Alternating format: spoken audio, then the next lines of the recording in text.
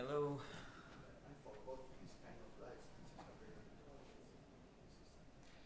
Hello, Ruta. Can you turn on?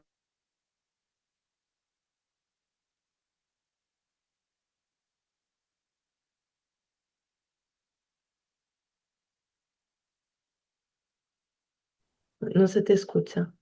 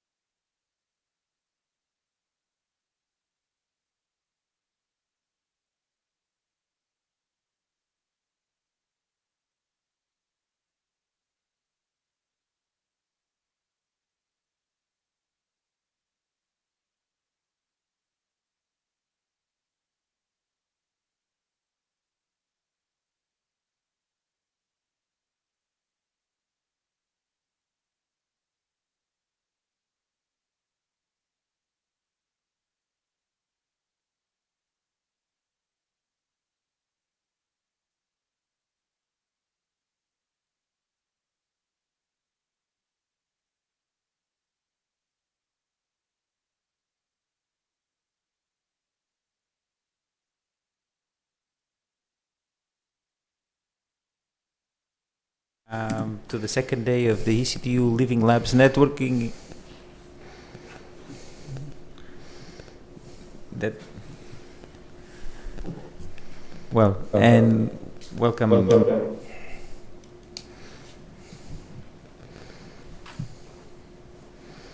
Welcome to. There we go. We have a bit of a sound problem here, so we're back. So with the sound in the room. So yeah, thank you very much all for being here. We have a great lineup of speakers this morning with Melania from Barcelona, from Ella from Turku or Finland, and Ruta from Vilnius, and Jose Francisco from Castilla y León, that's here in the room. So thank you very much all for being here, and I'm going straight to present Melania, which is a psychologist, and she works at Cluster CV.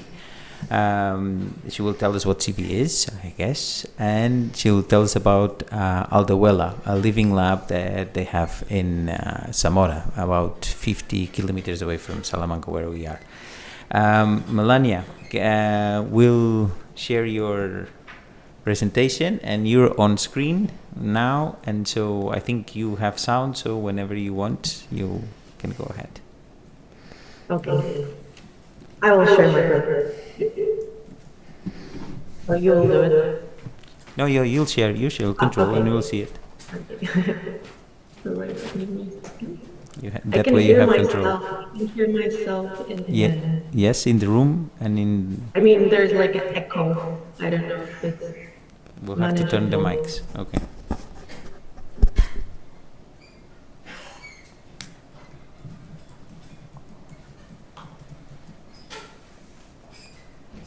Yeah, well, what about now? Yeah. Can you see the presentation? Yeah, just exactly. So put it on presentation mode and we'll go. Okay, so hello everyone. First of all, thank you so much for inviting us. As Ricardo said, I will tell you a bit about our innovation and technology hub, Aldehuela, but first, and Living Lab as well, because it's united. But first, I wanted to explain a bit about Cluster CV, who we are, what we do, and then I will go further with the presentation about the hub. So Cluster CV comes from Innovative Solutions for Independent Life. We are a cluster that was created in 2013 in Castilla y León, in Valladolid, and it's a national cluster with a main focus in the region of Castilla y León. We are the only cluster in the health sector in Spain directly oriented to social services in the field of dependency and care that deploy the great potential of technology center on the person, in this way contributing to the social and economic development of this territory.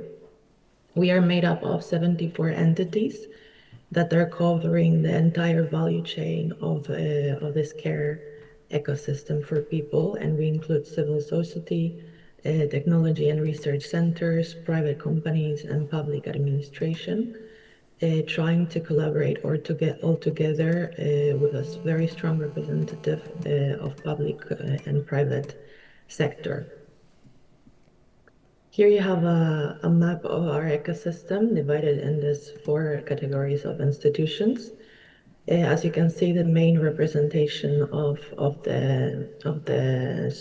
the partners is in the category of third sector organization. We have pretty a lot of foundations, hospitals, residencies, and this kind of institution who have people with different kind of needs, and we try to address these needs within the university environment and also technology companies that bring the solutions to their needs. What we do. So in the cluster, we try to make available new and better services that are supported by a digital transformation process that this way can complement and facilitate the professional care. The main fields that we address in our work are independent life, active and healthy aging, demographic change, and silver economy and mental health and health as well.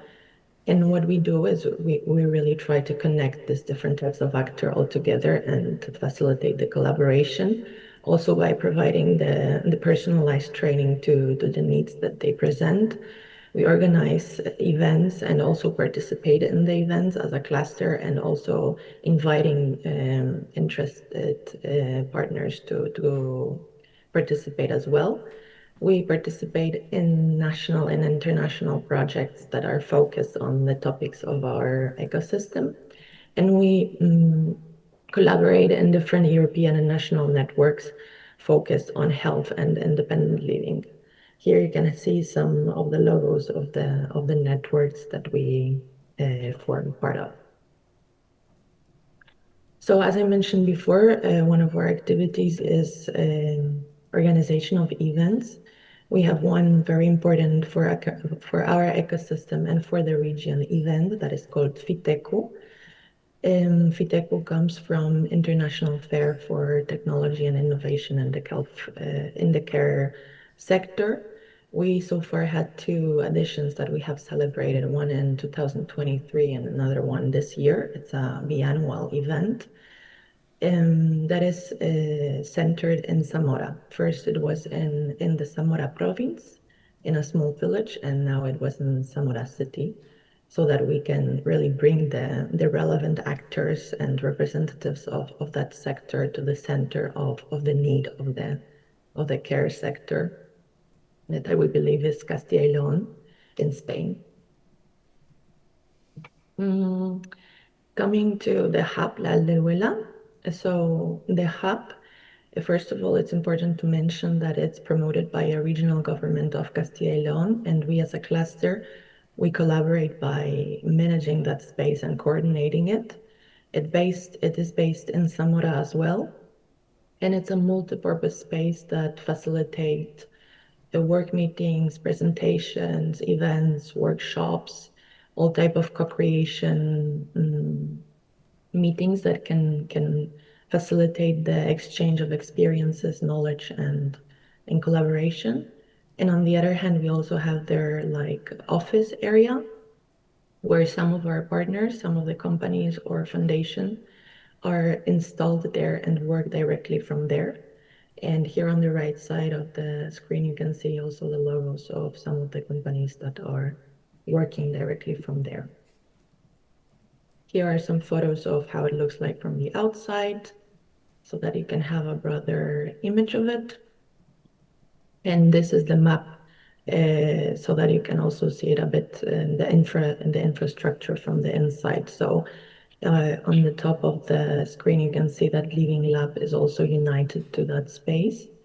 You can see also here all the companies that are implemented there, and there in the first floor you can see the meeting rooms and also the companies that are working directly from there.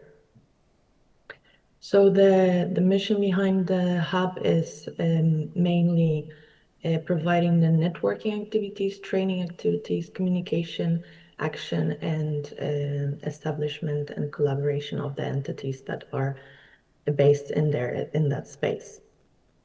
And going directly to the Living Lab now.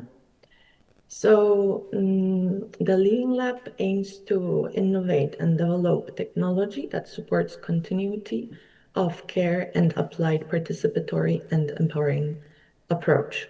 So all of that we are trying to reach by marketing the technologies that are implemented in there, that by disseminating them, by bringing the technology transfer and addressing the future trends and also applying them inside.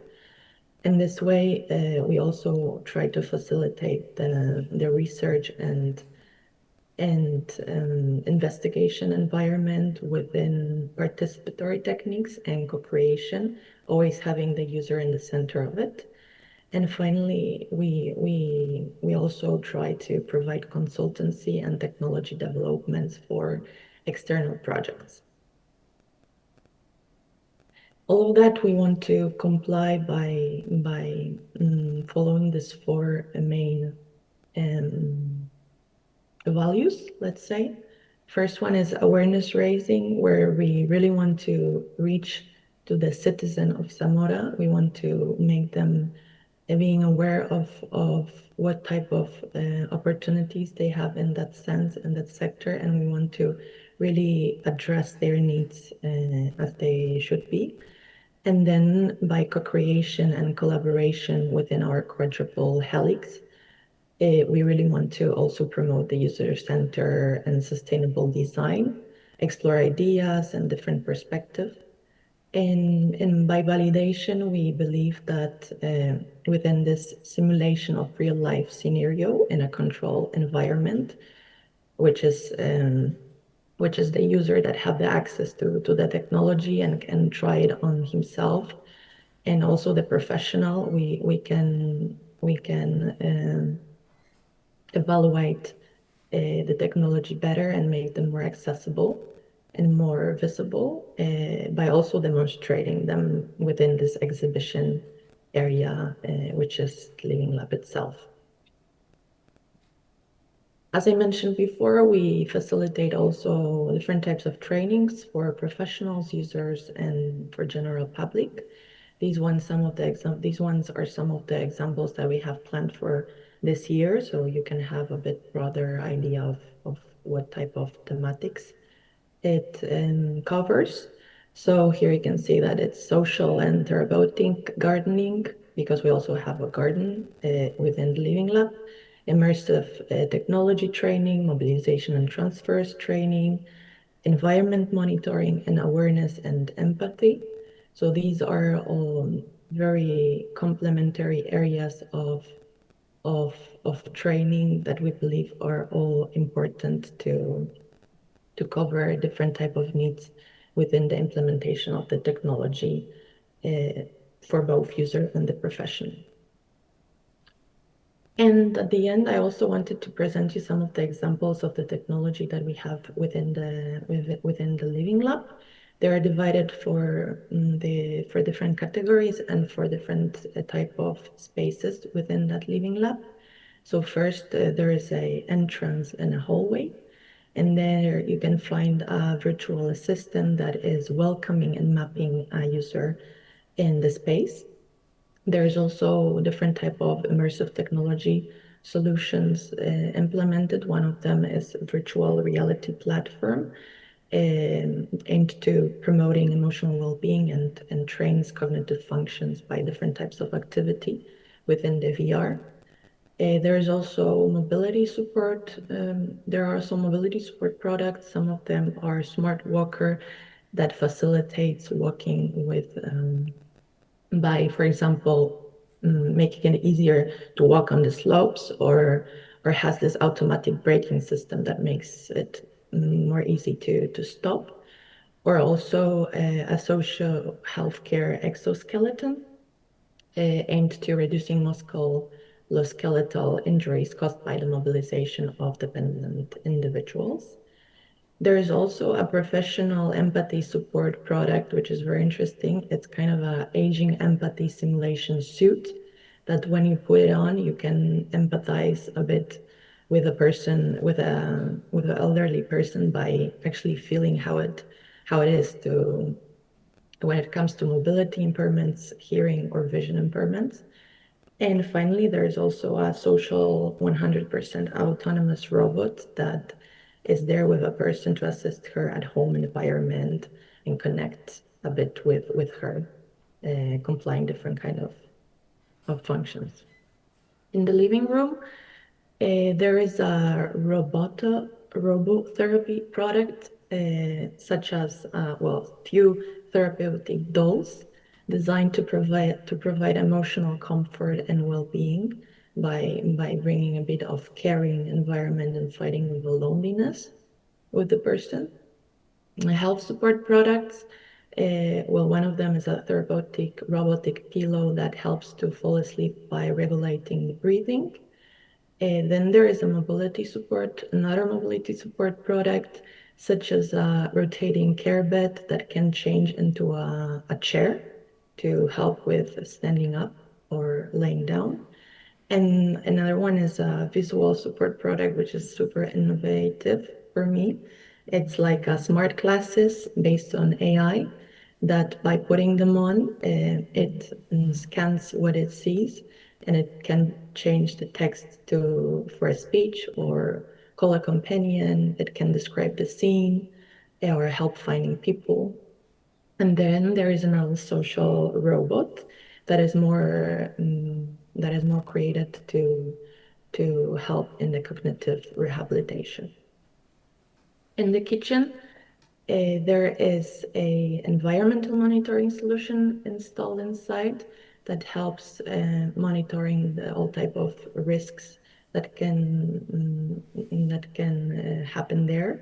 Within the platform, tablet, smartwatch, and sensors, it makes that function. And whenever something dangerous happens, it is calling to the assistant of that person. Then within the assistive product for ADLs, there is smart induction cooktop, which is connected with the voice commands. By the voice commands, it starts working. And another one is a kit for cutlery use that facilitates autonomy in eating for people with cerebral palsy and related disabilities. And the last one is communication support product, which is a speaker connected with a clock and Alexa. In the bathroom, there is also this environmental monitoring solution, the same one that in the kitchen. And assistive products for ADLs are a smart toilet that helps with the hygiene of a person, has cleaning functions, and also makes it easier to access it. And another one is a smart shower that adapts to the autonomy level of a person, and it wets the user, applies soap, and dries hard to reach areas. Almost last one is a sensory therapy area, which has two types of solutions inside. Immersive technology solution, which is a immersive projector that projects images and videos onto the walls, ceilings, or floors to create an immersive and multisensory environment. And within the multisensory technologies, there is a therapeutic chair, which you can see on the picture, which is a rocking chair designed to provide vestibular stimulation and promote relaxation. And the other one is a scent and color machine that includes various lights, elements, sensory features, and aromatherapy. And the last one is the garden that I already mentioned before. That is a very relaxing space within the lab, which is just outside of it, and well, it is aimed to bring also a bit of sensory stimulation, and within all the light and flowers and also a fountain, for example, that you can find inside. Well, the person can relax herself and also make different types of workshops.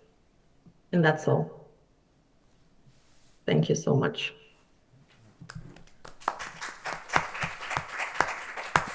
Thank you. Can you hear me, Melania? Yes. Yep. Okay. So I'll open the. If there's some questions here in the audience, if someone wants to, we had yesterday a presentation from Marian, which was very similar in a way, dedicated to health on a different, and maybe we can see that. And I asked her one question, and maybe you don't know, and I'll ask you the same. And Santiago is already here. Do you know how much this costs and how unique this is in Spain? Well, I actually was thinking if you might ask it, and I also checked it before. So I asked my colleague who is working more directly with the lab. So as you know, the space, as I also already mentioned, is financed by the government of Castilla y León, not by Cluster CV. And the budget that was initial for creating the space was 150,000 euro. And then there's each year the funding that helps to sustain it and to implement technologies which also come from a bit different types of funds. Well, but the base was 150,000. Well, congratulations with that number. And how unique is the space in Spain? How unique? So, if you know of other places which could be similar, or what is the closest benchmark that we have in Spain? Do you know? Honestly, since I'm also pretty new in that, I'm also not Spanish. I'm trying to, and I'm not directly working there because, as you mentioned, I work in Barcelona. But I think it's pretty innovative, to be honest, in that health care sector, not just health sector, because as I mentioned, there is not so much focus in that aspect of needs, let's say. So I think it's pretty innovative, and I also think the technologies that we implemented there are very from the latest trends, let's say. And yeah, we actually just inaugurated it with the Fiteco fair that we celebrated in February, just opened recently. Well, thank you very much. Since we're running a bit of late, it will be nice to keep on talking. I'm sure we can do a lot of things together. But I wanted to check that there's no one else wanting to have a question, so I'll pass on to Jose Francisco in the room. That's in the room. Thank you. You can stay on if you can. Will be very welcome, and we'll pass on to Jose Francisco. He's the representative of the Institute of Competitiveness and Innovation, EC2U, here in Castilla y León and Salamanca, and he is going to tell us a bit about Olaria. So he is well known to everyone here. So so go ahead. Thank you very much for coming. Thank you so much. Thank you so much to University of Salamanca. Thank you so much to the partners of the consortia, and of course, thank you to all the people listening here on the floor and listening on the stream. My presentation, you will find some similarities. You will find some nexus points with the previous presentation, and the name is very clear. Volaria. What is Volaria? I work for the Institute for Business Competitiveness of Castilla y León. We are part of the regional government of Castilla y León.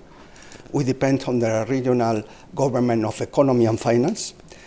And Volaria is an acceleration program. And you can say, what are you telling us about an acceleration program in a meeting about living labs? Okay, Volaria is an acceleration program, but the evolution of Volaria is becoming an interaction between the quadruple helix in the region. Okay, Volaria has had an evolution from an acceleration program towards a kind of living lab, as you can see along the presentation.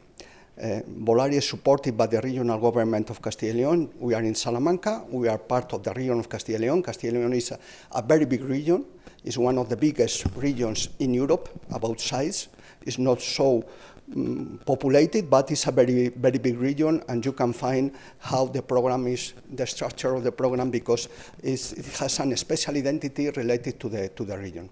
What is Volaria? Volaria, as I said previously, is an acceleration program. It has the program has a high impact workshops, expert mentoring, go-to-market strategy, and we started many years ago. We are celebrating this year 25 promotions on the Volaria ecosystem acceleration. We talk about acceleration, but we also are talking about scaling up companies where we can find networking events, open innovation startups, cooperate in order to prove their concepts. That is the essence of the acceleration program. And in the engagement of the regional government in the program comes by the EC2U. EC2U is the acronym of our institution. Our commitment is real. The regional commitment is well demonstrated in the program, not only with the budget, but also with the services given by the regional government. But of course, we also try to involve the entrepreneurs in the same way.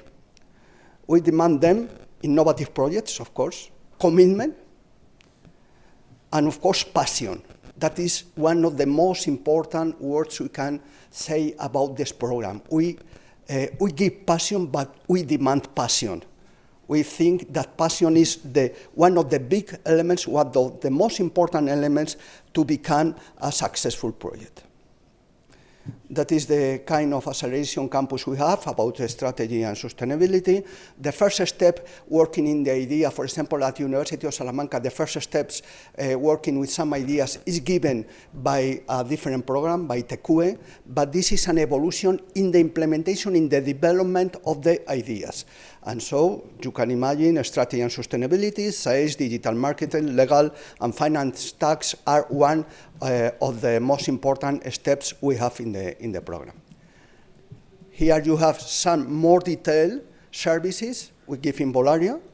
We try to reach innovation fundings, of course, is one of the core business of the acceleration program of Bolaria. Of course, we work pitch workshops, investors funding rounds, support on financial funding. There you have two names, Sodical and ISA.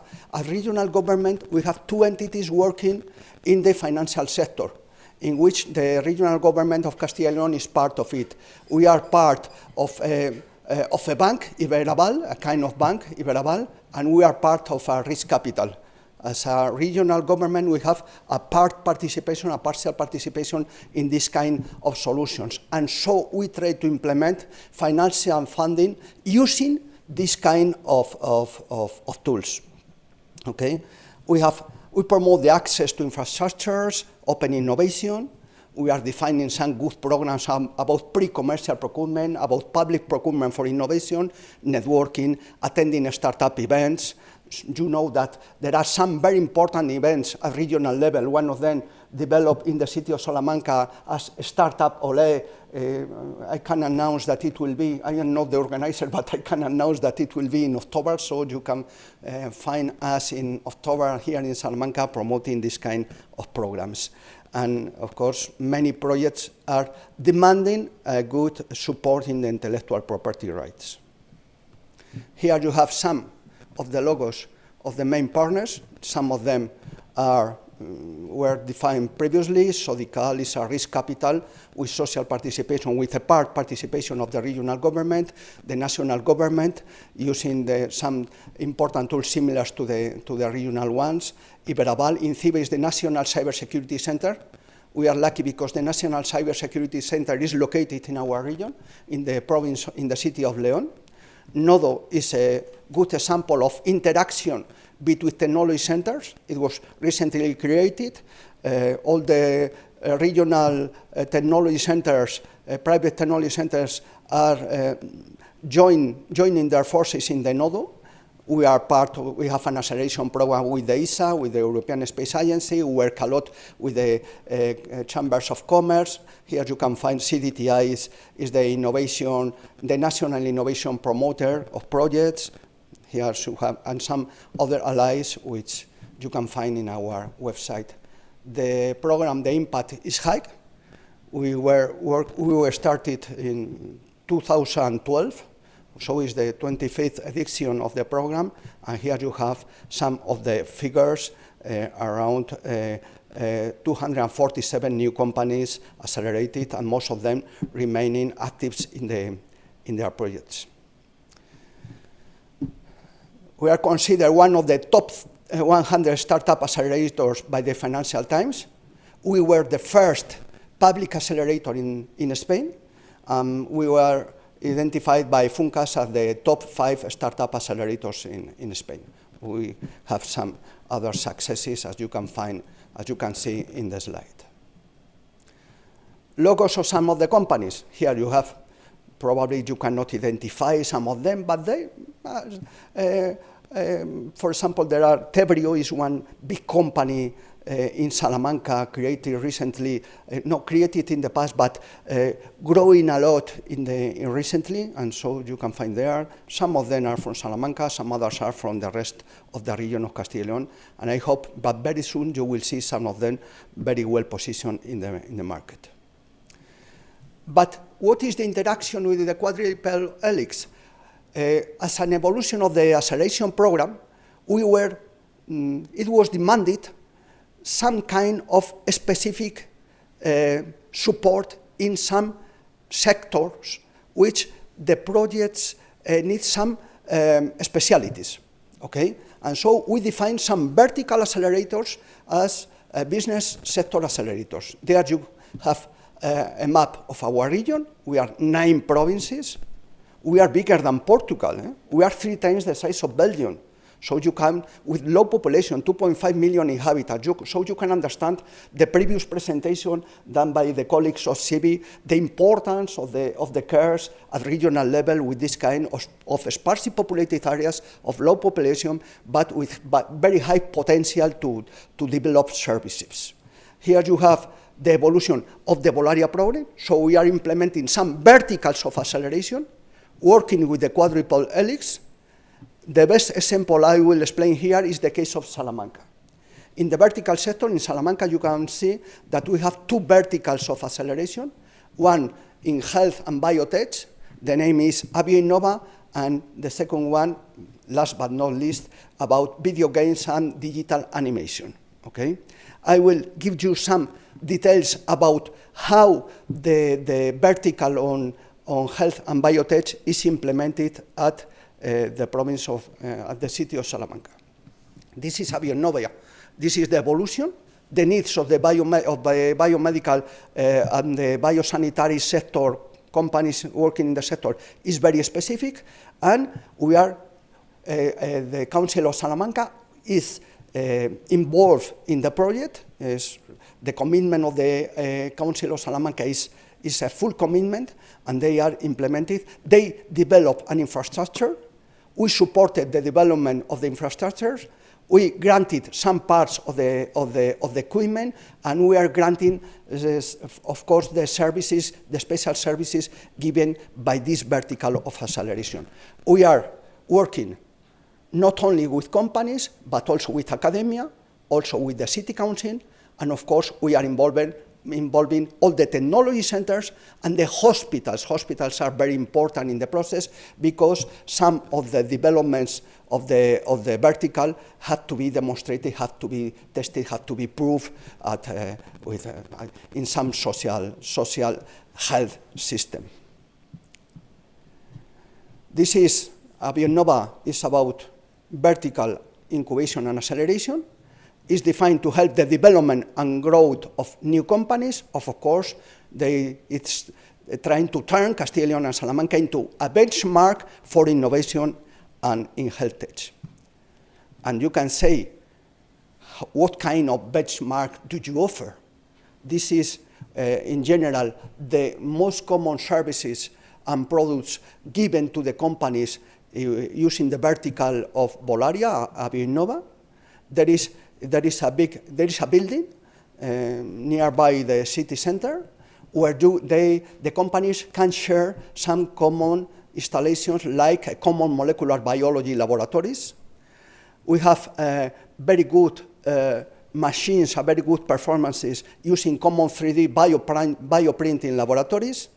And of course, the companies can share private laboratories for them, biohub co-working, common rooms, and of course, and completely necessary, the specialized support service for biotech companies. That is the slide. That is the slide of the interaction between the acceleration program Bolaria with the biomedical health sector, and that is what AbioInnova can offer to the society. Thank you so much. Here you can find our identification, our contacts. I work here in the regional, in the local directory of the institution, and of course we are open to your offers.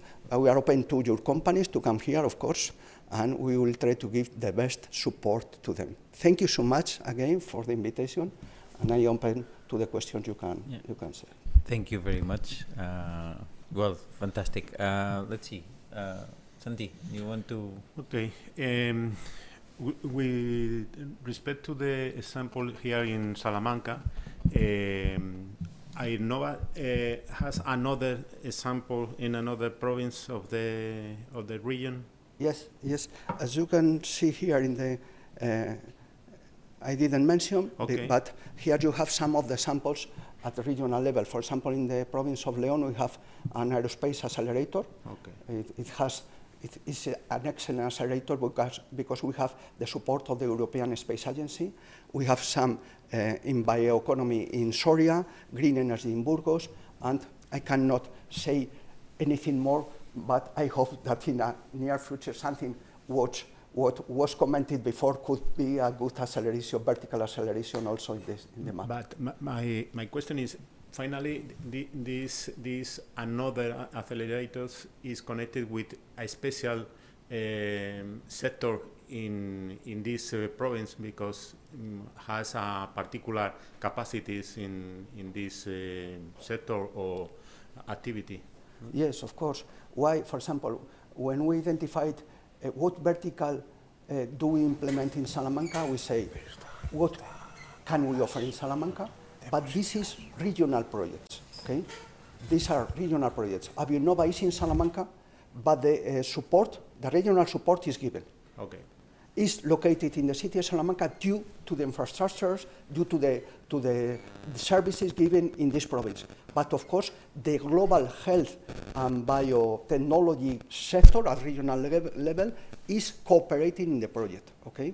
One project located in some other province can receive the services given by the accelerator in Salamanca, for example. This is a regional project, but located in the city of Salamanca due to the special infrastructures and the special and the talent we have here in the province. Thank you.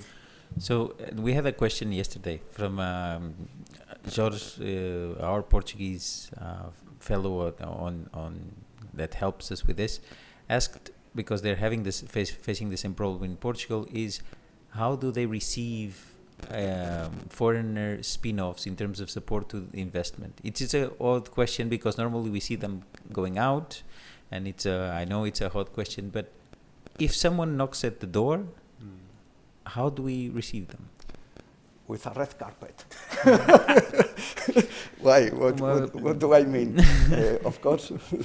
No, but is what is the system? You know, being a bit more. You know, obviously that's what we want. But we can contact you, I guess. But that's what's the system? What's the to see how they're evaluating and who accompanies them, who's receiving them, basically. Okay, thank you so much. It's an excellent question, and of course, what can we offer to the people trying to come to the region to receive this kind of services?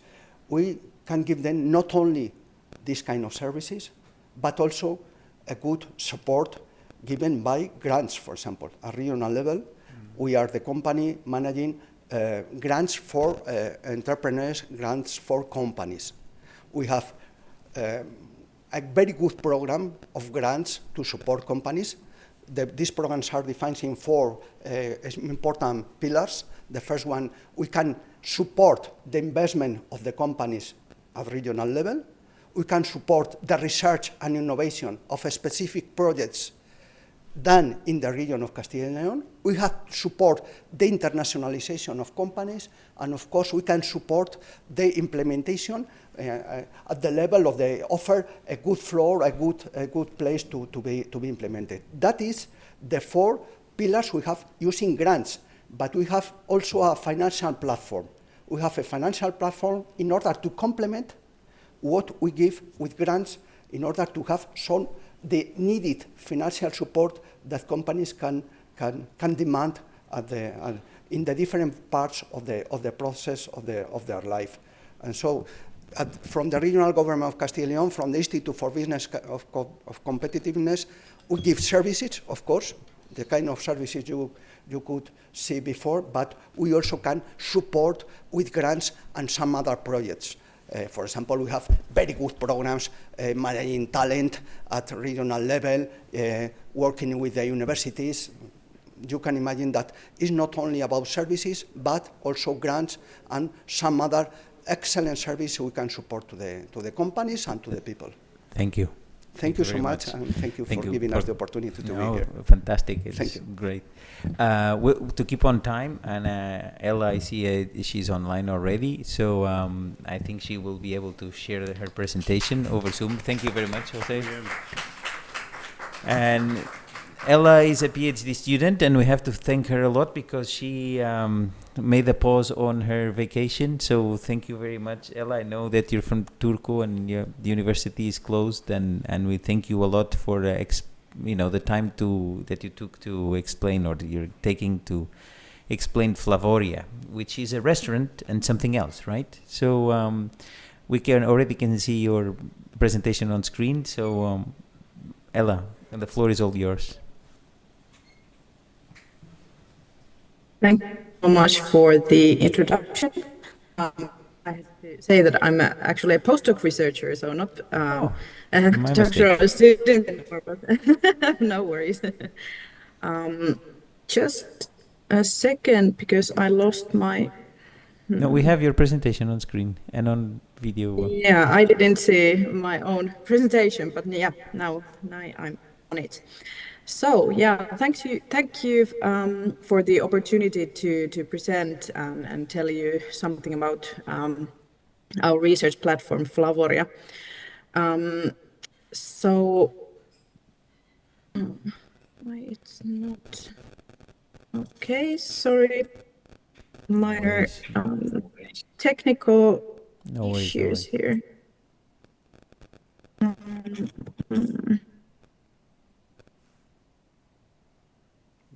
No?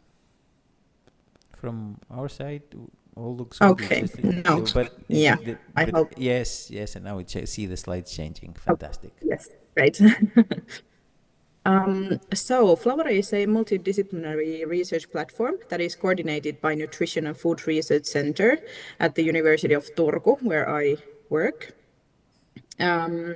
This research platform is quite a unique entity, as it consists of a lunch restaurant, cafeteria, and a multisensory research space. And our operations started in 2019, and we are funded by different faculties, the University of Turku and the University of Helsinki. So Faculty of Medicine, Faculty of Technology, Social Sciences, Turku School of Economics, and then Faculty of Agriculture and Forestry at the University of Helsinki. So as I said, this is quite multidisciplinary, and different kinds of fields can utilize the platform. So this Living Lab is combining scientific research, business collaboration, and regular lunch customers.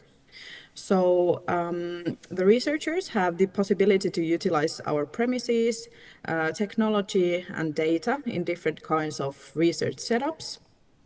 Then we also offer customized research and testing services for businesses in collaboration with our partner company Aistila Ltd. And then we also have these lunch and cafe services for regular customers, and this is operated by Sodexo. And we have around 800 customers on a daily basis. In Flavoria, we have 4 research environments. So the lunch restaurant, cafeteria, My Flavoria app, and the multisensory research space, Aistikattila. And first, something about the lunch restaurant and cafe. So in the lunch restaurant, we have intelligent lunch lines to collect data on people's lunch choices. So we have these scales in front of every lunch component, as you see in the picture. And so we have the possibility to weigh all the individual components and get data about the nutritional values of the customers' lunches. And the scale system is connected to the restaurant operator's meal planning system. So we get to know those individual components from the restaurant operator's system. And then we have plate waste tracking system at the bio waste station, so we can also know how how much bio waste or plate waste there was on a daily basis. And the customers can participate in research activities while taking lunch. So we have this all the time, the anonymous data is being collected each day, but then we can have these, for example, intervention studies where we can connect the customers into data. So two different kinds of data can be collected. And the customers are mostly students, university and hospital staff, and then other people from the nearby area who wants to eat there. So there are some construction work going on, so then the construction work staff can come and so on. Then about the My Flavoria app. So it's a browser-based app designed for Flavoria's lunch customers, and the customers can register their lunch portions and view the meal-specific data from the app for themselves. It's available for free for anyone who wants to use it. The registration requires just an email address, so it's quite easy. And each user has their own QR code, so they can save the meal data in the app at the checkout area of the restaurant. And this functions also as a data collection tool in the research setups. So with this app, as I mentioned, for example, if we have some research going on, we can use the app to connect the data, the lunch data, to certain people. So this can be used as a tool for that. Here is an example of the meal-specific data that everyone can get from the app. So you can see the grams that you took, the different components, the calories, then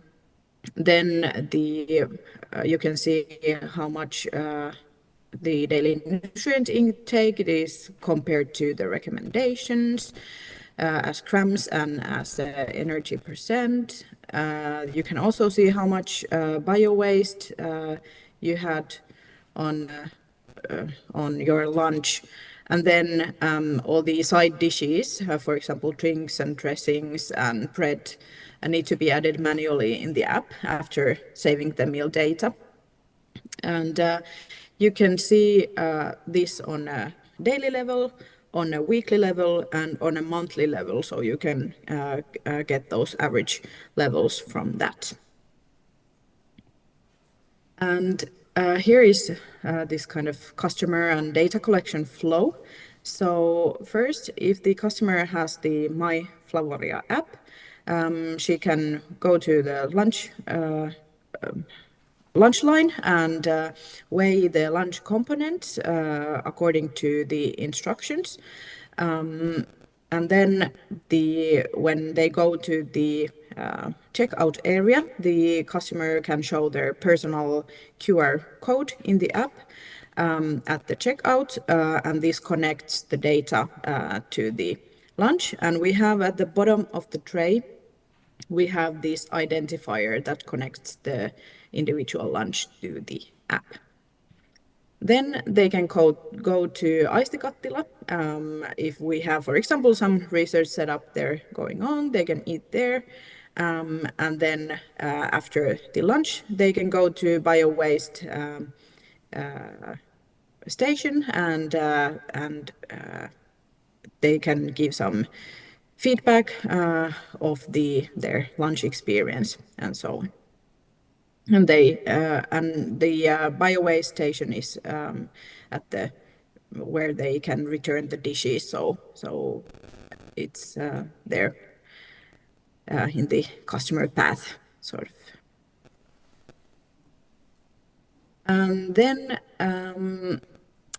the multisensory research space, Aistikattila, it translates as a sensory pot.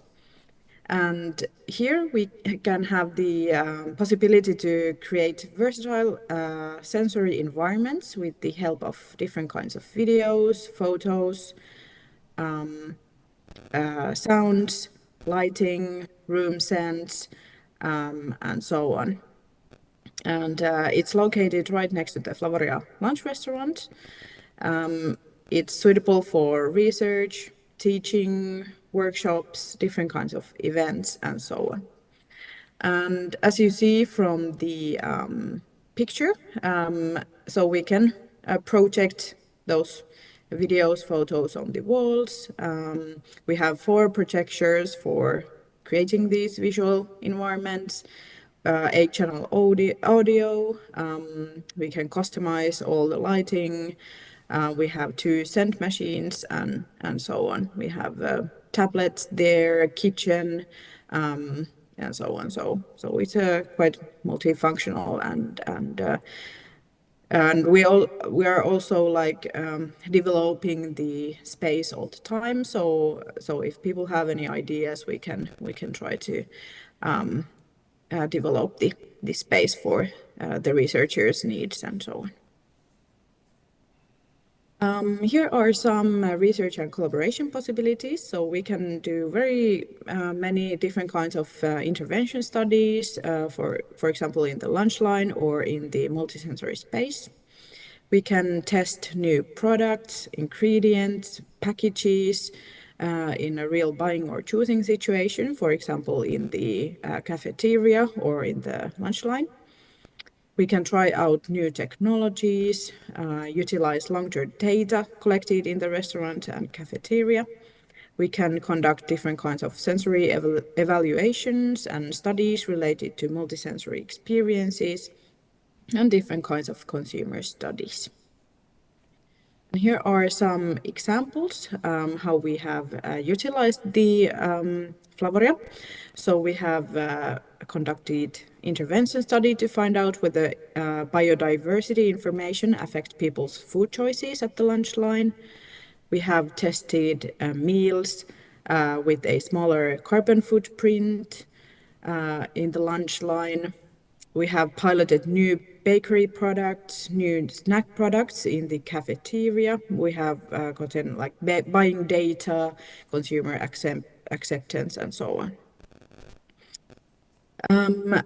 Yeah, then we have been investigating diners and service providers' experiences and how to increase sustainability in self-service restaurants. We have been studying emotions and brain mechanisms of learning in the aistikattila. So it's not just only about food, so it can be also something else, and this is a good example of that. And then we have studied and tried to understand and enhance the relationship between sensory stimuli, indoor environmental factors, and food taste and mouthfeel perception.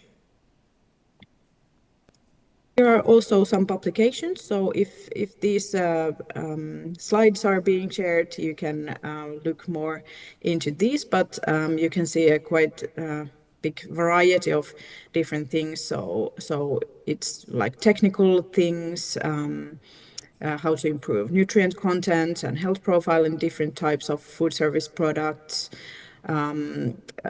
just related to plant-based yogurts. Then we have been studying how to how the sound affects meal duration, hedonic eating experience, nudging interventions, and so on. So very different kinds of things. Yeah, so as I mentioned, our research unit is coordinating the Flavoria operations. But if you got interested in doing research in Flavoria yourself, if you got inspired, if you have some ideas, collaboration is definitely possible through our partner faculties at the University of Turku and or as part of our joint research projects. We are welcoming visiting researchers. Often this has some kind of fee, of using the facilities, but yeah, we're helping with all the different things like the project agreement, setting up the studies, recruiting participants. We can help you design the study, and so on. So we're definitely welcoming people who have ideas, and we would be happy to collaborate if you get any idea. Yeah, you can contact me or then Anni Kerttula, who is a research coordinator. She knows everything about Flavoria, so she is also a very good contact on that. Fantastic. Yeah, Fantastic, thank you. Ella.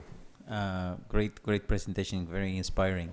I have a question online from Ruta from Vilnius, closer to you than from us. We're going to across Europe, and she's asking about other decisions than just nutrition on your setup. So she's thinking about carbon footprint, for instance. So when you wait and you have the information, you have the collection, so have other decisions and export that app. And together I'll put my question. Does the app only works locally, or it's probably, is it easy to export that? And I'm thinking about other restaurants, 360 restaurants that are showing up elsewhere. So anyway, from Ruta, carbon footprinting, and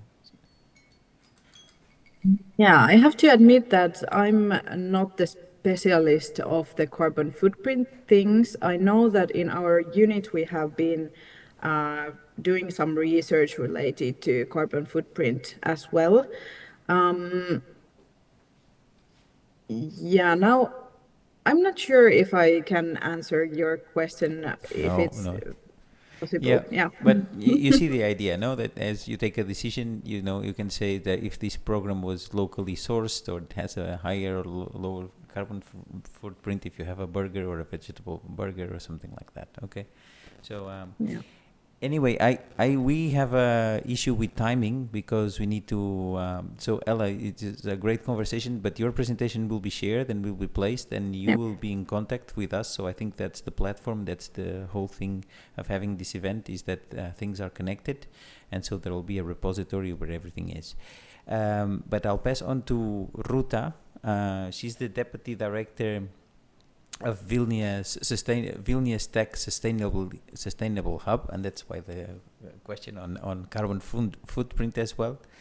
And she's an external, let's say, speaker that came from another network that we're involved here in NEHA, and she's very keen to show us her sustainability hub, and we're really happy that we have that entrance. So Ruta, I think we still don't see you on screen, but I think the floor is yours.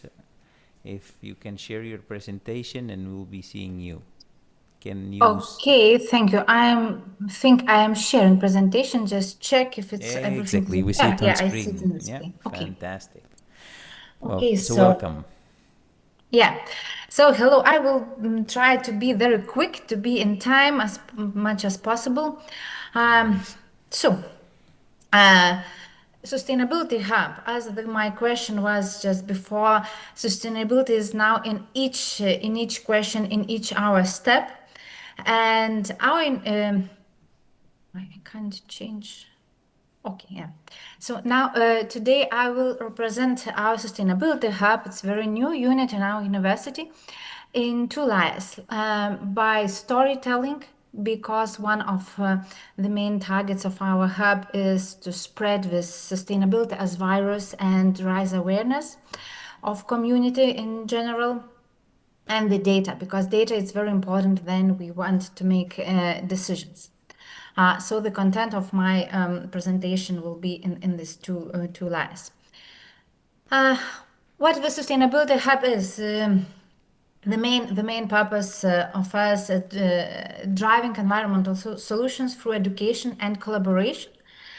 So we work in very wide waste, and why I'm here today, because our hub was created as not fully living lab, but created in using the living lab concept, and we are going more and more deeply to the living lab concept, and we have some parts of it. So, firstly, where we are. We are in Vilnius Tech, Vilnius Gediminas Technical University, which is in Vilnius, in capital of Lithuania, one of two technical universities of Lithuania. We, as technical university, we are quite old, and we are very international. We are the most international university in Lithuania, and we have a lot of abroad students, a lot of abroad partners, and so on. So we are always welcoming other partners to visit us and to collaborate and have some main things. Our hub was created, and it was created 2 years ago, but it was opened. Our labs were finished and opened just last year. We are only 1 year old, very young. And the main our passion is to strengthen competencies in the field of sustainability, to foster the culture of sustainability and responsibility. Firstly, for the university community, then spreading it to the community, to the city, to the country and region, globally, Europe and globally, and so on. So, but now we are mostly working locally, yeah, because we are very young and we are just starting. But what we do, we bring together. It's not the new thing. I think most of presenters who were presenting living labs said the same things, that the science community, business part and studies, everything is collaborating together, and the goal of our hub to be the interdisciplinary center where we can took all these different parts and make interesting solutions, make interesting things, and to work together. And to promote the interdisciplinary cooperation, firstly in the field of studies and in science, to bring different science in near the one table and to make decisions, and of course for social impact. We have what we have. Our Sustainability Hub is not like scientific or the educational unit in university. We are not creating study programs or teaching directly. We are working together with faculties. We are working together with scientific institutes in our university, but we are like the main core. To collect them together and to have just one spot. But what we have in our hub, we have three areas which we call labs. So one is, you will see in what fields we are working according to these names: Sustainable Consumption Lab, Eco Design Lab, and the Data Lab. And together with this equipment of these labs, together with people who are working in these fields, we are creating this hub as a space for community. But community is not only university, it's the city. Vilnius is the green capital this year, so we have a lot of events together with the municipality company. So we are making workshops, public campaigns, and collaborative events just to bring together all these shareholders and to firstly to think about sustainability, to raise the awareness, and then to think about the new products, new projects, and implement something new. So it's the place where awareness becomes action and where everyone is invited to co-create a more sustainable future. Speaking directly, what we are doing in each labs and what equipment we have. So we have in Sustainable Consumption Lab, we have open kitchen.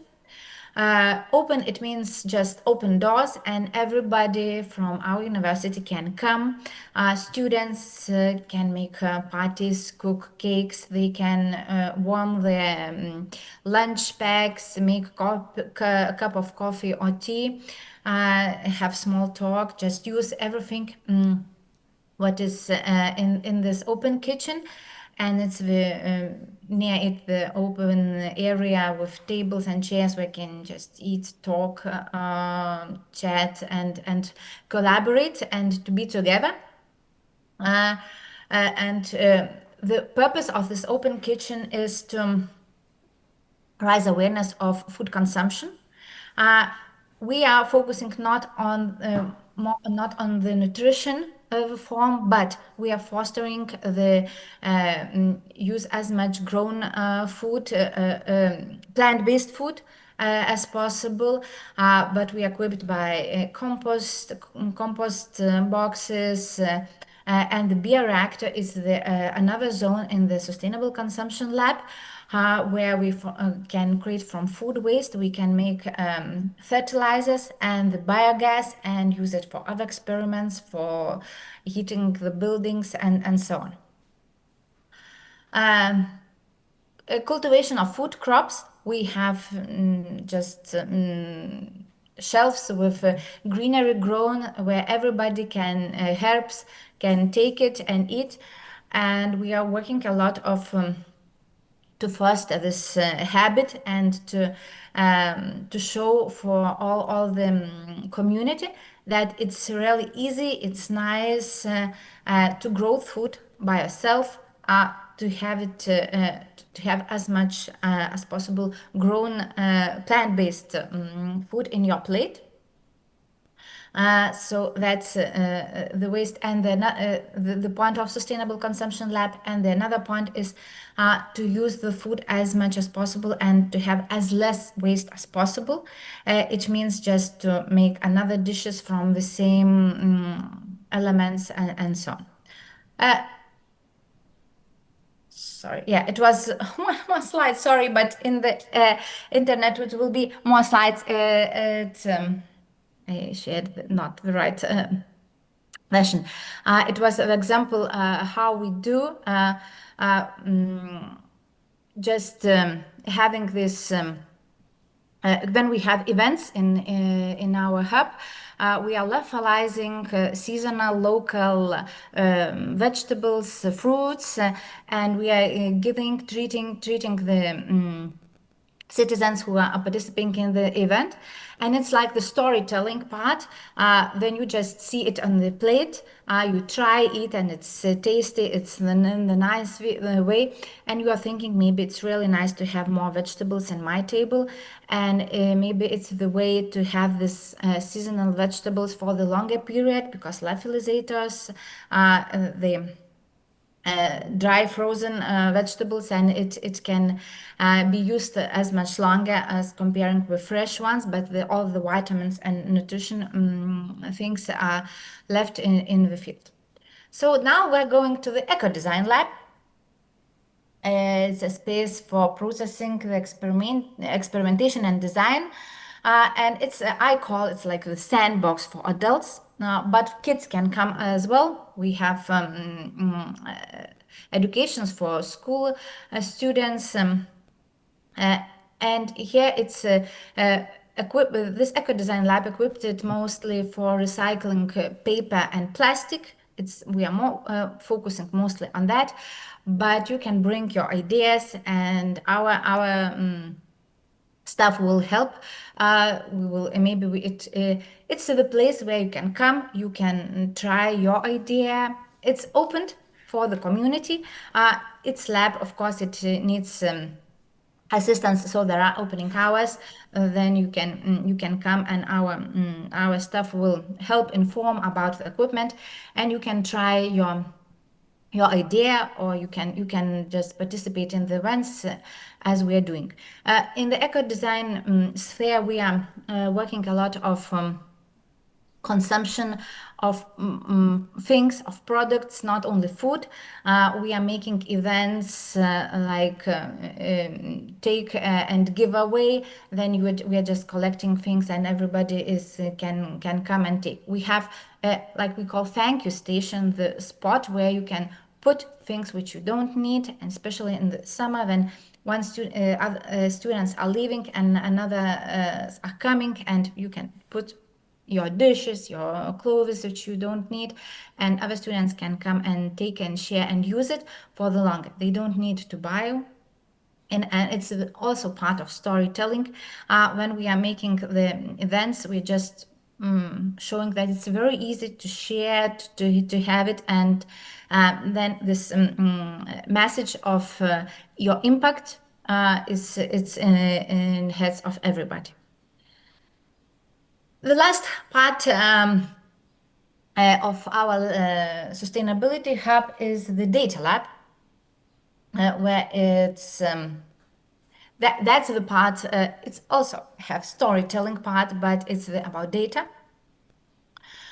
We are collecting the open source data. We have a lot of data of Vilnius city because it's a very open data city, I can call, and we have the special company of municipality, the ID Vilnius, which is collecting, but we also can work together and help maybe for the LS, this Flavoria app, and to give the data about the food footprint, and we are working mostly on the city data and visualization of different things like air quality, solar energy, potential use, sustainable mobility, and so on. But of course, we are working on the life cycle assessment of products, and we can work in the different fields. The data lab is there. A lot of data is collected, and then we are thinking how to visualize, how to show for each citizen, for each people. It's the storytelling through the pictures. What is the impact, how it's going, and maybe it helps to make some decisions. For example, if you have air quality and you have allergy, and you know where when you can go outside, or maybe you can go outside but you need some medicine, and so on. And it's about the sustainable mobility, the noise situation in the city. You can make decision where to walk, where to live, and so on. So what we have the part of this living lab. We have sensors in our premises of sustainability hub, and we are tracking and monitoring the real-time data of air quality. It's the chemical, biological, acoustic pollution in each our premises, and we have the sensors, and we are monitoring the air quality outside in different campuses of our university. We have our university is quite big, and in Vilnius we have 5 different campuses. So we are tracking 4 of them in different places. In the old town, in the Saulėtekis campus is near the forest, in the very green place. The one campus is in very urban place, and we are collecting and monitoring this data about air quality in different places in the city, and students can use it for their to their bachelor, master thesis, and PhDs as well. We don't have PhDs yet, but we are very young. And we have one, maybe the first activity from the students' part. We have 2 master students who are now creating the digital twin of Sustainability Hub premises, and they are matching this digital twin information with our monitoring data, and the next year we will have the thesis and the analysis. So it will be the first start how this data can be used to analyze the air quality and how the actual air quality and the designed air quality is not equal, and to find why it is not equal, what are the obstacles, what are the solutions can be given. So, just generalizing, our living lab is in action. We are open every day, and it's like the head of 3 dynamic spaces: data modeling, eco design, and the sustainable consumption, where we meet everyday challenges and try by storytelling to show for university community, for citizens, how with small steps they can change their behavior. So, and it's the place where theory meets practice, and every project is a step forward to a greener tomorrow. And we can call our hub like community and society center, and the place where solution development can be done. So let's create sustainable tomorrow together, and hope you have some questions for me. Sure. Well, great presentation. Thank you very much.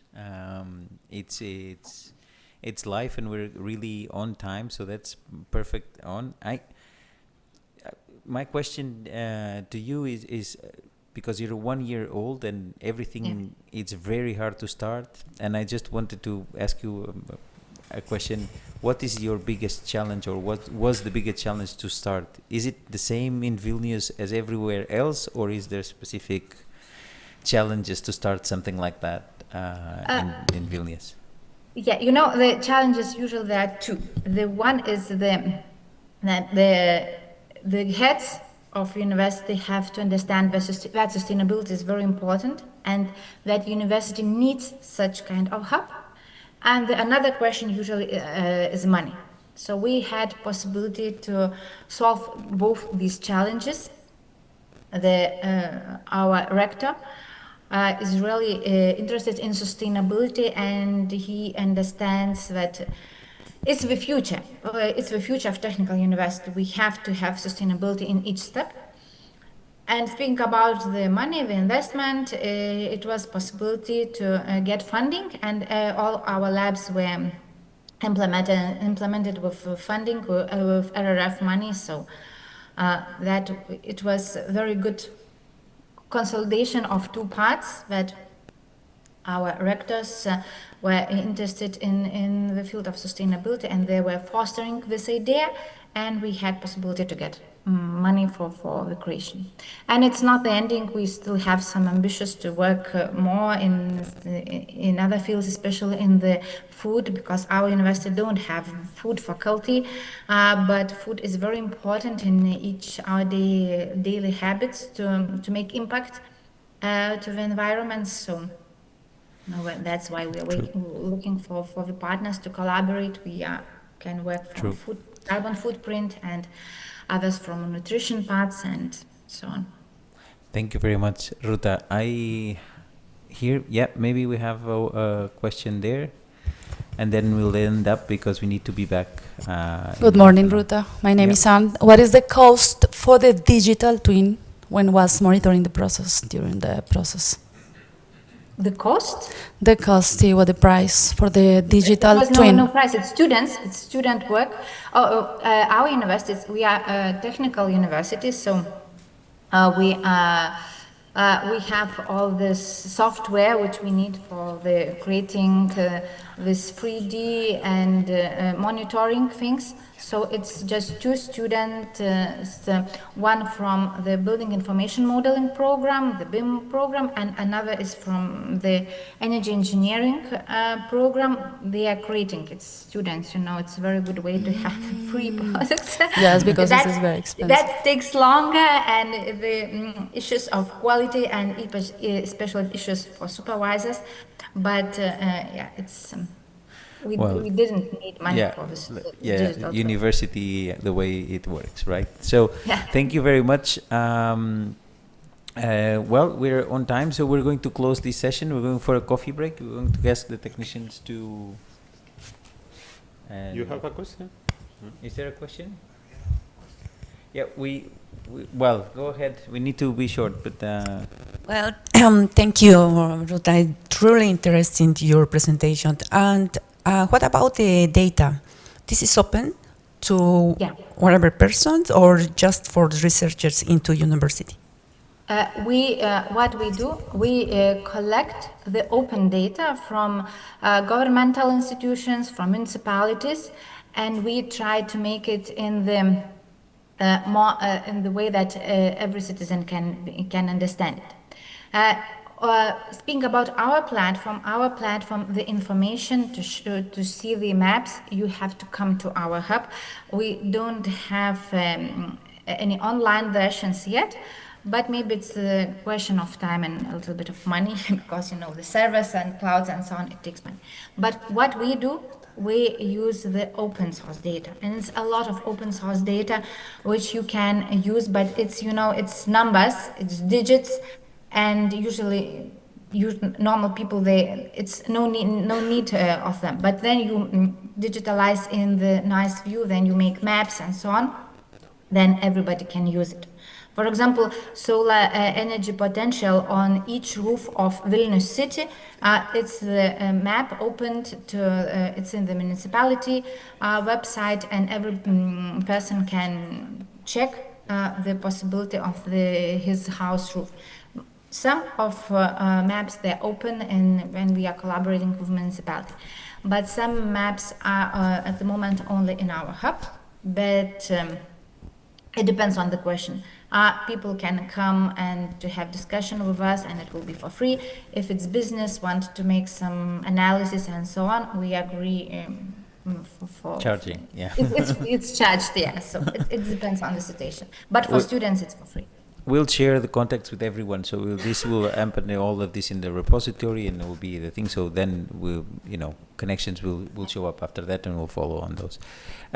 Well, so we need to break now. We'll need to be back all in the room at 5 to 11, right? Because there's going to be an inauguration. Thank you very much, Ruta. We are in touch, and we hope to see you here, or we will pass by Vilnius for sure. Thank you very much.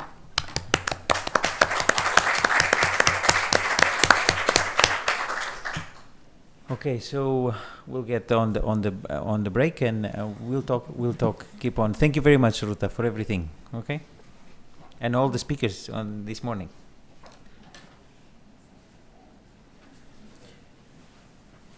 Entonces lo que necesitamos.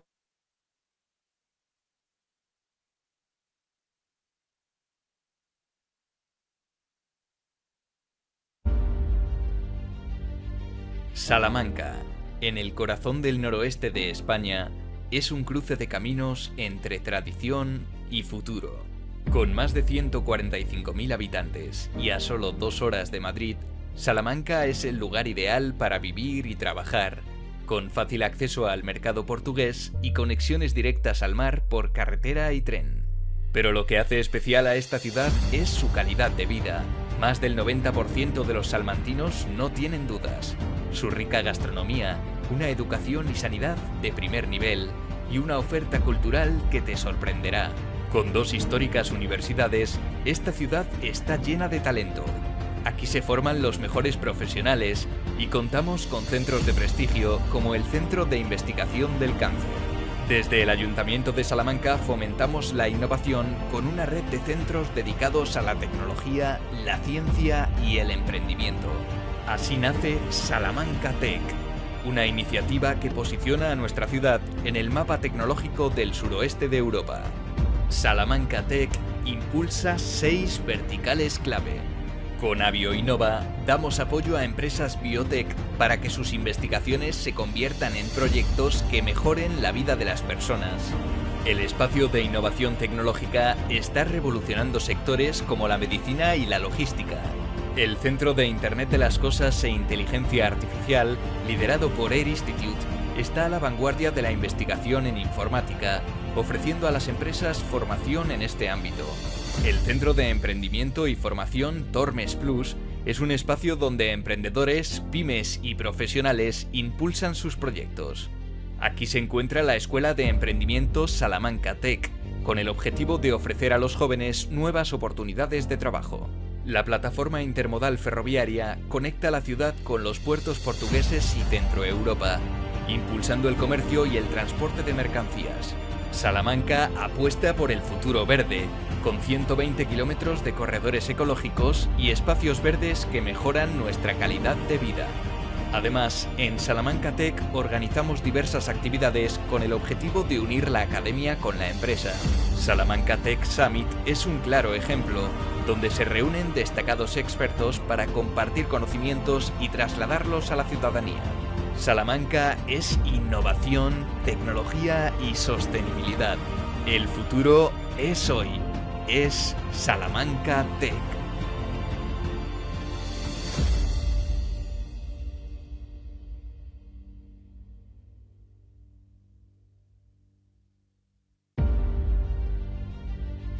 Salamanca, en el corazón del noroeste de España, es un cruce de caminos entre tradición y futuro. Con más de 145.000 habitantes y a solo 2 horas de Madrid, Salamanca es el lugar ideal para vivir y trabajar, con fácil acceso al mercado portugués y conexiones directas al mar por carretera y tren. Pero lo que hace especial a esta ciudad es su calidad de vida. Más del 90% de los salmantinos no tienen dudas. Su rica gastronomía, una educación y sanidad de primer nivel y una oferta cultural que te sorprenderá. Con 2 históricas universidades, esta ciudad está llena de talento. Aquí se forman los mejores profesionales y contamos con centros de prestigio como el Centro de Investigación del Cáncer. Desde el Ayuntamiento de Salamanca fomentamos la innovación con una red de centros dedicados a la tecnología, la ciencia y el emprendimiento. Así nace Salamanca Tech, una iniciativa que posiciona a nuestra ciudad en el mapa tecnológico del suroeste de Europa. Salamanca Tech impulsa 6 verticales clave. Con AbioInnova damos apoyo a empresas biotech para que sus investigaciones se conviertan en proyectos que mejoren la vida de las personas. El espacio de innovación tecnológica está revolucionando sectores como la medicina y la logística. El Centro de Internet de las Cosas e Inteligencia Artificial, liderado por Air Institute, está a la vanguardia de la investigación en informática, ofreciendo a las empresas formación en este ámbito. El Centro de Emprendimiento y Formación Tormes Plus es un espacio donde emprendedores, pymes y profesionales impulsan sus proyectos. Aquí se encuentra la Escuela de Emprendimiento Salamanca Tech, con el objetivo de ofrecer a los jóvenes nuevas oportunidades de trabajo. La plataforma intermodal ferroviaria conecta la ciudad con los puertos portugueses y Centroeuropa, impulsando el comercio y el transporte de mercancías. Salamanca apuesta por el futuro verde, con 120 kilómetros de corredores ecológicos y espacios verdes que mejoran nuestra calidad de vida. Además, en Salamanca Tech organizamos diversas actividades con el objetivo de unir la academia con la empresa. Salamanca Tech Summit es un claro ejemplo, donde se reúnen destacados expertos para compartir conocimientos y trasladarlos a la ciudadanía. Salamanca es innovación, tecnología y sostenibilidad. El futuro es hoy. Es Salamanca Tech.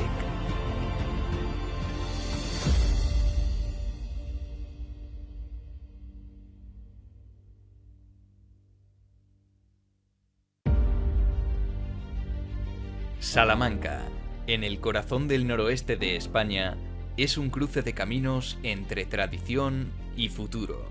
Con más de 145.000 habitantes y a solo 2 horas de Madrid, Salamanca es el lugar ideal para vivir y trabajar, con fácil acceso al mercado portugués y conexiones directas al mar por carretera y tren.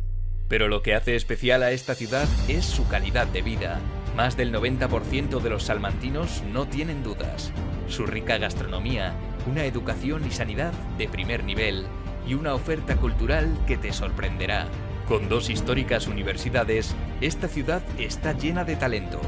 Aquí se forman los mejores profesionales y contamos con centros de prestigio como el Centro de Investigación del Cáncer. Desde el Ayuntamiento de Salamanca fomentamos la innovación con una red de centros dedicados a la tecnología, la ciencia y el emprendimiento. Así nace Salamanca Tech, una iniciativa que posiciona a nuestra ciudad en el mapa tecnológico del suroeste de Europa. Salamanca Tech impulsa 6 verticales clave. Con AbioInnova damos apoyo a empresas biotech para que sus investigaciones se conviertan en proyectos que mejoren la vida de las personas. El espacio de innovación tecnológica está revolucionando sectores como la medicina y la logística. El Centro de Internet de las Cosas e Inteligencia Artificial, liderado por EC2U, está a la vanguardia de la investigación en informática, ofreciendo a las empresas formación en este ámbito. El Centro de Emprendimiento y Formación Tormes Plus es un espacio donde emprendedores, pymes y profesionales impulsan sus proyectos. Aquí se encuentra la Escuela de Emprendimiento Salamanca Tech, con el objetivo de ofrecer a los jóvenes nuevas oportunidades de trabajo.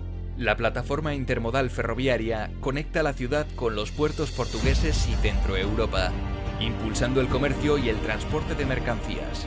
Salamanca apuesta por el futuro verde, con 120 kilómetros de corredores ecológicos y espacios verdes que mejoran nuestra calidad de vida. Además, en Salamanca Tech organizamos diversas actividades con el objetivo de unir la academia con la empresa. Salamanca Tech Summit es un claro ejemplo, donde se reúnen destacados expertos para compartir conocimientos y trasladarlos a la ciudadanía. Salamanca es innovación, tecnología y sostenibilidad. El futuro es hoy. Es Salamanca Tech.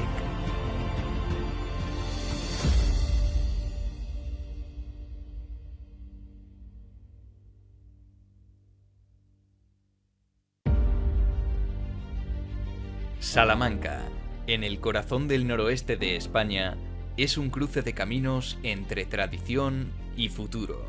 Con más de 145.000 habitantes y a solo 2 horas de Madrid, Salamanca es el lugar ideal para vivir y trabajar, con fácil acceso al mercado portugués y conexiones directas al mar por carretera y tren. Pero lo que hace especial a esta ciudad es su calidad de vida. Más del 90% de los salmantinos no tienen dudas. Su rica gastronomía, una educación y sanidad de primer nivel y una oferta cultural que te sorprenderá. Con 2 históricas universidades, esta ciudad está llena de talento. Aquí se forman los mejores profesionales y contamos con centros de prestigio como el Centro de Investigación del Cáncer. Desde el Ayuntamiento de Salamanca fomentamos la innovación con una red de centros dedicados a la tecnología, la ciencia y el emprendimiento. Así nace Salamanca Tech, una iniciativa que posiciona a nuestra ciudad en el mapa tecnológico del suroeste de Europa. Salamanca Tech impulsa 6 verticales clave. Con AbioInnova damos apoyo a empresas biotech para que sus investigaciones se conviertan en proyectos que mejoren la vida de las personas. El espacio de innovación tecnológica está revolucionando sectores como la medicina y la logística. El Centro de Internet de las Cosas e Inteligencia Artificial, liderado por EC2U, está a la vanguardia de la investigación en informática, ofreciendo a las empresas formación en este ámbito. El Centro de Emprendimiento y Formación Tormes Plus es un espacio donde emprendedores, pymes y profesionales impulsan sus proyectos. Aquí se encuentra la Escuela de Emprendimiento Salamanca Tech, con el objetivo de ofrecer a los jóvenes nuevas oportunidades de trabajo. La plataforma intermodal ferroviaria conecta la ciudad con los puertos portugueses y Centroeuropa, impulsando el comercio y el transporte de mercancías. Salamanca apuesta por el futuro verde, con 120 kilómetros de corredores ecológicos y espacios verdes que mejoran nuestra calidad de vida. Además, en Salamanca Tech organizamos diversas actividades con el objetivo de unir la academia con la empresa. Salamanca Tech Summit es un claro ejemplo, donde se reúnen destacados expertos para compartir conocimientos y trasladarlos a la ciudadanía. Salamanca es innovación, tecnología y sostenibilidad. El futuro es hoy. Es Salamanca Tech.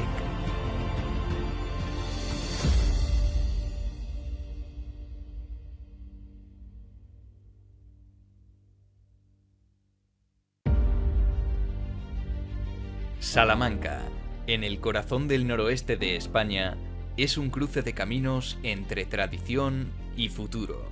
Con más de 145.000 habitantes y a solo 2 horas de Madrid, Salamanca es el lugar ideal para vivir y trabajar, con fácil acceso al mercado portugués y conexiones directas al mar por carretera y tren. Pero lo que hace especial a esta ciudad es su calidad de vida. Más del 90% de los salmantinos no tienen dudas. Su rica gastronomía, una educación y sanidad de primer nivel y una oferta cultural que te sorprenderá. Con 2 históricas universidades, esta ciudad está llena de talento. Aquí se forman los mejores profesionales y contamos con centros de prestigio como el Centro de Investigación del Cáncer. Desde el Ayuntamiento de Salamanca fomentamos la innovación con una red de centros dedicados a la tecnología, la ciencia y el emprendimiento. Así nace Salamanca Tech, una iniciativa que posiciona a nuestra ciudad en el mapa tecnológico del suroeste de Europa. Salamanca Tech impulsa 6 verticales clave. Con AbioInnova damos apoyo a empresas biotech para que sus investigaciones se conviertan en proyectos que mejoren la vida de las personas. El espacio de innovación tecnológica está revolucionando sectores como la medicina y la logística.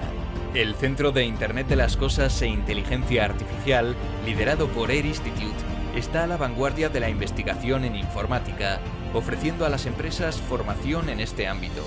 El Centro de Emprendimiento y Formación Tormes Plus es un espacio donde emprendedores, pymes y profesionales impulsan sus proyectos. Aquí se encuentra la Escuela de Emprendimiento Salamanca Tech, con el objetivo de ofrecer a los jóvenes nuevas oportunidades de trabajo. La plataforma intermodal ferroviaria conecta la ciudad con los puertos portugueses y Centroeuropa, impulsando el comercio y el transporte de mercancías. Salamanca apuesta por el futuro verde, con 120 kilómetros de corredores ecológicos y espacios verdes que mejoran nuestra calidad de vida. Además, en Salamanca Tech organizamos diversas actividades con el objetivo de unir la academia con la empresa. Salamanca Tech Summit es un claro ejemplo, donde se reúnen destacados expertos para compartir conocimientos y trasladarlos a la ciudadanía. Salamanca es innovación, tecnología y sostenibilidad. El futuro es hoy. Es Salamanca Tech.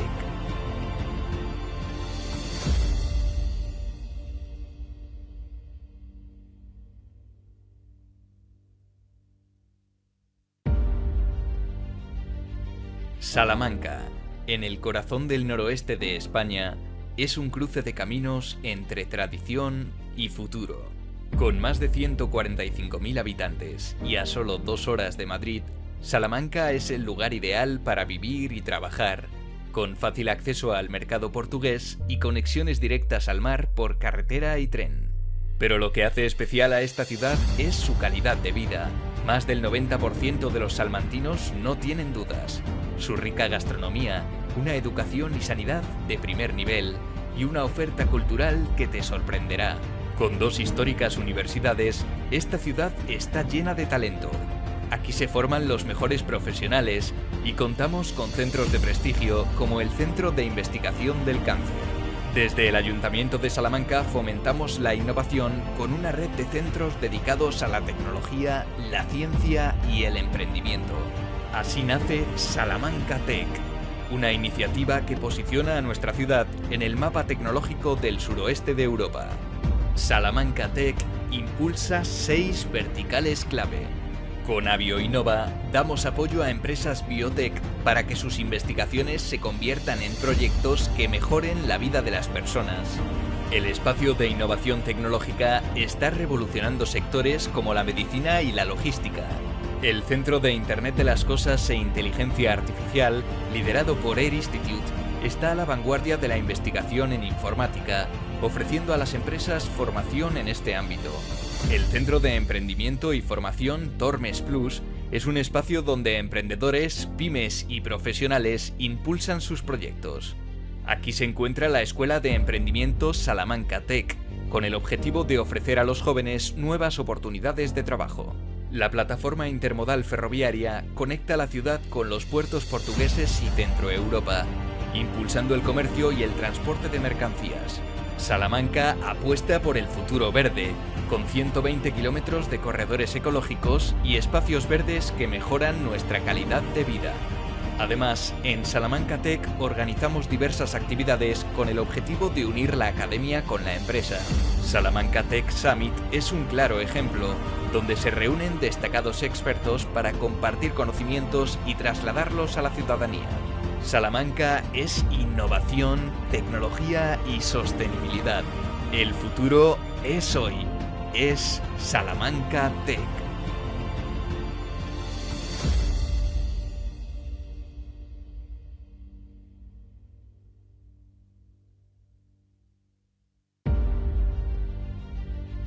Salamanca, en el corazón del noroeste de España, es un cruce de caminos entre tradición y futuro.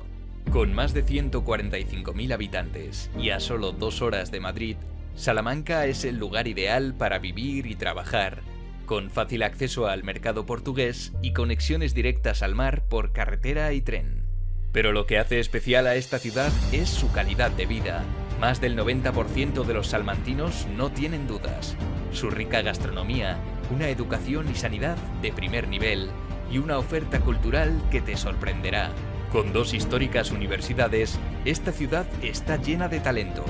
Aquí se forman los mejores profesionales y contamos con centros de prestigio como el Centro de Investigación del Cáncer.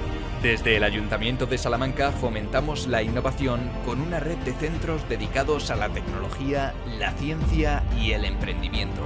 Así nace Salamanca Tech, una iniciativa que posiciona a nuestra ciudad en el mapa tecnológico del suroeste de Europa. Salamanca Tech impulsa 6 verticales clave. Con AbioInnova damos apoyo a empresas biotech para que sus investigaciones se conviertan en proyectos que mejoren la vida de las personas. El espacio de innovación tecnológica está revolucionando sectores como la medicina y la logística.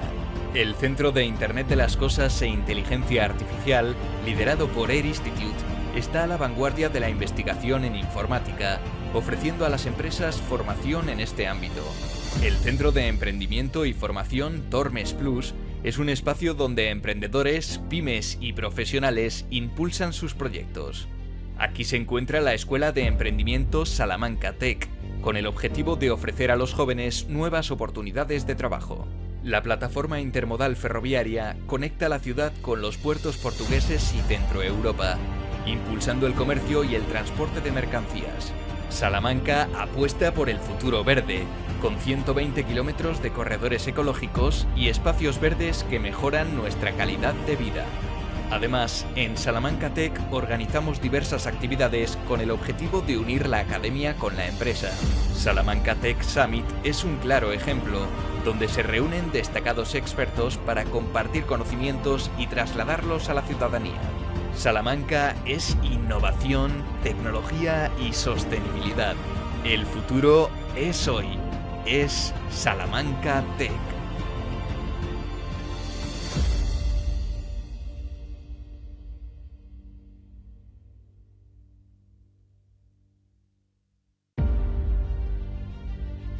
Salamanca, en el corazón del noroeste de España, es un cruce de caminos entre tradición y futuro. Con más de 145.000 habitantes y a solo 2 horas de Madrid, Salamanca es el lugar ideal para vivir y trabajar, con fácil acceso al mercado portugués y conexiones directas al mar por carretera y tren. Pero lo que hace especial a esta ciudad es su calidad de vida. Más del 90% de los salmantinos no tienen dudas. Su rica gastronomía, una educación y sanidad de primer nivel y una oferta cultural que te sorprenderá. Con 2 históricas universidades, esta ciudad está llena de talento. Aquí se forman los mejores profesionales y contamos con centros de prestigio como el Centro de Investigación del Cáncer. Desde el Ayuntamiento de Salamanca fomentamos la innovación con una red de centros dedicados a la tecnología, la ciencia y el emprendimiento. Así nace Salamanca Tech, una iniciativa que posiciona a nuestra ciudad en el mapa tecnológico del suroeste de Europa.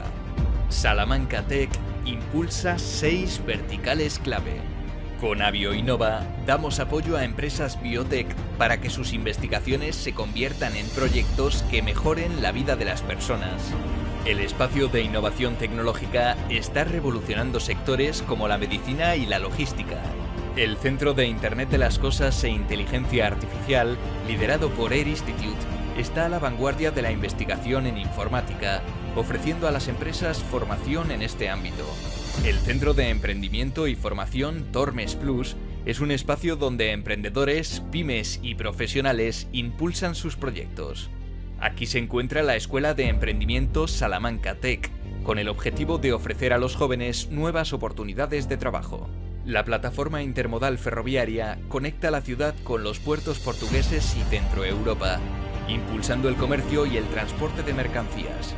Salamanca apuesta por el futuro verde, con 120 kilómetros de corredores ecológicos y espacios verdes que mejoran nuestra calidad de vida. Además, en Salamanca Tech organizamos diversas actividades con el objetivo de unir la academia con la empresa. Salamanca Tech Summit es un claro ejemplo, donde se reúnen destacados expertos para compartir conocimientos y trasladarlos a la ciudadanía. Salamanca es innovación, tecnología y sostenibilidad. El futuro es hoy. Es Salamanca Tech.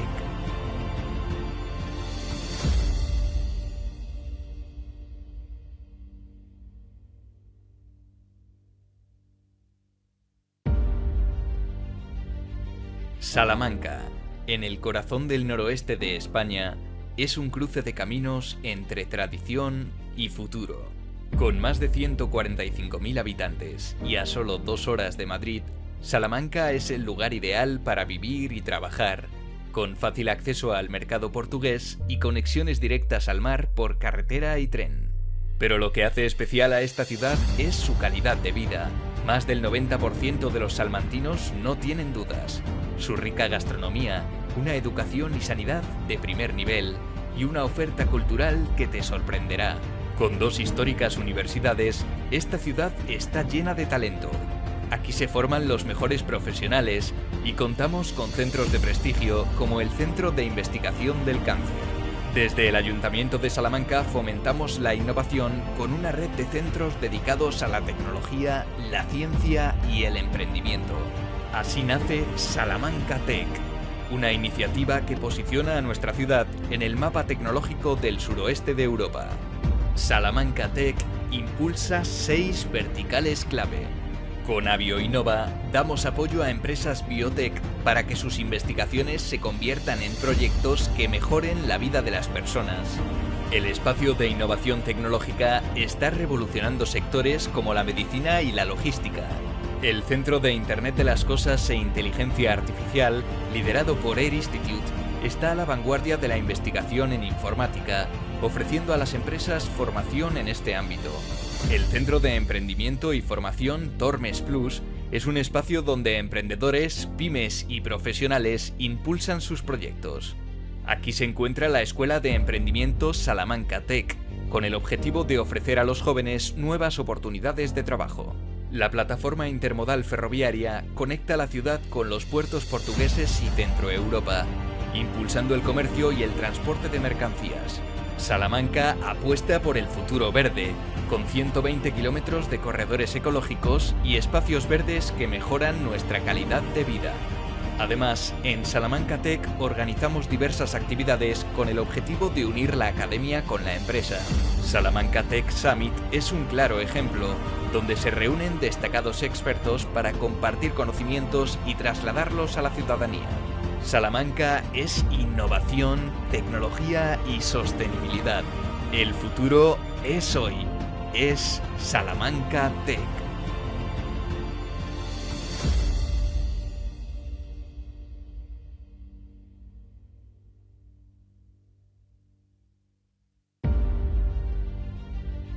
Salamanca, en el corazón del noroeste de España, es un cruce de caminos entre tradición y futuro.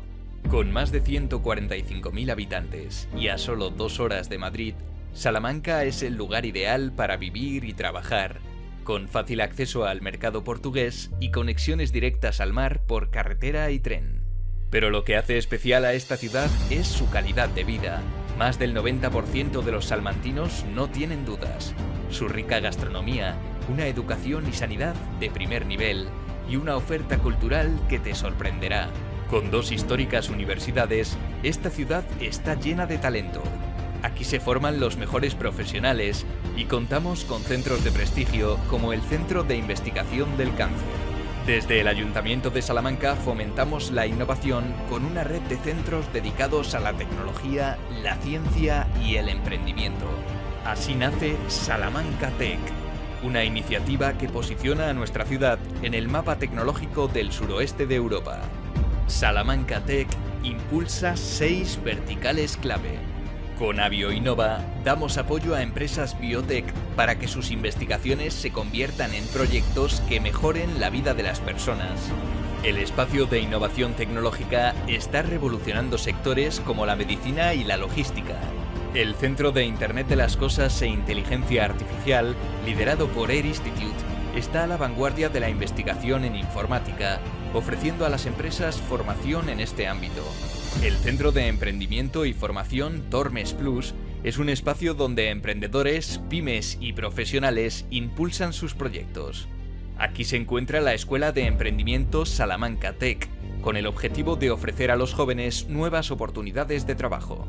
La plataforma intermodal ferroviaria conecta la ciudad con los puertos portugueses y Centroeuropa, impulsando el comercio y el transporte de mercancías. Salamanca apuesta por el futuro verde, con 120 kilómetros de corredores ecológicos y espacios verdes que mejoran nuestra calidad de vida. Además, en Salamanca Tech organizamos diversas actividades con el objetivo de unir la academia con la empresa. Salamanca Tech Summit es un claro ejemplo, donde se reúnen destacados expertos para compartir conocimientos y trasladarlos a la ciudadanía. Salamanca es innovación, tecnología y sostenibilidad. El futuro es hoy. Es Salamanca Tech.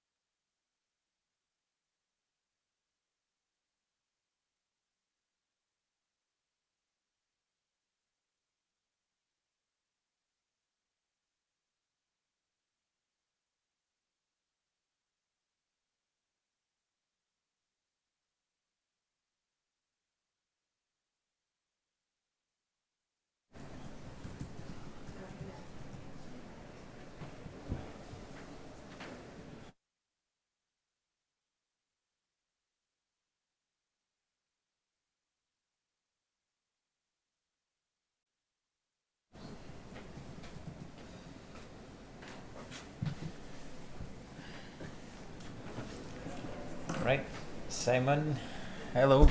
Welcome back everyone for this second... Ricardo, it's okay? Yep. Okay, welcome back everyone here in the room and online.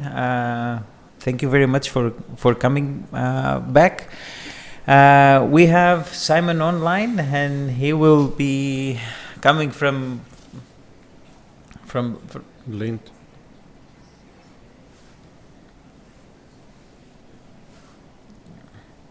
from Energy Institute at Johannes Kepler University in Linz. Yep, we have that sound. Yeah, we have here.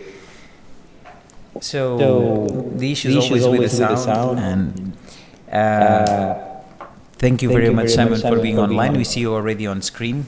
So thank you very much for coming from Linz and telling us about regulatory sandboxes in the sector of energy.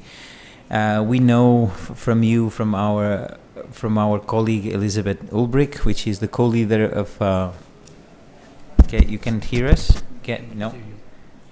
Can you hear us now? Yes. Yeah. So basically, we heard from you, from Elisabeth Ulbrich, which is our co-leader of the EC2U Innovation Hub, and without further ado, because I'm having sound, yeah, exactly. So now we have everything on correct. We're very much interested on your experience on the energy sector, and particularly because we have running projects on industrial symbiosis and all the work that you're going to tell us. Especially, Elisabeth mentioned that you work on regulatory sandboxes, and this is an area that the law recently changed also here in Spain, and so we'll be focusing in what we can learn from you and here. So let's keep on, and thank you very much for being. The floor is yours. You're on screen and you can share your presentation. Thank you very much, Simon.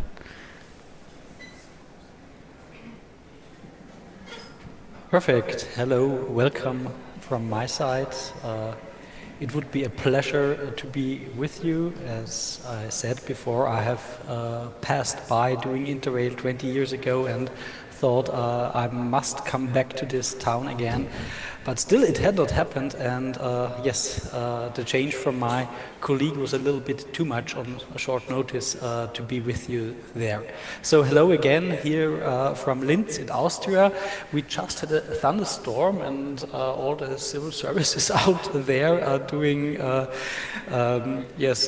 water pumping, etc. So I hope the connection will stay stable and I'm able to present everything in the next 30 minutes. Yes, my colleague Michael Denk would have been the presenter today, but he has another presentation to do abroad, and therefore it is not possible for him to participate, and I take over. Michael Denk is from Energy Institute's legal department and is also involved in the LIT, Linz Institute of Technology Law Lab, where he knows a lot about regulatory exemptions.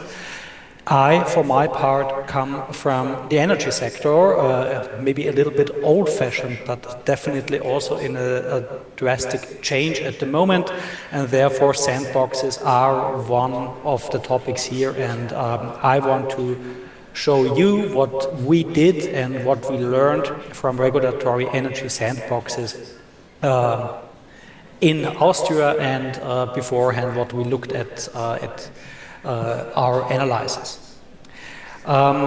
Yes, so I give you a brief introduction. I think it is important to understand again where I come from and what my perspectives on the topics are.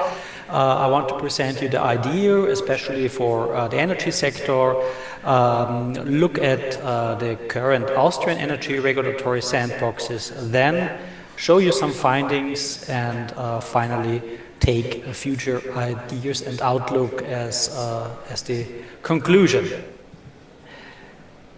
So who are we? Energy Institute is not directly the Johannes Kepler University, but almost a part of it. We are a non-university research institution located here at Johannes Kepler University in Linz. We are a partner of innovation, and yes, we are located here, and also there is some interaction concerning the staff who work here and there, etc. We currently are 46 employees doing 110 R&D projects per year, also including national projects, also including projects directly come from industry, and currently 11 Horizon EU projects where some of them we also coordinate. What does make our institute a little bit special is the interdisciplinary structure with 3 departments, with energy economics, where also the topic of market design, regulation belongs from the economic perspective, and energy law, where of course regulation belongs from a more legal perspective.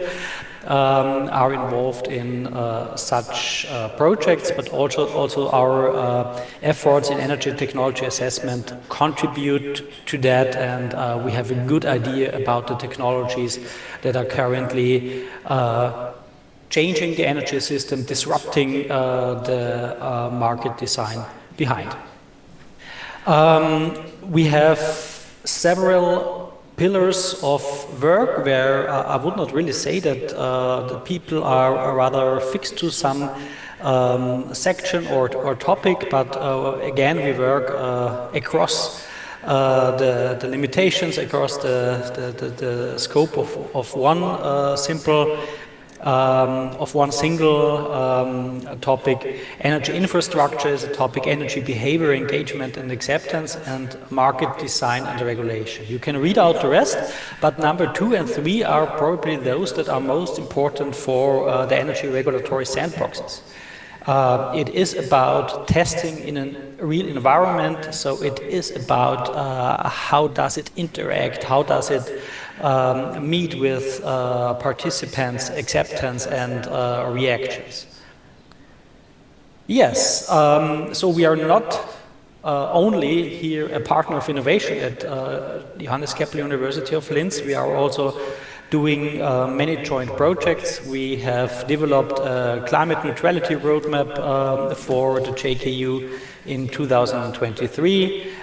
We have just finished a report on climate neutral district heating that enables the JKU to become more climate friendly from this side, and we are accompanying JKU CO2 accounting, where it is probably one of the first universities that has actually done such a CO2 accounting and has set targets.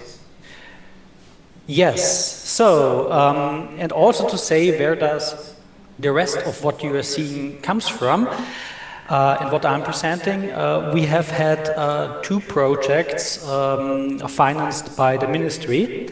I did not put the name here because, you know, whenever the government changes, the name of the ministry changes, and therefore it was one of the ministries that commissioned our, as we call it in Austria, R&D service, where in 2020 approximately our topic was to identify the need for sandboxes in the energy sector, and also to help the ministry to identify and evaluate the design options that are associated with specific designs of sandboxes. Then I also present you the Austrian energy regulation. So as a consequence, there was put a paragraph, a section into the Austrian electricity and gas law, where research projects can apply for exemptions from this law, and this is also the basis for this presentation here.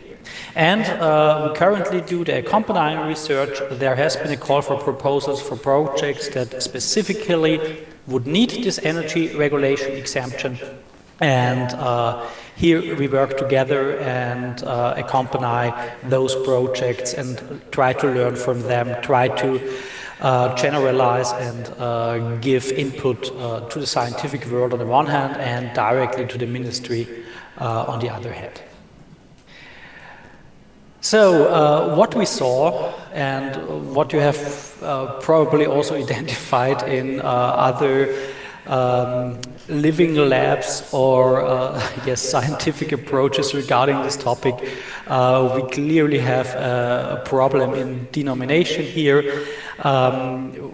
We call it a sandbox, living lab, a real labor, real life laboratory, experimental space, and therefore it is not only differentiation in the wording, but most of the time it also means something a little bit different. So it doesn't completely overlap, but always includes sometimes this, for example, this part of doing advisory or clarification processes. It most of the time includes some experimental space, whatever this exactly means, and it not always, or rather in a few of the topics include also the regulatory learning, where it is about being involved to directly advance the law and the regulation that is behind. And yes, based on that, we look at regulatory sandboxes specifically because what we see and what especially that was addressed also in our project is that the current law is binding. So you cannot say, yes, we do an exemption because it is a good thing that we want to look at, because it is something that the society needs, and we just make an exemption here. No, politicians and also authorities in general must follow the law. I really state it as simple as that because it is something that we have often heard in this process of developing this Austrian exemption.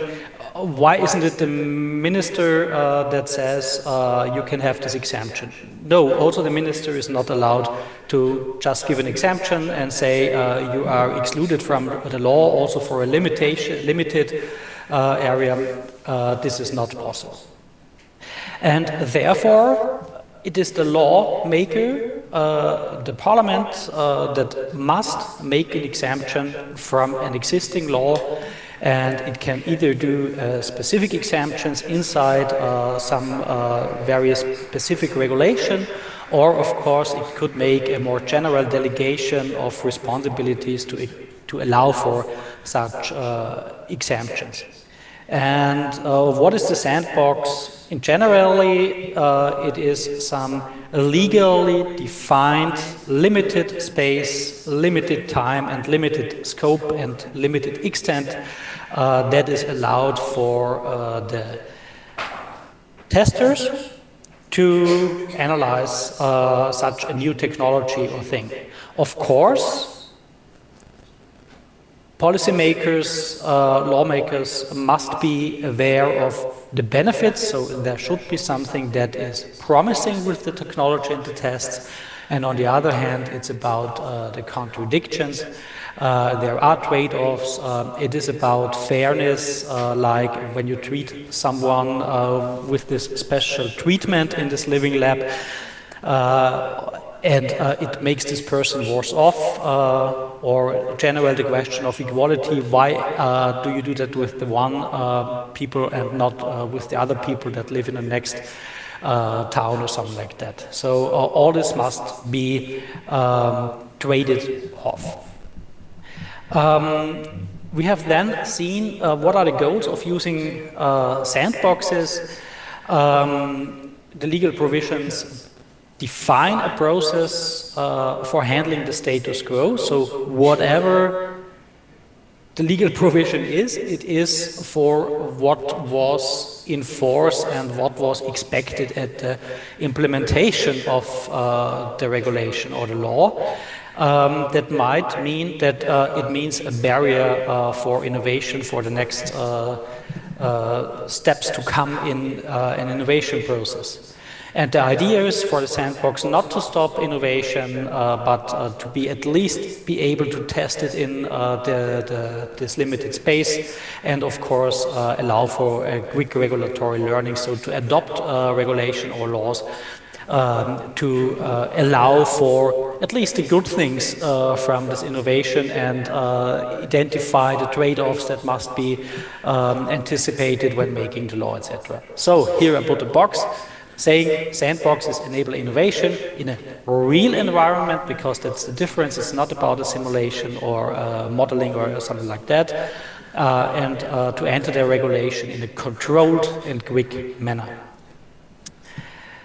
We see that there are definitely some regulatory sandboxes existing. There is the European exemption regulation on artificial intelligence. We know from the fintech sector, we see exemptions for IPPC, Seveso products and or technologies, and we know about autonomous driving. Just these 4 or 5 years ago, we saw that good practice examples are rather still scarce, and probably this needs an update in the meanwhile. But nevertheless, I would not say that there is such a broad amount and diversification of areas and sectors that really apply sandboxes. We also had the regulatory sandboxes in some example countries. We focused in our analysis on Germany, where it was about the energy program, research program Syntec, where the projects could be accompanied with some experimental clause, as it is called there. We looked at Great Britain, where it was especially about receiving advice, not necessarily in exemption, but a confirmation about the legality of doing some experiments.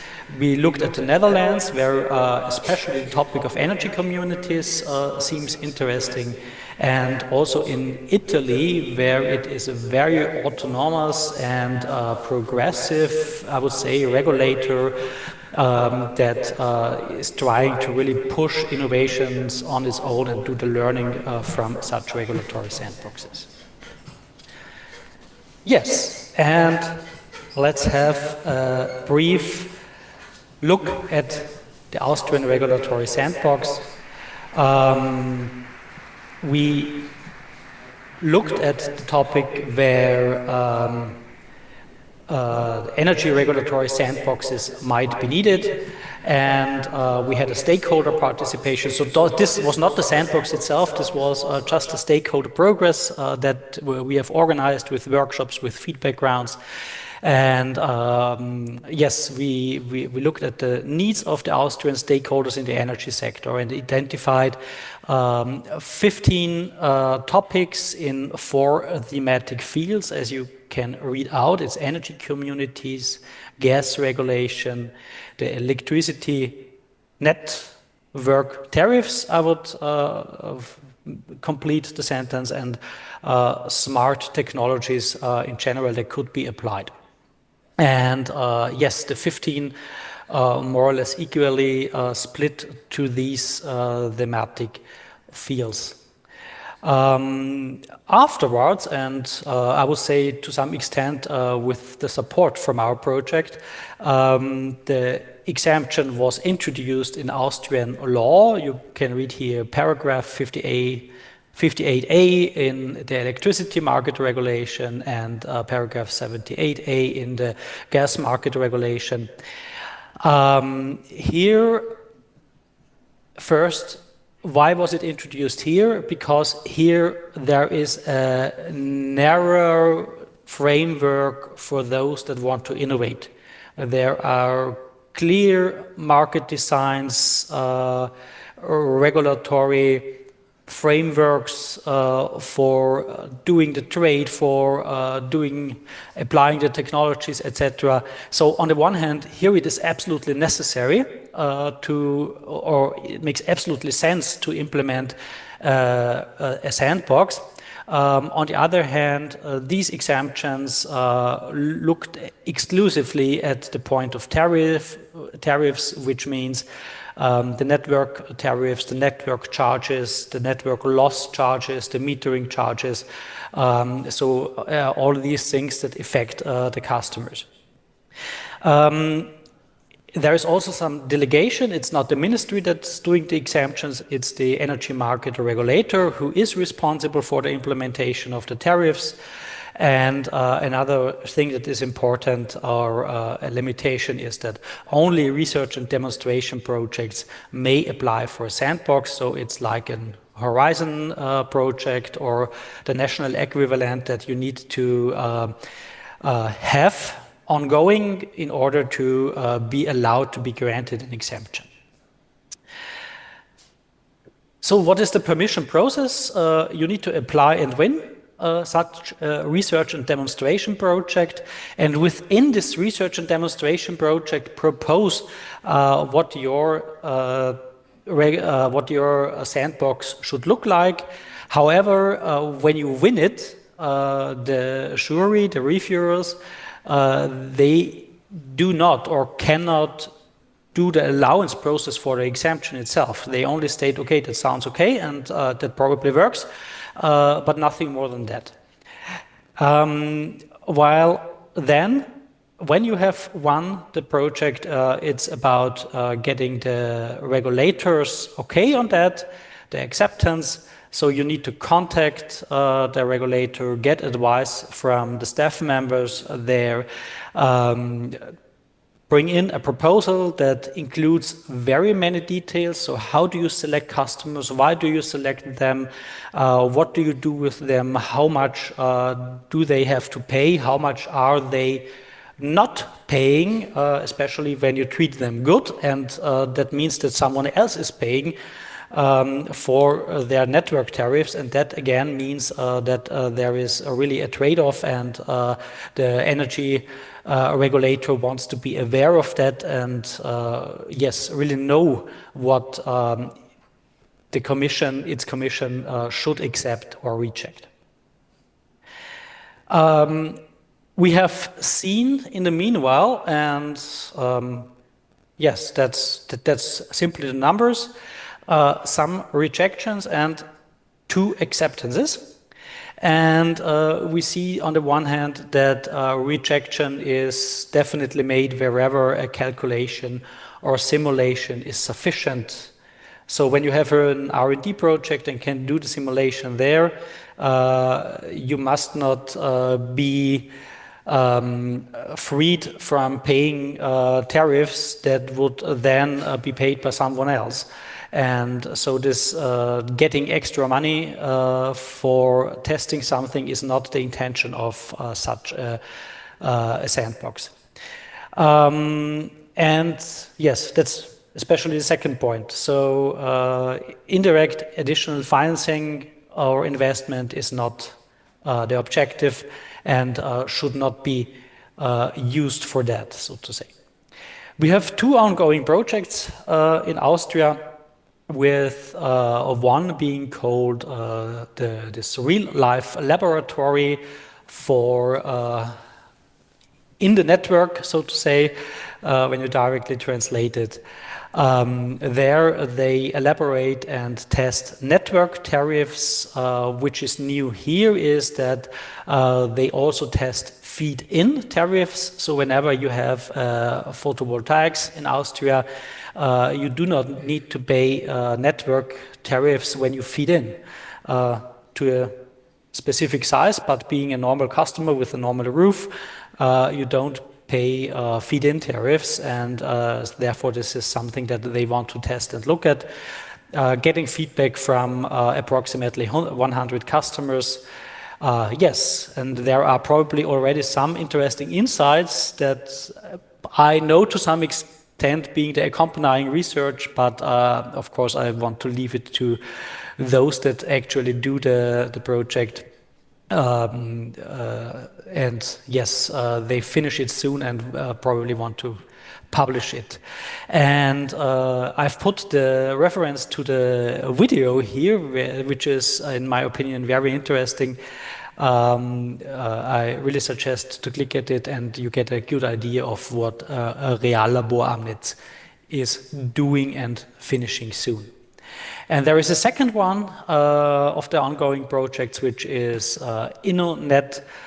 They also look at electricity customer reaction, but they actually look at what is the network's demand. Is it overloaded? Is capacities free, etc., and then put the flexible demand tariff into force. And they really have a high sample size.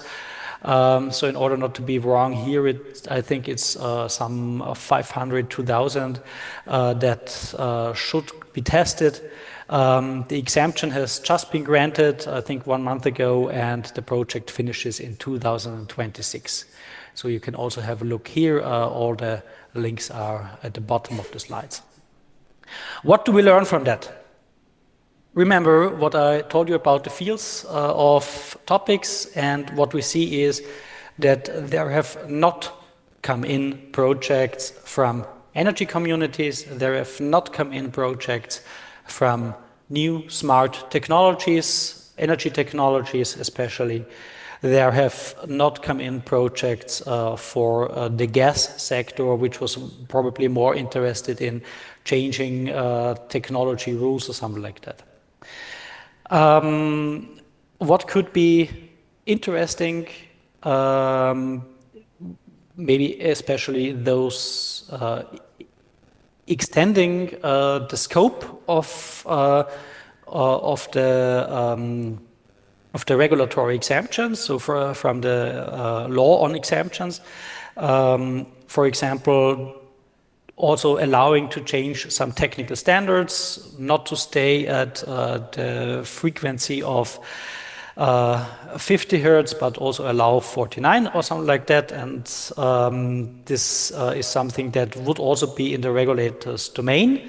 And there are things that are outside the regulator's domain, especially for when district heating is concerned, where very much applications would be interesting, especially in the Central European countries, but we also see project partners from Spain, from Italy, etc., handling those topics and being eager to try to change something here.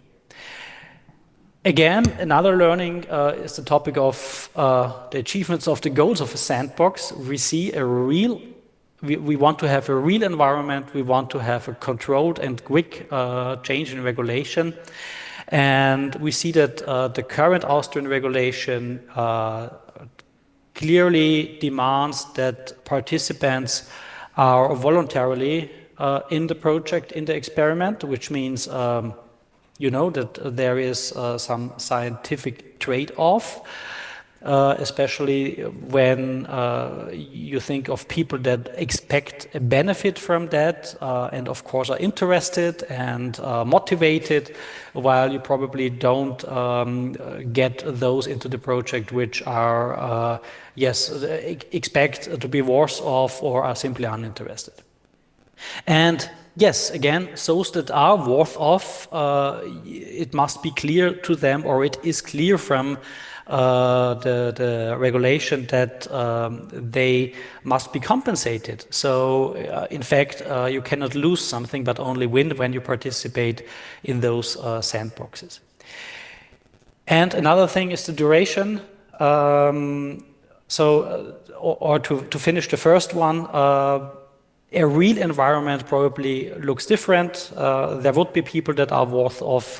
There would be involuntary participation, and also doing it in a quick and controlled manner. We saw that you need to have a project idea, hand in the proposal, find the right calls, find the right partners, do the proposal evaluation, and only if you win it, which is sometimes 10% chance, or if you're good in a good call, it's 50-60% chance.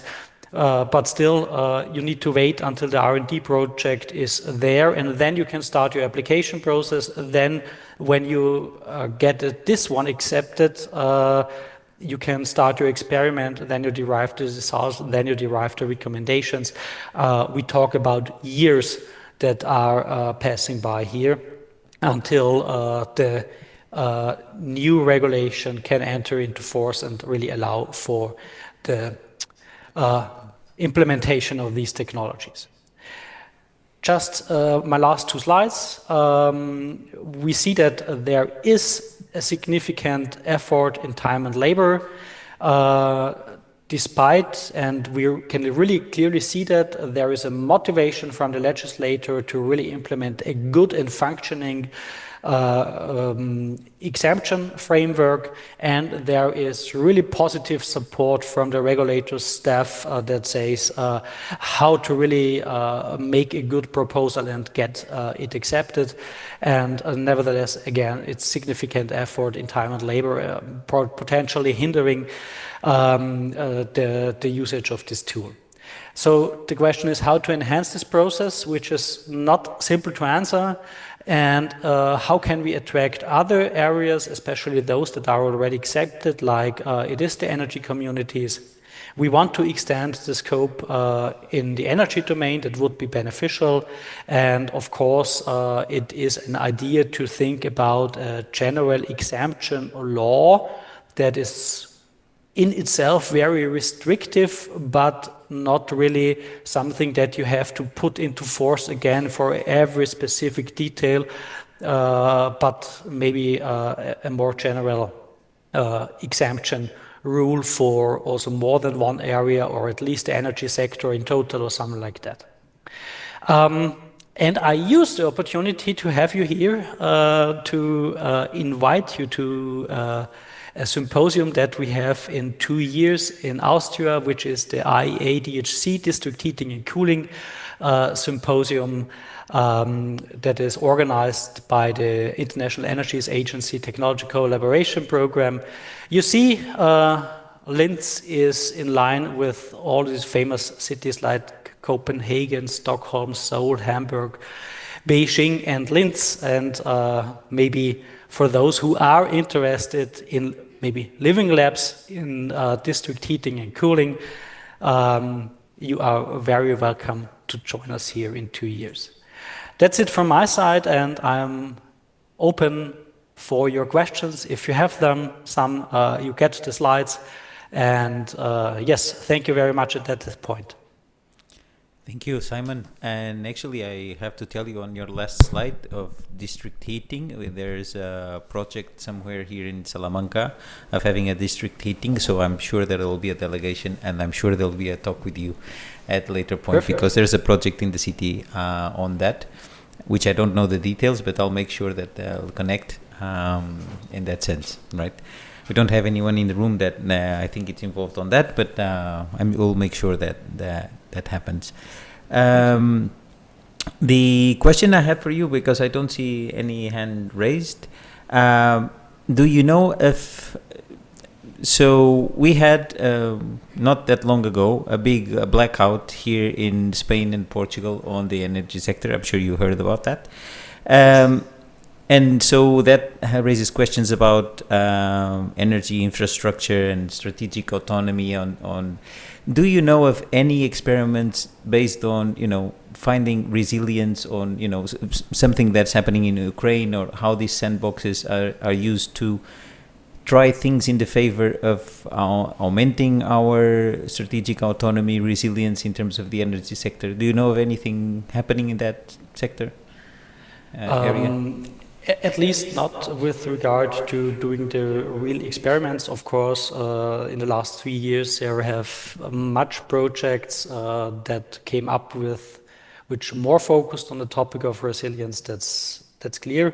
And there are these R&D projects, but they are not using the energy regulatory sandboxes for implementing or for testing that.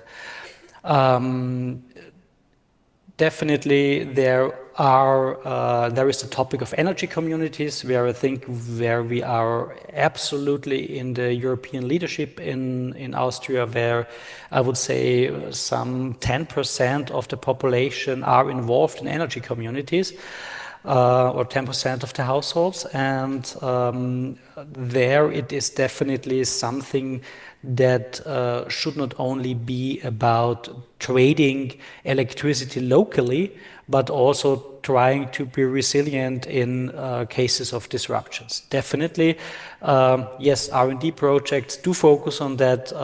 The practice still does not, and there is clearly room for improvement. Thank you. I think Santiago has a question for you. Hello, Simon. I think that this complicates to give one definition of the sandbox, the regulatory sandbox. But it's possible to think that a sandbox is like a living lab in the public administration.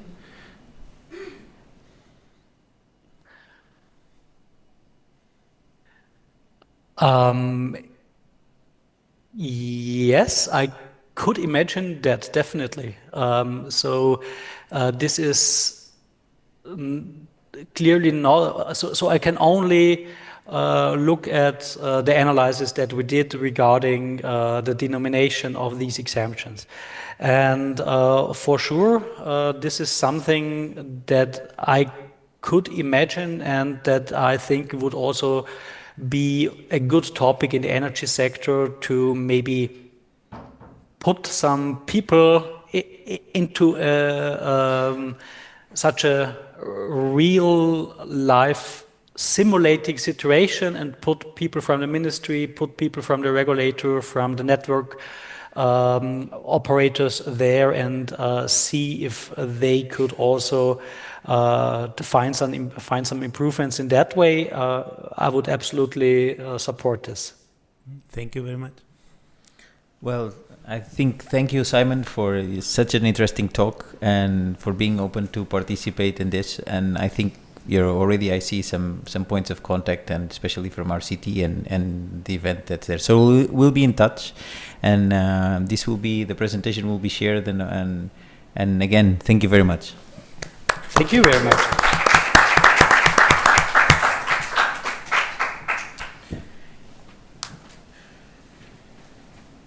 Now you? Yeah, so now you can present. Okay. Hello, everybody. We have the opportunity to present to my colleague Ricardo. Ricardo is the soul of these events, and of course, the initiative of EC2U will be impossible, or were impossible, without the aid and the proposal and all the work of Ricardo. Ricardo, thank you, Santi. Right? Yeah, yes, I'm getting there. When you like. And I'm trying to control to find the presentation and so on, which I don't have timed, so I need to control the timing as well. And I know Red Cross is after us, and we'll see. Okay. So, well, good morning. Good morning, everyone online that's online. And I'll try to keep this to 25 minutes and the presentation. So, we didn't hear about the motivation for the meeting itself, right? So this is an event that's organized by EC2U. It's an alliance of university, now university, and part of the Innovation Hub is one of the WPs that deals with the third and fourth mission of the university, which is sometimes confused or not with the third and fourth helix and all these things. But basically, it's engagement with the community and getting the universities to interact with all the partners and really develop innovations for society. And it is the coordination of the 9 universities in that field. So what is the EC2U Alliance, right? It belongs to the European University Initiative, an Erasmus Plus framework, which promotes, mainly mobility between the universities and contact and interactions. We are now 65 alliances funded in 4 different strands. Our alliance, specifically EC2U, European Campus of City Universities, they're all peculiar and similar in a way. They all have, there we go. They all have a common ground, which is mid-size universities, most of them, if not all, with a really strong weight of the university in their economy and life, basically. Those 9 universities bring along 60 associated partners, and so basically what we try is to group them all. It also has a great impact on the Coimbra group, because they're all part of the Coimbra group of universities. And we got UMEA on board this last May. So we're now complete as 9 partners. And there has been projects, and EC2U itself is not focused on research at all, but there's been other associated projects like the Free 4C2, Research and Innovation for Citizens and Citizens, which dealt with an agenda for research, dealt with citizen science, open science, incorporation of those things, and it's actually the birth of this part of the work, which is the interaction of the EC2U with the living labs and the ecosystem. So that's the one of the characteristics, and I'm focused on a few characteristics of EC2U for you to have an idea. And because no one talked about EC2U so far, so I guess it has to show up. So then we also have virtual institutes based on research, and really the whole focus of the EC2U as a whole is focusing on sustainable development goals. Okay. So today I would like to tell you about what we've been working and the projects we've been working at the Laboratorio de Innovación. We haven't changed the name to English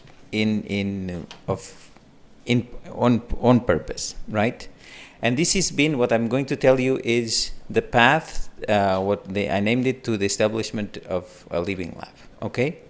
And the story started almost now, and I've been almost 5 years ago. So 5 years ago, I arrived to Salamanca. I started working at the university on the 20th of September. And 2 months later, I wrote What's There, and on an application for what was a interdisciplinary projects call that was around at university. And basically that had a bit, you don't see it or you can't read it very well, maybe, but basically that has, many of the components of what is a living lab, right? A multidisciplinary team capable of validating ideas, working on prototypes and proof of concept towards creating impact, exploring hypotheses of the creation of impact and created added value. Well, the thing is, since that moment to today, we haven't really received any money for that idea, right? What we received support is, well, almost, because I think we're getting there. What we receive support is for the value that brings. And I'll explain. So the projects, right? So that is kind of a lesson learned. I guess that's the point of sharing that here with you, okay? And the other thing I wanted to say is that you have to think about the long run. It might pay off someday. That path is not linear. There's a lot of things that we have to go. And I know perhaps I'm getting a bit melodramatic here, but you may not be there to see it. Is not a question that you're going to die or disappear or whatever. Is that you have to think about doing things without being there at the end to see the result, okay? So yeah, okay, so where are we now, right? Now we're in a very different situation that we were in the beginning when I wrote those lines. And we're basically supported on an idea of integrating research, transfer, innovation, entrepreneurship, internalization, and cooperation. And all the 3 vice rectorates are very keen on the idea of establishing PAITI as an entity within the university, which is a strategic promotion of those areas. And within that, we'll focus on 2 areas. One is the institutional project implementation, which we can consider also the Laboratorio de Innovación as something that helps projects develop and keep on at the university. And what I'm going to tell you about today is all of those projects that came out throughout these 5 years that showed up from there, right? And then the other part is really supporting the community, okay? So that's the idea. And then so the story that I'm going to tell you a bit, and that it's the projects, right? And those are, so Green Suzuki was our first funded project.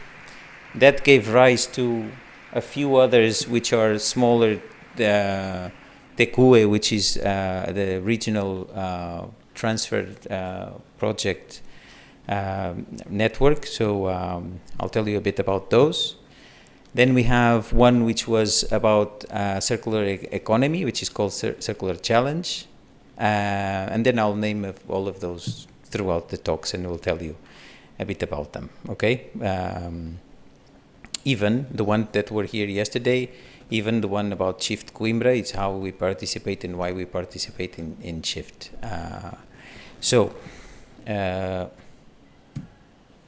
Right, so bottom line, okay? So the first project was born because we had a problem of sustainability in a way, to use, let's say, agriculture practice. That we had an idea that was we brought before, that a lot of ideas don't get into commercialization, right? And so we had a strong position of IP, not we as university, but the owners of the project, let's say, and this is important, that we work with several owners of projects at certain points, and that we needed to try an eco-friendly path to develop this. And the idea of this project was on the focus of nature-based solutions, smart farming, and so on. The idea was that there are some volatiles on plants that might inhibit the laying of eggs of a certain species of fly, which impact a lot on the production of red fruits. That might be a long line of storyline, but it basically affects a lot of producers because they either sell it or don't sell anything. And so that is a high risk, and that provokes that companies use a lot of broad spectrum pesticides, and that really, what is now a non-issue, and this is what is actually considered, that you sometimes in your life have something which is a problem solved in a certain way, that provokes or brings in second tier problems, and this is kind of the environment, right? That is the second tier. You can eat, so you have your problem solved, but the second tier problem is you're provoking damage. And obviously the regulation is established to do that, and it focuses on some limitations, and you have food security, but that stops you, and that stops innovation, and this is basically the basis of this project. It stops innovation because, one, you have your problem solved, you have a problem solution fit to the market, and then there's no investment for this. So the first way we wrote this project with 3 companies, 3 public entities, and again, not funded, right? So we don't give up. And the idea is we just started with lending the idea with the public entities. So we had a second application, and basically we got this project funded. So basically, this is based on nature-based solution, having plants as biofactories of volatiles that will stop the oviposition of these flies. And basically, we got on board with 3 other Severo Ochoa institutes, research institutes, which are in Barcelona. And basically, we work the 3 on that project. And it all really, it involves the creation of a new avenue for the market, for reaching the market, right? And so basically what we try to do throughout the project is connecting the dots, where the IP comes from, where the research capabilities are from, where is the funding and collaboration. So, and this is basically what we did, you know, where are the research capabilities, where different things are. So IRTA is doing all the it's probably the only place that we can have a controlled birth of a certain fly type, putting them on cages, and there is a specific spot that they have the growing fields that you have. So basically here it's connecting the dots. Who has the research capabilities, not only at the university but outside, that have the research capabilities to do that.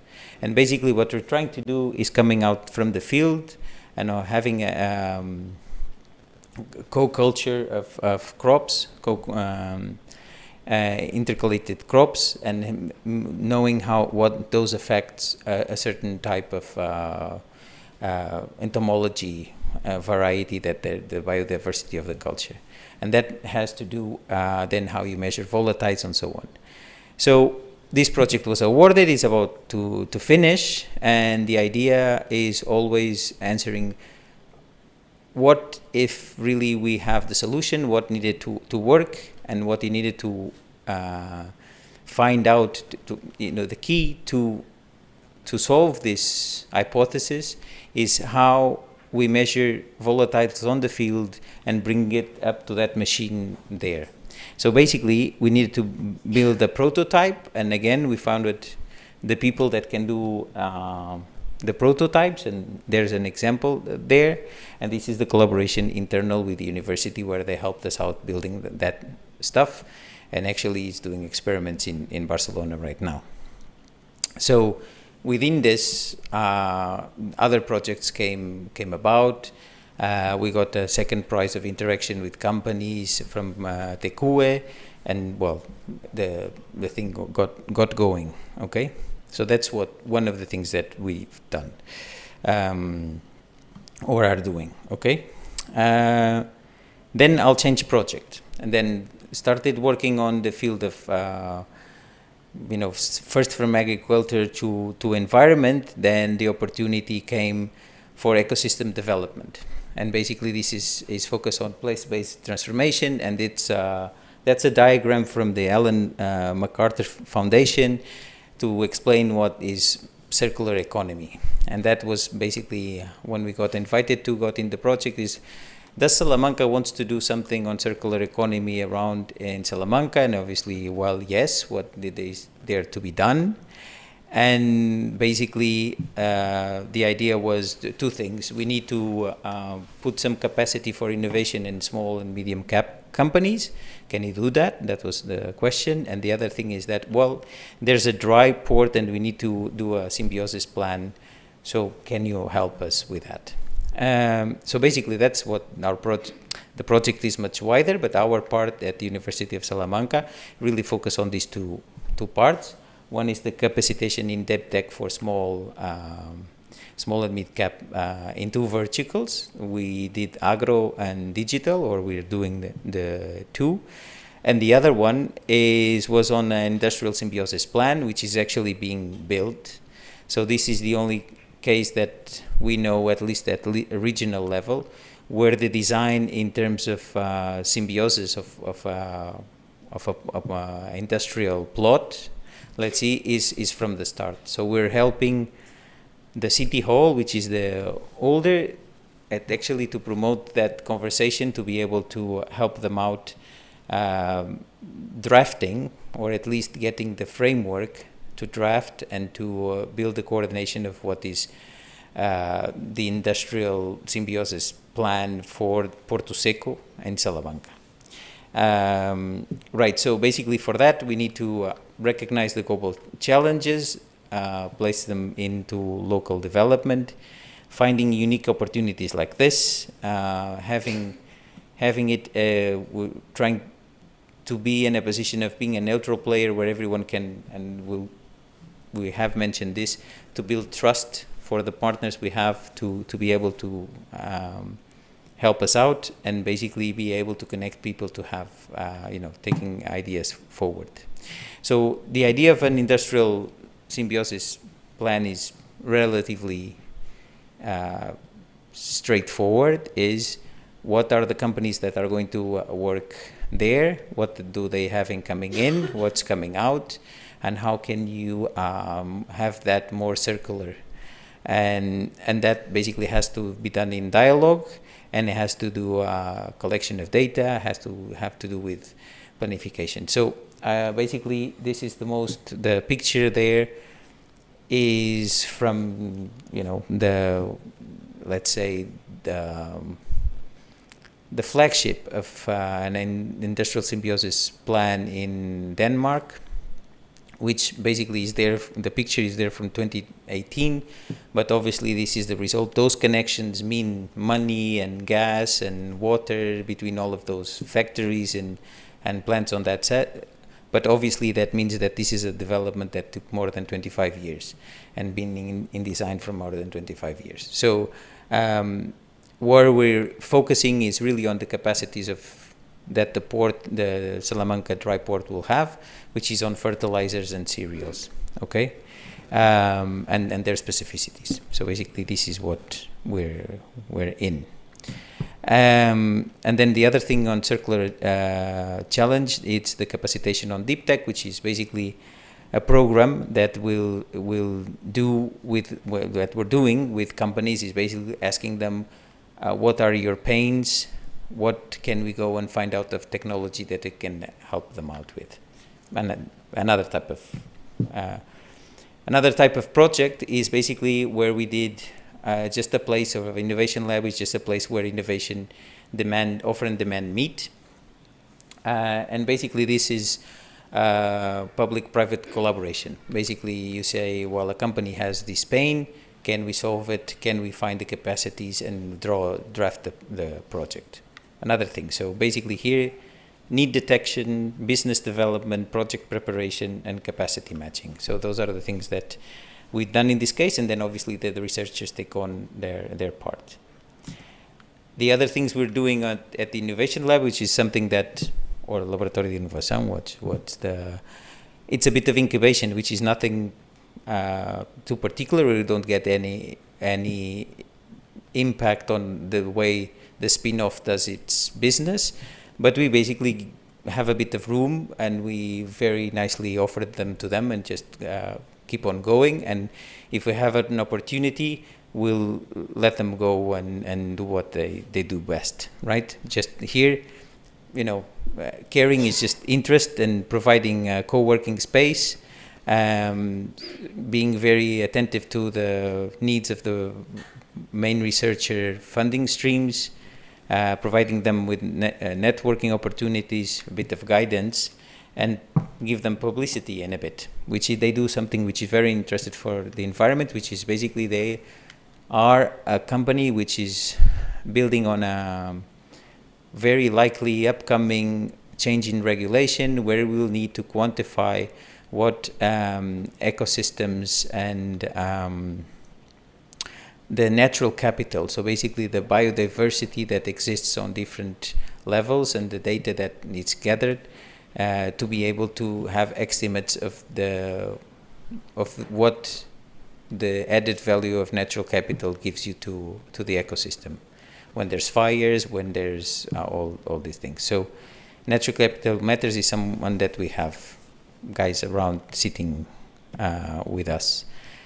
And then you heard Angela yesterday on the Shift project, and here our small contribution is to be together with the City Hall hand by hand, and helping them translate what they're doing in Coimbra to what we might do or not do in the city. So basically helping out. Obviously, this is a big project stream, like actually the EC2U and the alliances, the University Alliance. There's the same size initiative in terms of cities. So this is a project, and we're basically just helping the city hall in terms of capacitation, being able to have the project and have that going, basically establishing who's managing, who's running the project, what tasks needs to be done, what kind of stakeholders that we can have on board. So those kind of things, basically. So again, supporting EC2U associated partners.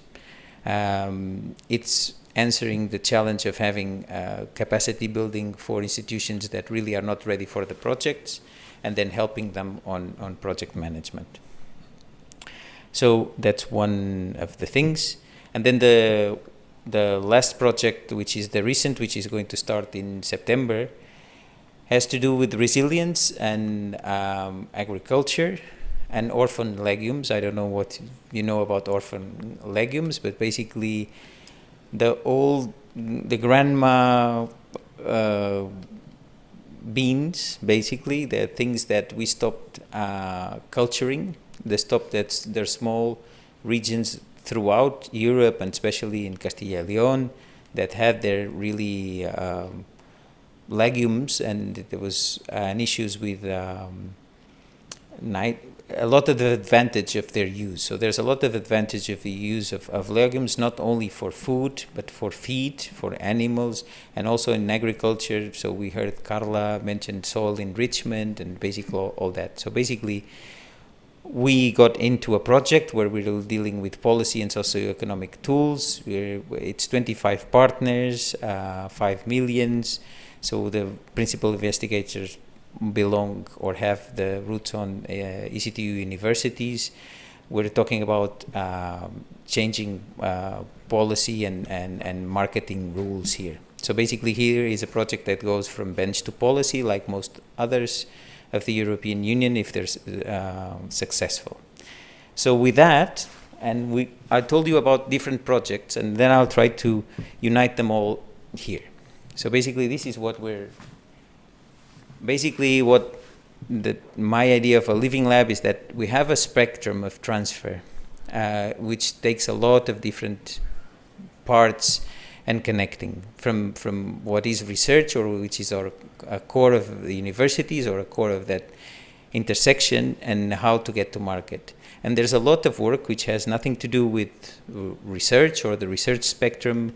It has not a specific type of stakeholder. You have to either involve the city hall, or within the city hall, the political part of the administrative part, or it has nothing to do with the level of advancement of your technology, if you're market ready, if you're socially relevant. But it's a path that goes from different types of information, like the one that we started, for instance, in Green Suzuki, which was a part of an abandoned patent, right? That we have to go and do that in terms of building a prototype, which on the other part of the scale. So I put it there, the projects that I told you about, on that scale that goes from the core of what is technology transfer or knowledge transfer off to way to impact. So basically, different projects go and extend in different ways, right? So Shift Coimbra, for instance, you heard Angela yesterday, and basically we're helping on the transfer package. And here we're talking about, and I have my time coming up, so the 25 minutes are okay. So I didn't have this clocked, but it went all right. So basically, this is wider engagement, basically. And it goes from policy and changing of municipal policy to the third and fourth mission of universities. From Prosperity, we have a much broader project. We have involved in living labs and social economic tools and policy, but it goes all the way to research in terms of the genetic of these legumes and using that. We're not involved in all parts of the project, but yes, so that's the way that the things that we need. Fur Twins, which was a project, this one that I briefly mentioned, it's just a public-private partnership. Basically, I need some capacities of the university. Can you do the service for me? And then that's one part of it. The circular challenge has a bit of capacity building, and that goes on kind of technology push and say where is your technology, where you need it, and commercialization of that. And Green Suzuki is just validating if this idea has some possibilities. So what I'm trying to say is that what the Living Lab is working on this, the last slide is what the Living Lab, or our Living Lab, or Laboratório de Inovação is basically working through the spectrum of this, through different projects. Basically, that's what I wanted to say. Okay? And that's it. Thank you.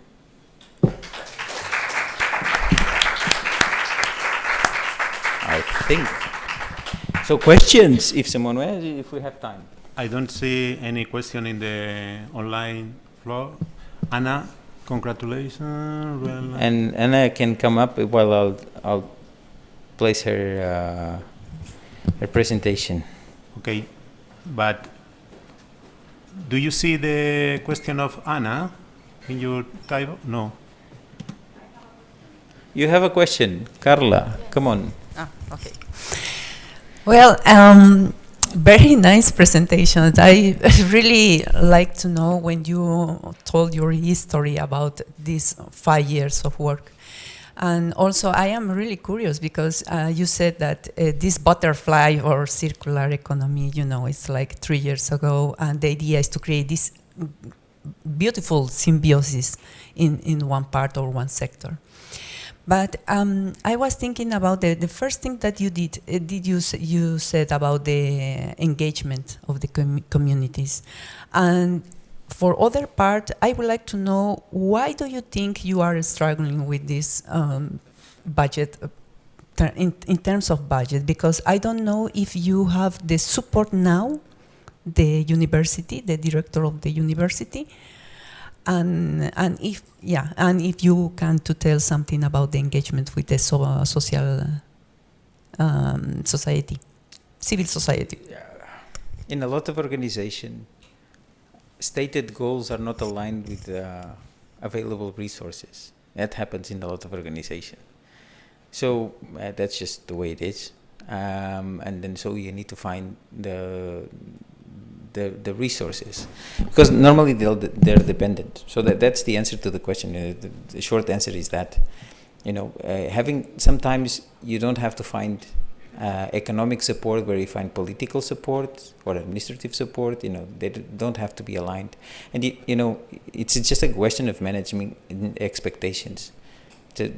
If that, especially when you're innovating, you're finding places where you find support where there are not resources aligned with that. So part of the work is aligning that, and part of why it's so slow is also that. I think that answers more or less the question.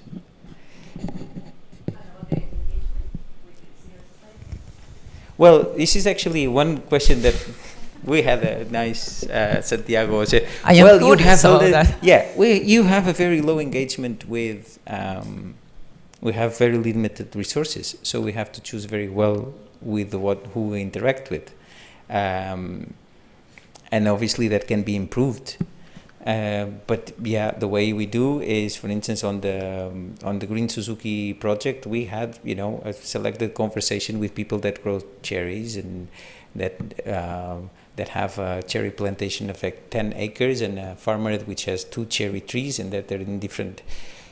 We would love to have that broadened, but you have to select and very much where you put your resources, and that's with more resources, more things can be done.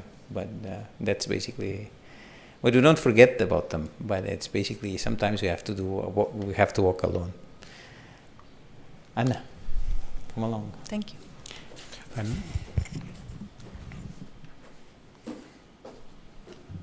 Okay.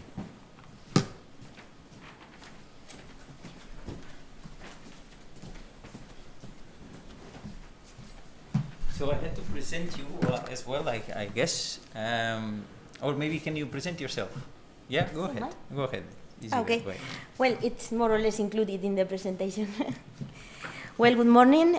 First of all, I would like to thank the organizers for the invitation to participate in this interesting event. It is always nice to come back to the university. My name is, thank you. My name is Ana Arroyo, and I have the luck to work in Texas Foundation, whose long name is Social Technologies Foundation. At Texas, we apply innovation and information and communication technologies to improve people's skills, and thereby their quality of life, paying special attention to the most vulnerable groups. But Texas will not exist without a great organization behind it, such as Spanish Red Cross, as you can see in the screen. Spanish Red Cross, together with Vodafone Spain Foundation, was our founder in 2002, already demonstrating that at that time a strong commitment to the social potential of innovation and technology. This commitment continues to drive nowadays, and this is why I'm here today, to show you that Texas is just one example of everything that Red Cross is doing to bring innovation and technology closer to the most vulnerable. I'm here to show you one of the best examples of this strong commitment to innovation that the Spanish Red Cross has.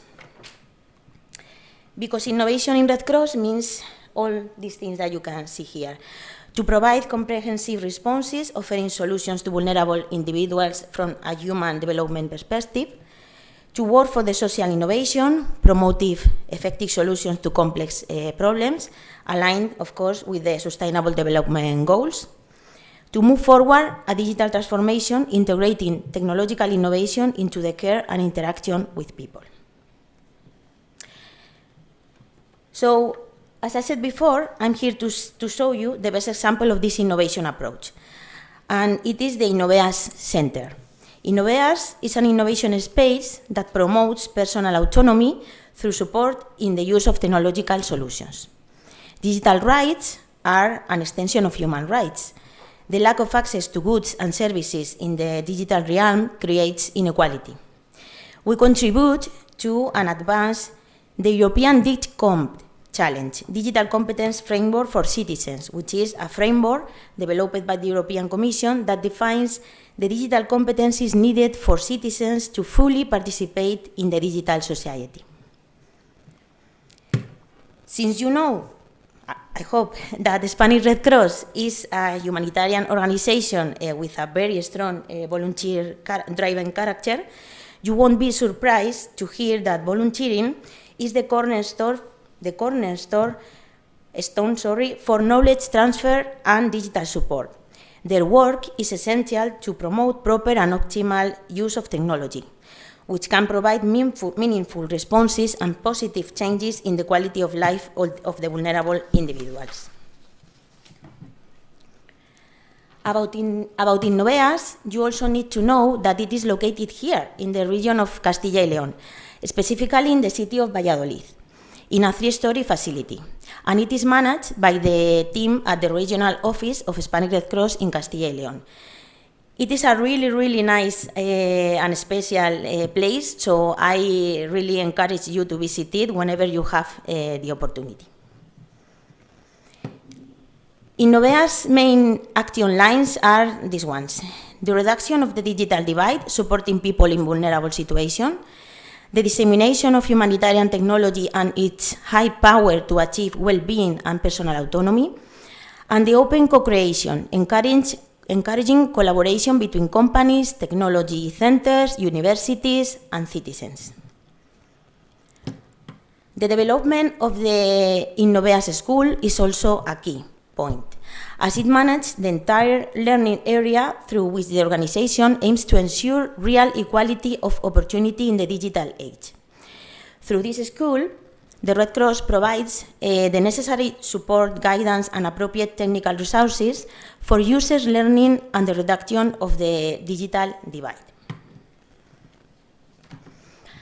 As an associated center of Castilla y León Digital, a program promoted by the regional government of Castilla y León, we offer free in-person training in artificial intelligence and the use of useful applications for citizens, transport apps, healthcare, online procedures, Android, iPhone.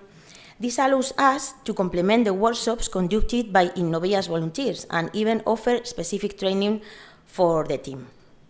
It also enables us to learn about other initiatives in the network and update content. Another special collaboration focuses on basic financial education training is developed in Innoveas. Thanks to Edufinet, an initiative by Fundación Unicaja, we offer workshops on the use of mobile banking apps, internet security, and ATM operation. We offer also several workshops that use augmented and mixed reality to create immersive experiences. Each week we do a different virtual trip. This is very fun. We visit a country through 360-degree videos, complemented by music and culture from that country. Furthermore, we are currently developing a pilot program with adaptive 3D glasses to promote emotional well-being and help prevent cognitive decline. Also, we inform, advise, and guide on the use of voice assistants, home automation, and smart devices, and how this can improve the quality of life of vulnerable individuals in their homes, and of course, break the digital gap. To support this, we have recreated a fully functional home environment at Innoveas. We raise awareness among all stakeholders about the need to incorporate this type of technology to address the situations of vulnerable faced by the individuals. In this context, we are also currently developing a pilot project, Alexa as an ally for home accessibility, in which a group of dependent people are testing Alexa and peripheral devices connected to Alexa to improve their autonomy at home, being able to manage lights, appliances, TVs in a natural way, just using their voice. We also have a wide interaction with the academic world. We regularly receive visits from educational institutions, student groups, and teaching staff from various disciplines: care for dependent individuals, architecture, computer science, social education, or social work, among others. Our main goal here is to promote innovation from an early age and the creation of safe and accessible spaces, including in the digital realm. A part of the academic community, we also collaborate and have partnerships with other relevant stakeholders and key actors of the innovation field, such as different enterprise clusters, other civil society organizations, and of course the public administration, as you have seen in previous slides. And now, please let me to make a small note to one of the most special projects we have developed at Texas. And you will quickly see the strong connection this project has with Innoveas Center and the Innoveas model. Orientatech is an initiative whose main objective is to bring social technologies closer to those who need them the most. In Orientatech, we provide reliable and accessible information about social technology products available on the market, bringing them closer to end users and encouraging developers and manufacturers to improve their solutions through our feedback. Orientatech advise about technological solutions and products which promote the active aging, the personal autonomy, the health, and the well-being of older people, people with disabilities, and other situations of vulnerability. We apply an own methodology that we share with the society, and it is based on the evaluation of technological products by experts and users, and real users, through a double strategy: technical verification and social validation, using defined criteria and a multidisciplinary approach. Most part of these evaluation processes and tests are performed in the Orientatech laboratory, which is located in Madrid, that is where I work, in the central office of Spanish Red Cross. And I'm happy to say that we are working hard to implement soon a second physical laboratory and point of attendance to people. Where? Can you imagine? Of course, at Innoveas Center. I'm sure that we are soon achieve this goal. Orientatech Orientatech activity takes shape in an intuitive and accessible web that serves as a search and comparison tool for social technologies. You can use it in this link, and after that, if you have the opportunity to look a little, I hope that you tell me how you see this portal later. Just like in Innoveas, in Orientatech, we are committed to collaborating with companies dedicated to the social technology. This way, companies can propose their solutions to be evaluated, provided that, of course, they need to be innovative and based on information and communication technologies. They need to be available in the Spanish market, and they need to promote autonomy and active living. Another big line of work that Innoveas and Texos share in this in general is this collaboration with other entities and countries in the development of European innovation projects. It is a great opportunity to share knowledge and experience with other countries and to expand our work beyond our borders.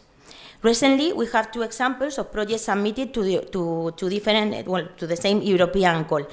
The first one is POCTEC, Rural IA Sociosaludables, that is digital innovation and artificial intelligence solutions for social and healthcare services in cross-border rural areas. And the second one is the POCTEC ECR, that is promotion of active aging in cross-border rural areas through solutions based on exercise games and robotics. And just to conclude, a few figures to illustrate the scope and impact of Innoveas these 2 last years. In 2024, we had 560 completed activities, which have reached 2,462 participants, and this has been possible through the important work of 24 volunteers who have dedicated 1,983 volunteer hours. And in the current year, we have so far 338 completed activities, let's skip the slide, which have reached 1,535 participants, and we are working hard to surpass, of course, the numbers from 2024. And that's all from my side. I don't know if I have been very quick. Thank you very much for your attention, and let's keep innovating together.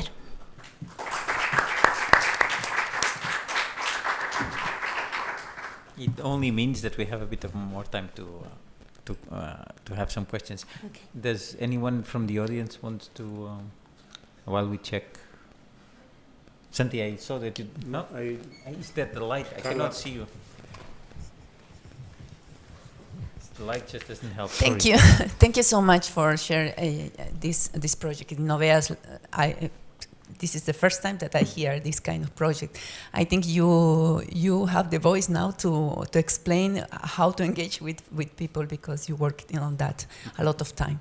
But my question also is, if you have, because you explained that sometimes universities are interested in your project and comes and visit and these things, if you have or maybe in the future, the idea to have this group of control, and then when we state in this Innoveas project with many kind of different components, and then what happened with the quality of life of these people? And I think it's more elder than young people. So you want to know if we if you have some studies now, or maybe you can plan to do for the future. Yes, of course, we are in contact and in collaboration with different universities, and in fact, in this, maybe I have skipped very fast, but in these 2 European projects that I mentioned, of course, universities are involved, and if we win this project and have the opportunity to execute them, we will, of course, be in collaboration with the universities, and it will be a pilot test, and of course an evaluation and a group of control will be involved. Yeah, because this is like blue zones, you know, different factors. According to the academy, different factors that increase and improve the quality of life.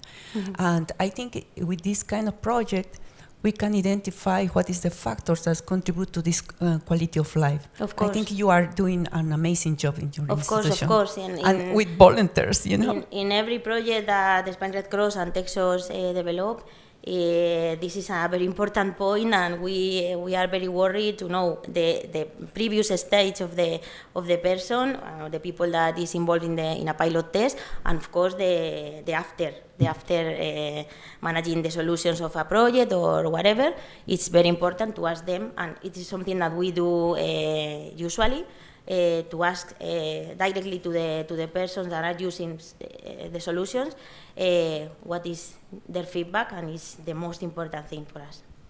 Thank you, and hopefully we can read this kind of studies soon. Thank you. Thank you for your question. We have already the speaker online, the next one, but so I wanted to just find out if there's questions, and I'm trying to, and I don't see anything else. Well, Dana has a question. So Dana, you. Yeah, thank you. I was raising my hand not because I want to speak, which I will soon, but I actually have a question. You had a question. I still have a question. So first of all, congratulations, Anna, to this amazing results from your project. And especially the last two slides I found very impressive, because you listed the number of volunteers that you have and the amazing hours of work they put in, and then, you know, all the results. Do you have a secret in recruiting and motivating your volunteers? We really don't know. I think it's just the name, Red Cross. 100 years of work. 100 years of work on Red Cross. That's probably the. But we are really, really lucky to have this network of volunteers, and day by day we realize that our work is not possible without them. So it's something that. Emotion to me, that makes me emotion a lot, and it's something to be very, very glad and thankful. Yeah, congrats again, and very impressive. And this makes the wonderful transition that Dana is the next speaker, and you can see her on screen. Thank you. Thank you, Anna. Thank you very much for the results and for everything that you do at Red Cross, and being able to come and show us that. Dana is a great friend of EC2U. She's part of our heart. She's been there from the start. She's now focused on Jena Versum, which is another ecosystem effort. But she's been, my lead. So the person I have to, the testimony that I got from Dana on EC2U, that I'm trying to carry over. She's in Jena, one of our universities, and she will now present Jena Versum and what they do there as on the Living Lab theme. Again, Dana, thank you so much for your spiritual support and help and friendship. Thank you. Always, Ricardo, always for you and for EC2U.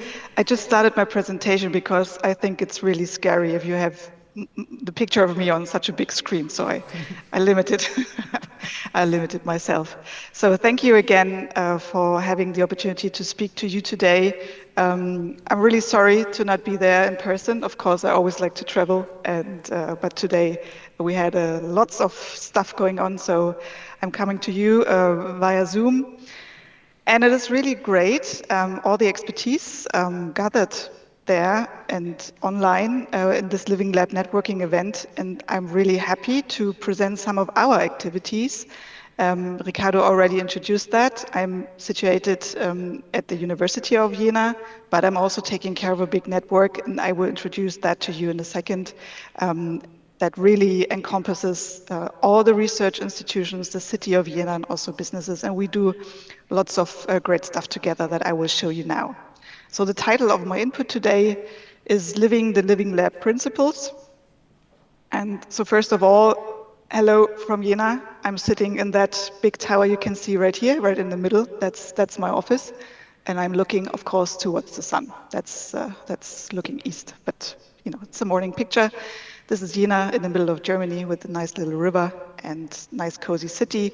And we have 1/4 of our population are the students. So it's a university city. Yeah, so what is the university all about and what is the network Universum all about? To set the scene for you, we are on the way to become a 4th generation university, and that for us means moving beyond knowledge transfer to enable knowledge valorization, to really not just think of transfer as a one, directional activity. Also to build spaces for co-creation and connection, with participation playing a major role.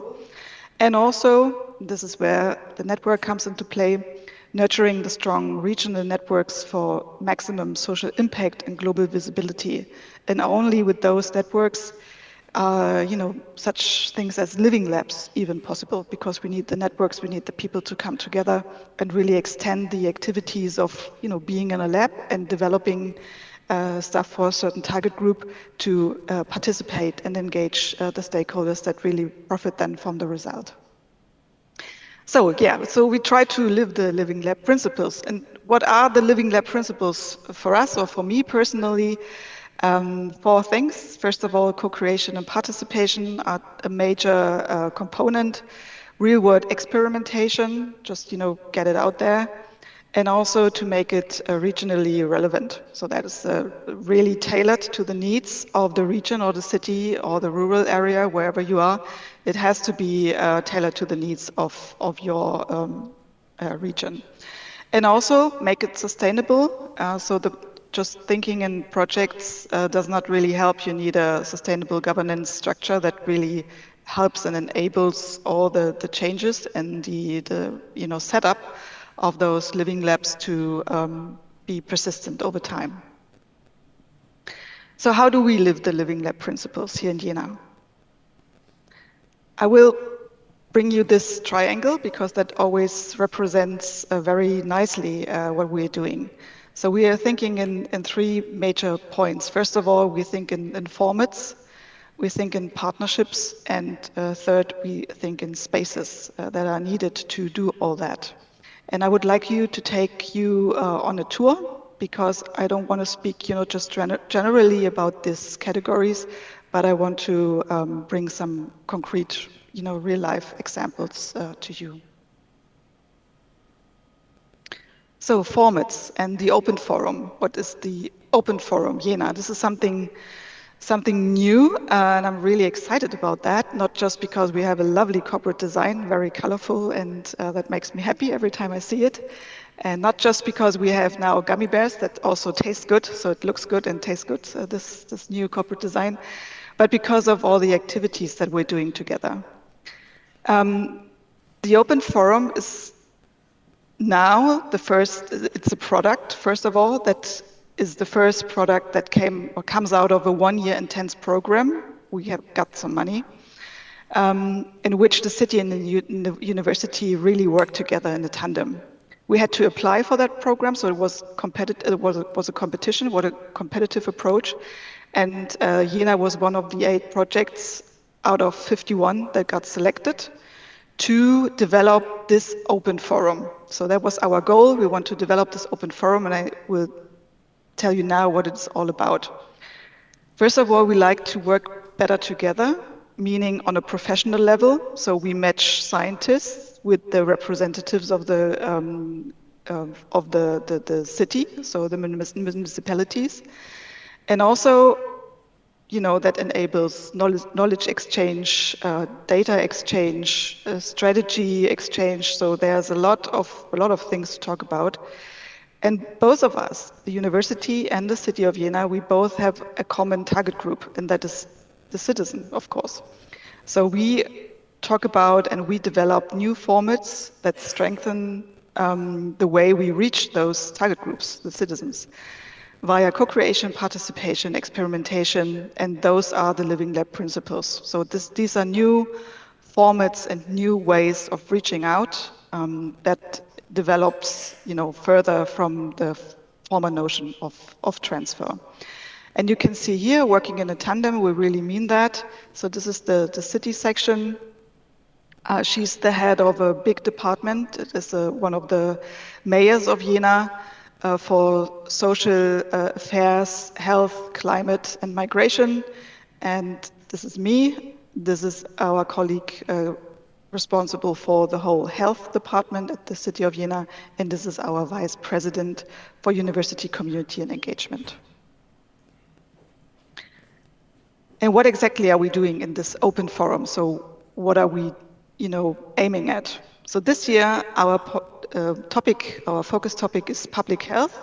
So this is due to the interest of the department of the city that, volunteered to be our partner in this project, and their topic is public health. So we took that topic. So it's really coming from them, the city.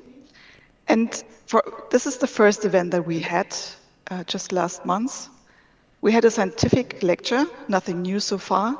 We all know about scientific lectures. You can see our professor here. Then we had a discussion among stakeholders. Again, something we, sometimes have. We have representatives from the city, from the government, from the university hospital, and our professor.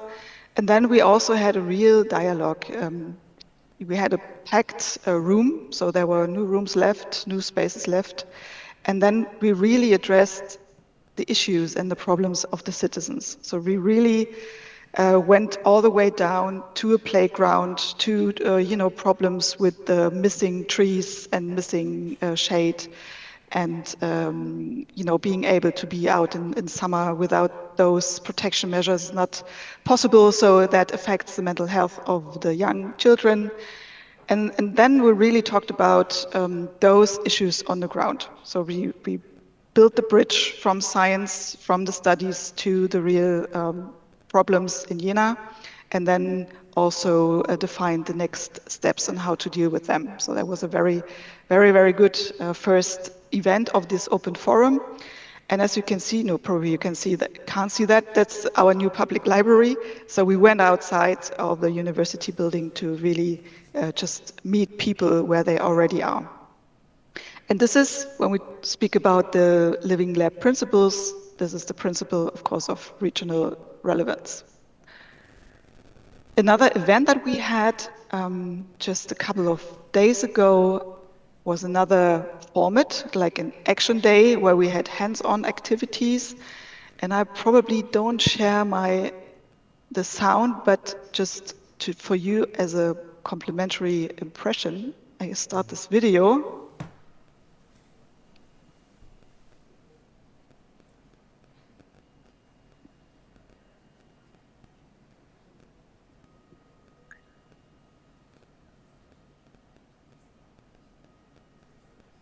I don't know if you can hear the sound. No, okay. So I can just continue talking, that's fine. So you can see here that we were outside again in the city, in the heart of the city, at the city hall. There's a dedicated space for experimentation where that you can just rent and do, whatever legally appropriate things you like to plan. And we went out there because we had a big market day and we were trying to just invite the visitors of the market into the city lab. And we did also some gamification, so we had some stems that you could collect, and the little stands that you could see were all scientific, from science to really appliance, really the translation game of how to put science into good use. And people just came in and visited the researchers and the different, that kind of format already. And that was also really, really successful. We have yet to really convince all the people that just walk by to come in. That's still, you could see the steps at the beginning. People still, were a bit hesitant to come inside. So we have to do something in front of the building next time. But it was like a fun game, an easy game to mingle, and also to get some feedback from the citizens on what they expect from research, what kinds of applications and so on, devices they would like and they would need in their homes, at their workplace, to live a healthy life. Yeah. And here you can see some more pictures of the day, and we have a very good response on social media, because as you can see, of course, this Android attracted a lot of attention. The kids loved him. They queued up to shake his hands and ask him some silly questions. So that was very good, and also strategically posed and positioned to just invite everybody in. And the school kids, as you can see here, really loved it. And this is our Lord Mayor. He was there, and also the partner from the city who is co-chairing the project. And they both just visited this area and were very happy with the result. And this is just a glimpse into the first two formats that we had with the open forum.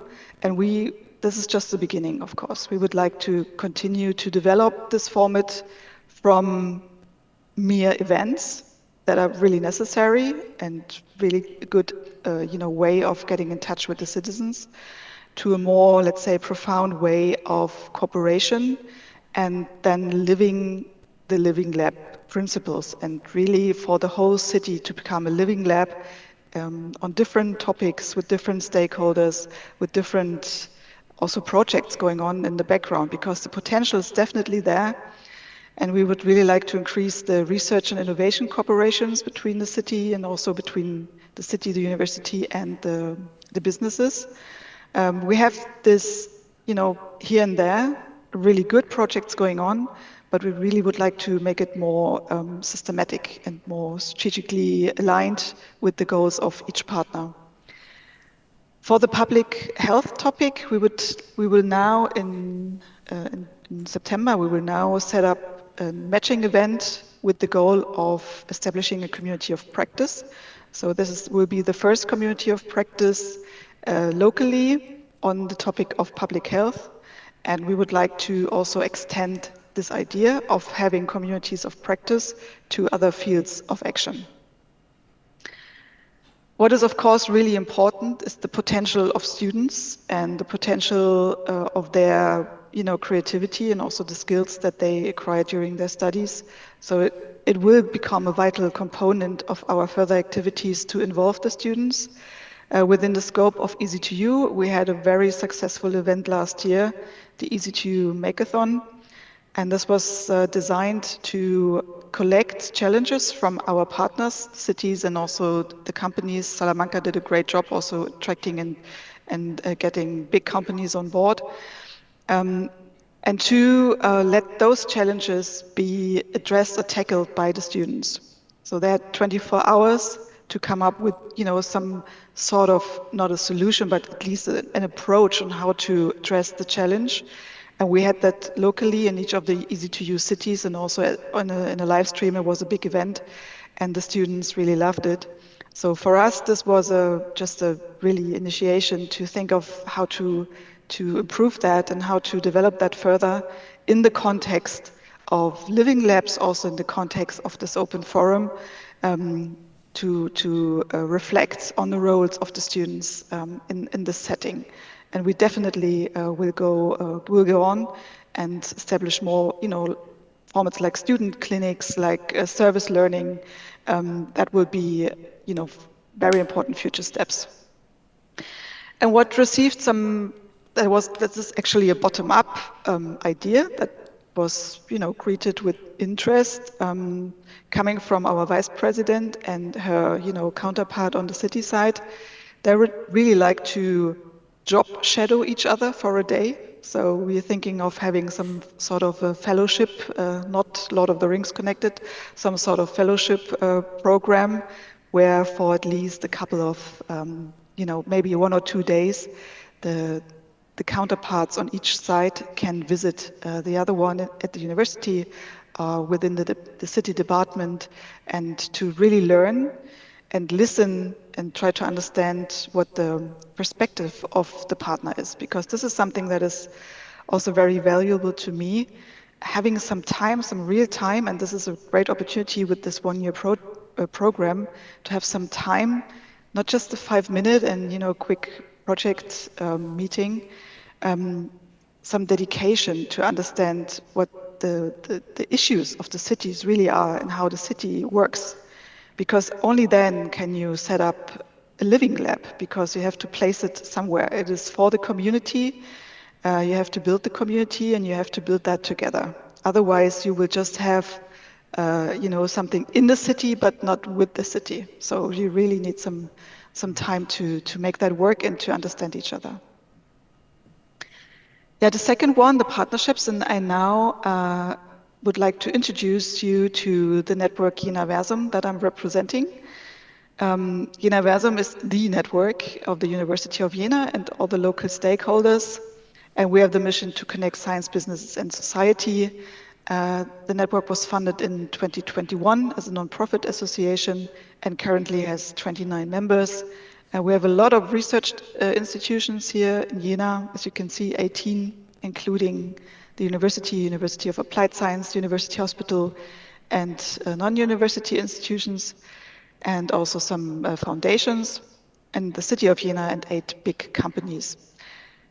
And what we're doing here, you can see on the right-hand side, this is our areas of action, starting with research infrastructure, marketing, research marketing, research exchange, outreach to society, and also just the regional development in general, just having working groups and all of these, and connecting all the stakeholders in those areas.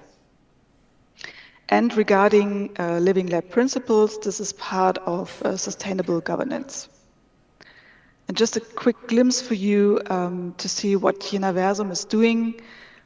We connect people on very different levels, from just everybody, like we had a big future conference, to very specific working groups that you can see here. This is us being deep in one of the hills with a big laser, and people who never see the sunlight, but we connect and talk about IT infrastructure in that working group.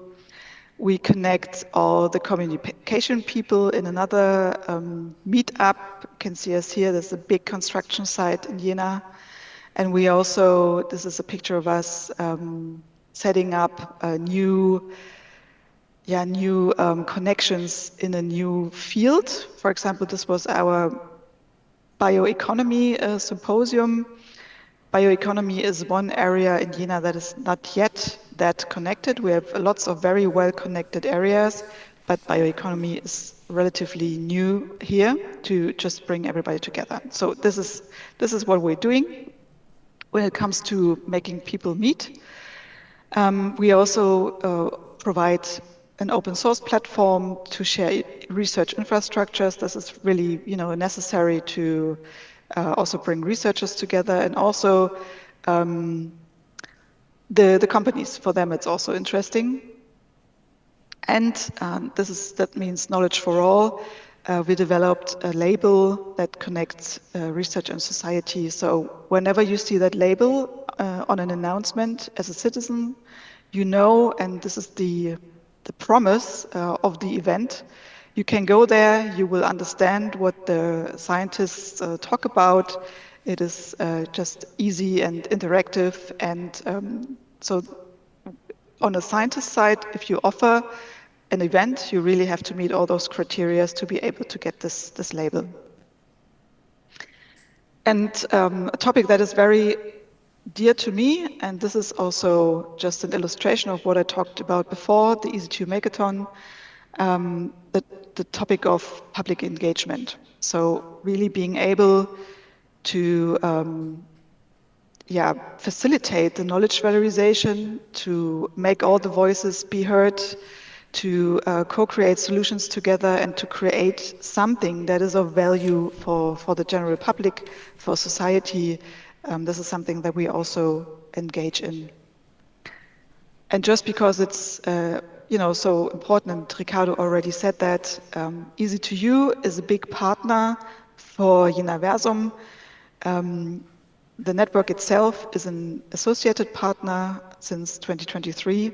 And before that, I was also involved as a lead or co-lead on different work packages, Science within for Society and also Innovation Sphere. These are topics that also I think are central to an idea of a living lab. Yeah, and last but not least, for the spaces, because I'm actually really proud of that and really excited about seeing it become a reality. I'm also, one of my daily work now, part of my daily work now is the forum. That is a building that does not yet exist, so we are planning that now, and the groundbreaking, as you can see here, will start this year, so it will happen. Already some preparation work is being done. And I told you before that I'm working in that big tower, so I can see the construction site from my window. So I can always see, okay, what's going on here? Is it something to be seen right now? And this hub really brings together the scientists, the researchers, of course. We have a science lounge, we have co-working spaces, also a conference area. But this ground level will also be home of the open forum, and also will be a place for dialogue and collaboration, and hopefully also a physical space to have some living labs or living labs exhibitions, and really bring this idea closer to everybody, not just the citizens, but also to the scientists. And the University of Jena is really lucky because this whole building is being funded by the Carl Zeiss Foundation, one of the local foundations here. And it is a tricky process, I'm not going to lie. It is a little bit exhausting to build that building. But in the end, there will be a roof terrace and all the worries will be forgotten in 2028. So I invite you all to come there to Jena, and let's meet on the roof terrace. Yeah, as you said. Santiago already accepted it. Yeah, I'm sure. Okay, and also speaking about governance, just as an additional just thought, I presented the Universum to you that has a very fixed governance board comprised of all the stakeholders from the city and also from the university. And on the other hand, the governance at the university also changed, and it changed in favor of something like living labs, or the whole idea of public engagement and intermingling with the city and the citizens. Because what is new now, of course, we always, we have the president, we always had the president, we still have the president. What changed now is this vice presidency here that you can see on the bottom right corner, the Vice Presidency for University, Community and Engagement. So this is new since November 24. I am the directive, what am I? The directing manager. Yeah, I'm directing manager of this Vice Presidency. And that opens up really a broad window of opportunities for all those topics, including living labs, including public engagement. And this really puts some, momentum to everything that we've been doing in the last years. Because now having this direct access to the university leadership, being able to, just write ideas into all of the papers, it is a lot of work, but it's strategically, this whole, topic has never been in a better position than now.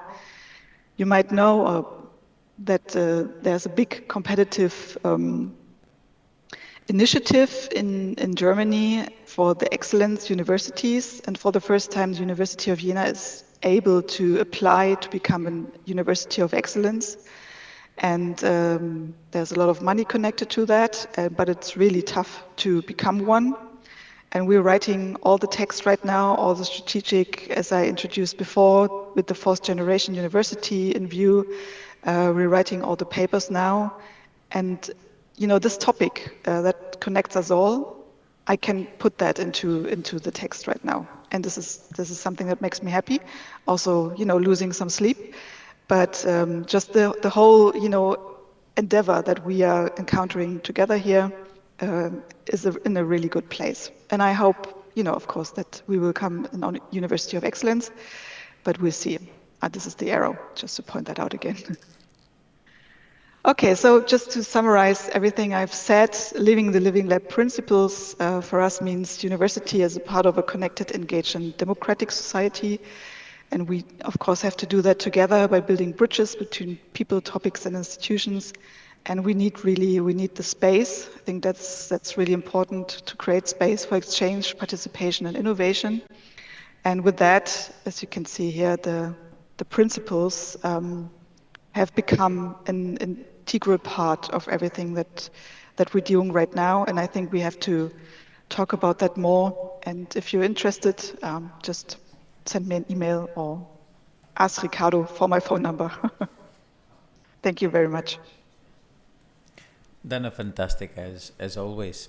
And I'm going to make your day telling you that George just distributed the recipes of innovation book here on the table, so very nice. So it's here in presence. Sometimes making things physical, and so I'll open up the floor if there's questions. Santi, I'm sure you noted some stuff there. But at the moment, don't have exactly one question. So, Jena Versum, is it making an impact, or things are the way they used but just better connected? It's. I know it's a difficult one. It's already an impact. I think we have to talk about impact on different scales. Starting with the micro impact of just people meeting and having no hesitation to contact each other more often, or just lowering the barriers of doing stuff together. And this is something that I can see when I look at all the meetings and the working groups. What I can also see is the impact on a more larger scale. For example, that we have had different events for the University of Applied Science and the University of Jena, and now they're doing joint events to attract new students. This is something I think that came out of Jena Versum. Also new research, also research infrastructure. I would say it does make an impact. But still, there's room to improve. We need more people to do that, and especially when it comes to living labs. I think to really, put it out of the heads and the labs and onto the street, and really inviting participants in. I think this is something that comes together now with the open forum, and we need more time to really make it match and invite more people to come and work with us. Obviously, and Jena Versum is quite young and oh, there's a question somewhere. I need to find out because they come from 3 different places and so on.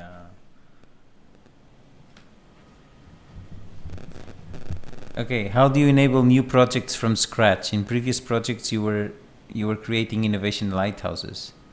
Seems always difficult to start from the beginning. I don't know where enable projects from scratch. I don't think there's always a project. There's always an idea, but so that's the idea. How do you help them out? Projects from scratch, actually. Yeah. Yeah. So starting from scratch kind of is my thing. So I don't know. Seems something something wrong here. No, but in all honesty. For example, with the bioeconomy sector that is quite new, we did a very nice matching event where people pitched their own research, and then we had different tables where people connected to create ideas, new project ideas. This is now research talking, but just bringing people together and making them realize they have a common agenda or just some points of interest that they could further develop or further just continue where it goes. This is something that we do quite often. We call that structured networking. We did that also in EC2U, where people had to draw lines of connection to people, after one pitch after the other, to think through, is this a partner, is this a topic that could be relevant for me? And then we went from there, from the connections to the next step, just formulating an idea. And then actually for the topic of bioeconomy in Jena, we have now, I think, 3 written proposals, starting from the matching event, then meeting again, and then people were able to continue on their own and actually really produced proposals. That's quite impressive, to be honest. Pardon? I have my question. Hello, Dana. My question is a little utopic, but I like to do. When we watching this experience like the forum of Another Living Labs, we are watching the future. We are watching the 20th century meals and workshop of the future, or no? Yes, of course. I mean, looking into the future, we had a quite interesting day yesterday, because we did some, Ricardo knows that because I did that to you as well, Ricardo. We did a Lego series play, and we invited the whole university community to build with Lego their dream university.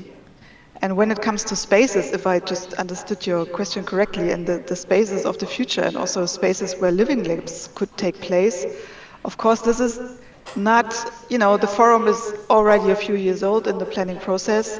What I envision as a perfect space for living labs, and we actually saw that yesterday, created with Lego, is a more open space, is a space that also we also have a little cafe. It has, nice coffee. It has a good maker space. It has also some books, a space for people to meet, and that would be the perfect space for something like a living lab. So I think the forum in Jena, the thing that we are building now, we need that. It's a little bit the future, but I think we need more visions and more visionary thinking when it comes to spaces and places that we need to make it happen. Yeah. Ecosystem co-design. Well, Dana, thank you very much. Obviously you're connected, so we know where you are, and we always hope you participate. So we're going to move on. Be free to stay, and if you can, again, thank you very much. And thank you all. I'm now moving on to João Paulo. On the screen you see Vera Ferro, but that's the connection with IPB, and IPB is the Polytechnical University Institute, whatever we translated it, but Polytechnic University of Bragança, which is a city close to Salamanca, relatively close to Salamanca. It's about 2 hours drive, 2 hours and a bit drive from here.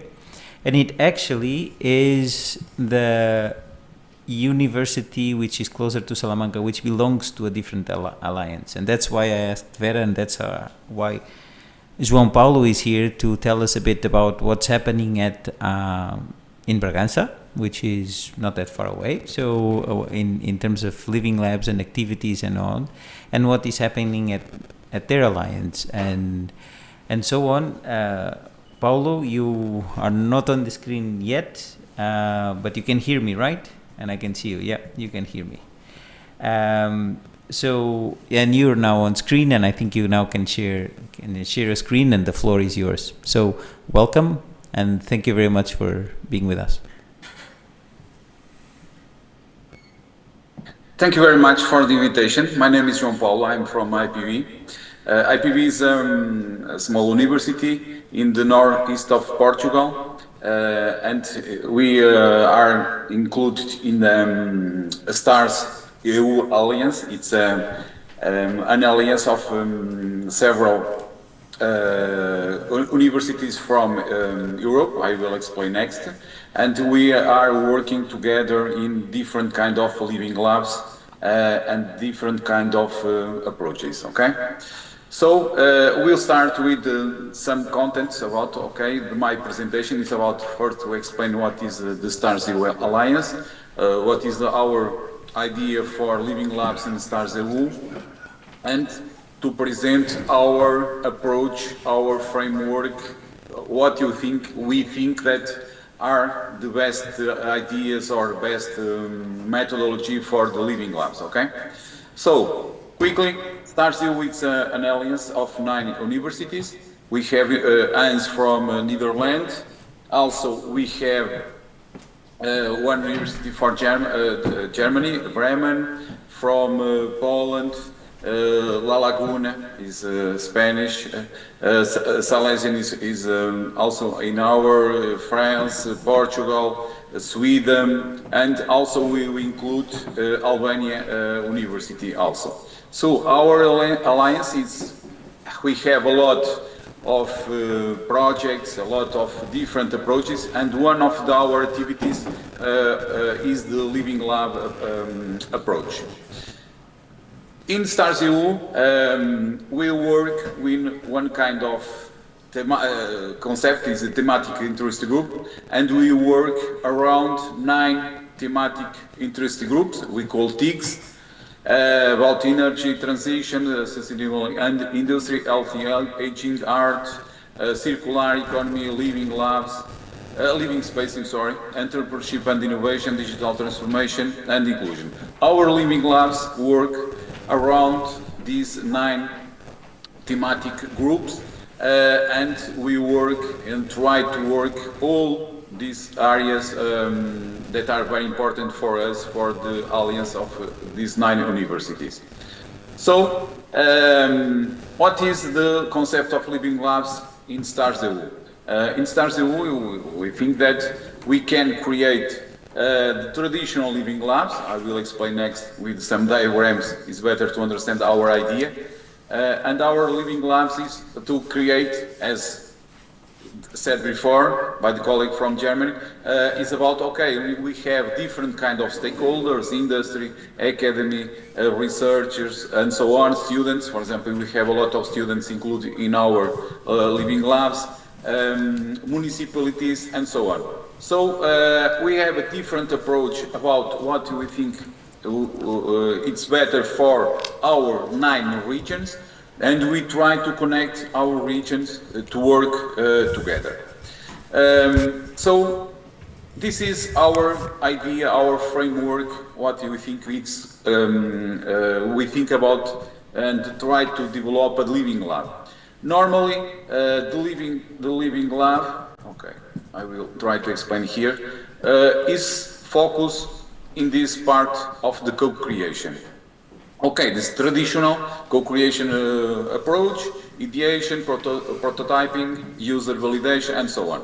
But in our idea of living labs, we also include 2 different things. First is the left side is about the curriculum lab, and the curriculum lab is the integration in our living lab, all the things about new teaching, learning offers, and so on. For example, when we develop a living lab, we try to understand what are the needs about the learning and the new teachings that are required. For example, now we are creating micro-credentials. For example, in this living lab that we are developing now, we identify that our stakeholders in our regions need different kind of skills, of competencies, and so on. So we create in IPB micro-credentials, different curricular unities, master programs, PhD programs, that we try to solve the problems from our region, our stakeholders. So the first approach of our Living Lab is not only to the co-creation, but also the part of the learning or teaching, or that we call curriculum lab.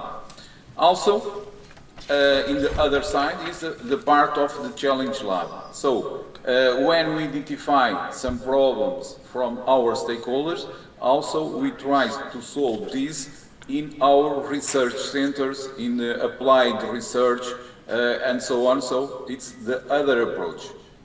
So our idea of a living lab is not only about focus on co-creation, but also in part of the teaching, learning, competencies, and so on that we can develop and we can create and help stakeholders with different kind of learning curricular unities and so on.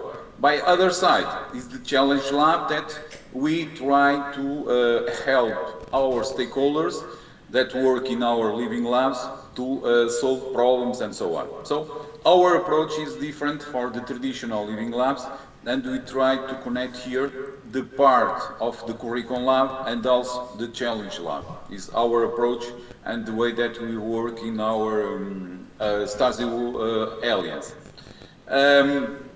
So we have here the description of each phase. First phase is about to identify the external stakeholders, identify needs, opportunities, and so on. So the first approach that we have, when we create a living lab with different approaches, with different stakeholders, municipalities, companies, students, research, teachers, and so on, citizens, and so on. So when we create our living lab, so first, is normal for all the living labs, identify the needs and the opportunities that we can work. What is the difference here to the other living labs? Because as we are alliance, we are 9 partners, we identify different needs in different regions, and we can work together. For example, we have here a living lab in Bragança, in IPB, Bragança, in Portugal, and we have partners from Albania, Netherlands, France, for example, that are working together with the stakeholders from other regions and try to solve problems that they have, the same problems that they have, and so on. So the first part is identify the problems, identify the stakeholders, and identify in different regions, in different partners, international partners. Next is the normal, is the process of co-creation. We identify the problems, the needs of our stakeholders, and also start to involve the TIGs. TIGs is the thematic interest groups that I presented previously. As I said here, we have here these 9 TIGs areas, So we try to identify for each stakeholder that are working with us what is in these thematic areas, the problems, the needs that they have. With TIGs, what is a TIG? For example, the TIG have a different research, for example, for each university, each partner, and each research, teachers, students, and so on, they include different TIGs of different areas, and they work together to identify problems and to develop the solutions for the problems.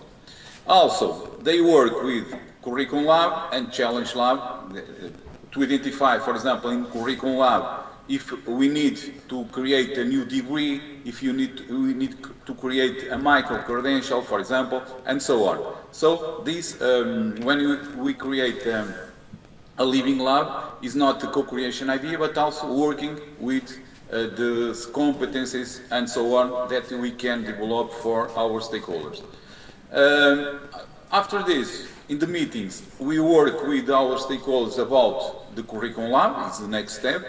Okay, you need to identify, for example, micro-credentials, the PhD level, for example, degrees, master, change our bachelor, our degrees to achieve the needs of the stakeholders. And for example, if one stakeholder needs some competence or some micro-credential, and this micro-credential exists, for example, in Netherlands, so we can connect our stakeholder with the teachers and the micro-credential in other university that they can use. So the idea here is to create or renew, for example, degrees, micro-credentials is our focus in this moment, design training programs for the companies, for example, or for municipalities. We are working with municipalities, for example, in this moment, to give up skills, okay, to do the update of the skills of the employees and the citizens and so on. So our idea is focusing this part. The next step is about the challenge lab, okay? So we identify the problem. Now we can identify here some kind of concepts or products that we can service, that you can develop in our research centers. For example, or in a research center from one partner, for example, for other country.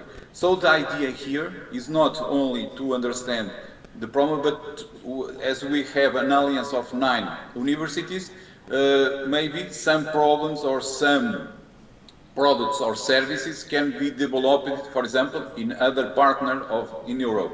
It's not a problem for us. So this is the next approach of our Living Lab. After this, okay, we have the final phase is about the validation, the implementation and assessment, and this part is when we make the communication and dissemination of our products, services, and so on between the community and not only inside the alliance. Normally, we have, in our website, we have the problems, we have the living labs, and all the people, all the stakeholders that want to connect with us, connect by the website, and they can work with us. This is our methodology that we develop for our living labs. So we start with some basic concepts. It's about, okay, the definition of the scope and objectives, identify stakeholders and so on. And when we go for the phase of a concept of a new product and services, we go to the next step. So we can go to a new curriculum lab policies, okay, and we can develop, for example, new teaching and learning offers, and also you can go to the curriculum, the research about the future labs and so on, and you can develop, for example, new products, services, and so on. So here the idea is not only to develop the concept of new products, but also include the learning part, the curriculum lab, to offer the client everything that they need, okay? This is our methodology that we develop. About the final remarks about our mission, what we want for the living labs in STARS-EU, okay, is a different approach, not only focus on co-creation, but also in the part of the needs of the learning, and also about the challenge labs. With our labs, we can connect academy, industry, government, social enterprise, citizens, students, and so on, okay? So, a resume way. What is our strategy to involve the STARS-EU partners and the stakeholders?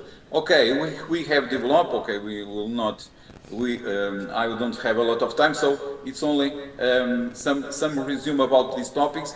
We try to connect our stakeholders with stakeholders in other parts of Europe. So our idea is, if a stakeholder here have a problem or a solution, we can try to find in some university of our partners if they have the same problem. If they have the same problem, we can work together, that we are doing now, and try to solve the problems for our stakeholders connected with our partners or the other universities. Okay. Now, what we are developing? So I will present the living labs that we are developing in this moment, and in Bragança, in Portugal, but also in our partners in the Alliance. We have here, if you want to connect, to go to this website, livinglab.ipb.pt, we have information about our living labs. In this moment, we are running 3 pilots of living labs. We have a pilot inside Macedo Cavaleiros. Macedo Cavaleiros is a municipality near a small city here near Bragança.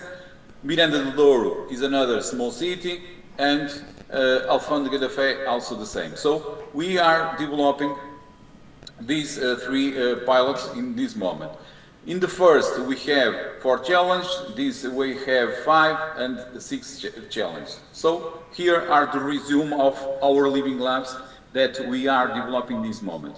So our living lab, the name is Nexus for Future. Its focus, the main TIC area is the digital transition, but I will show that we have different areas and that we are working this moment. For example, this first one, we have one challenge is about digital transformation, sustainable industry, circular economy. The second is about arts and creative industry, and so on. So, as you can see, in each pilot that we have, this living lab, we have different TIC areas or thematic areas that we focus to achieve our main objectives. In the last month, we have a hackathon also, about wood, where we work about digital transformation, entrepreneurship, sustainability, and industry, and art. The main stakeholders that we have included in our living labs is, for example, in this first one is one municipality of Macedo Cavaleiros, companies, students from Portugal, students from Brazil, teachers from IPB and also from Brazil, and research also from Portugal, and other companies. In this last one, we have, for example, students and teachers from our partners from Albania also, and the next week we have also another activity where we have also partner students and research and companies from Netherlands and France. So the idea about our living labs is not a local living lab, but also an international, inter-regional and multi areas living labs. So our idea is not to focus only in our region, but also expand to other regions and collaborate with our partners in our living labs. For example, what we are developing this moment, IPB, we work with all the TIG areas, the 9 areas that I presented in the beginning. For example, Hans from the Netherlands are developing living labs about health engaging and digital transformation. For example, in France is about digital transformation. In Poland is about art, creative industries and living spaces. And for example, La Laguna in Spain, circular economy. In West Sweden, we have sustainability industry, and in Bremen, Germany, they are working in living labs about living spaces. So each partner have different living labs, and we work together and try. In this moment, we have companies, for example, stakeholders from Portugal that are participating in the living labs in other regions and with our partners. For example, the hackathon that we develop here, we are now developing another activity about the hackathon about wood that we work with Germany, Bremen, and also with Hans from Netherlands. So the main objective of our living labs is try to connect all the partners because they have different ideas, but sometimes they have the same problems, and we try to solve the problem that already is tried to be solved in other part of Europe of our partners, so we can easily work with them. This is the main concepts about our living lab. The idea here, we focus only to finish this part, is about our idea that the living lab needs to be include these two parts, not only the co-creation but also the part of the new teaching and learning offers. Okay, when we develop a living lab, and in this moment we create different micro credentials, we create different curricular unities and so on. So this is our focus and what we think that can be good for the regions and our partnerships. So in the resume way, this is our work about living labs. If you have some ideas or if you want to work with us, it will be a pleasure. Okay, this is my email. You can send me an email, and maybe we can try to connect and get more information and work together with more partners, not only 9, but a lot more partners that can be included in our living labs. Okay, so thank you very much. If you have any question, please tell me. Can you hear me? Yes, Jean-Paul. Well, thank you very much, Jean-Paul. Fantastic, on time. And I have a question, because so alliances are all specific and very different. And how is your relationship with your partner? Especially, you're making a big effort to, for what I see, of that your living labs are really alliance living labs and not just an addition of different universities, what it's happening at different universities. So you're really building from scratch something that is interconnected. And tell us a bit more about that experience. How is it working? And at the terms of the alliance, how is that supported by the coordination of the alliance? And how is that in terms of governments supported? Is that inside of a WP? Is something that the dynamics of the group allows? Tell us a bit more about that. How is that work program that you described? How is it supported and really, because to work, like we heard with Dana, sustainability is dependent on that support. Yes. Inside the alliance, you have a model of governance that you have, for example, one kind of is a steering committee that control all the activities and so on. Inside the activity of living labs, we have a main responsible that are, for example, for living labs, the main responsible of this activity are IPV, Portugal, and also French Comté in France. And the first problem that you have in the beginning is, okay, how we can connect stakeholders from Portugal with stakeholders from France, for example, or Netherlands. First problem was the language. Okay, normally our companies only speak Portuguese, and it's not too easy to put the companies talk in English to connect with French or Albanian, something like this. It's not easy. So this was the first problem that we found.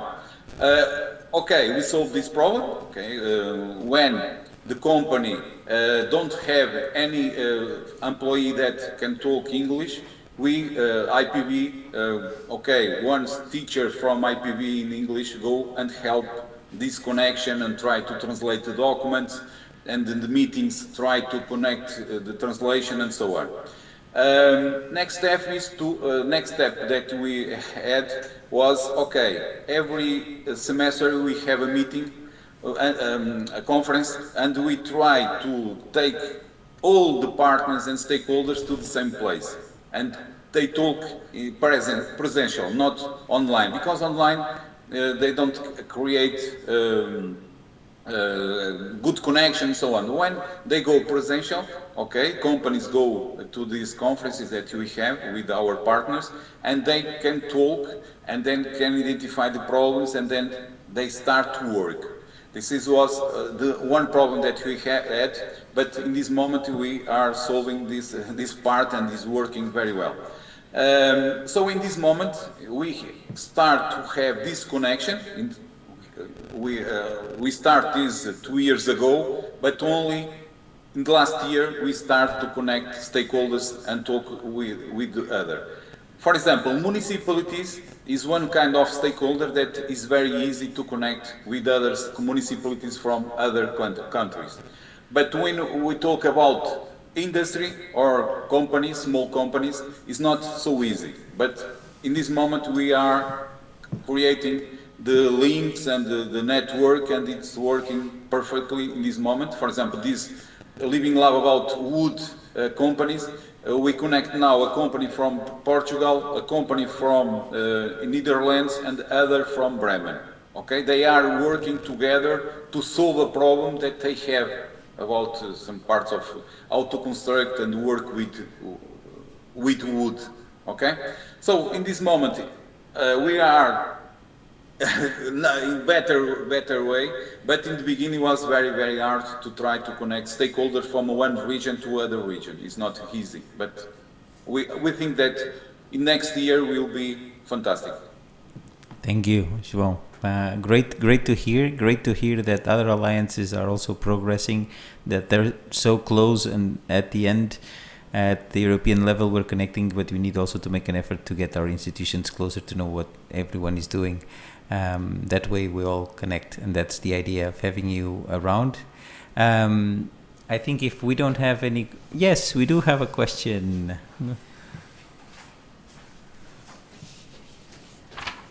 Maybe you can already come and do it from stage.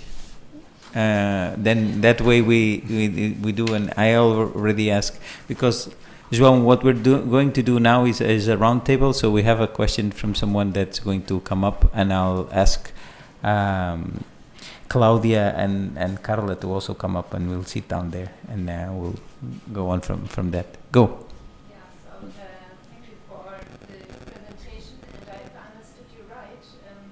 The micro credentials is a thing to enrich the what you already do with the students, so they have extra courses to reach extra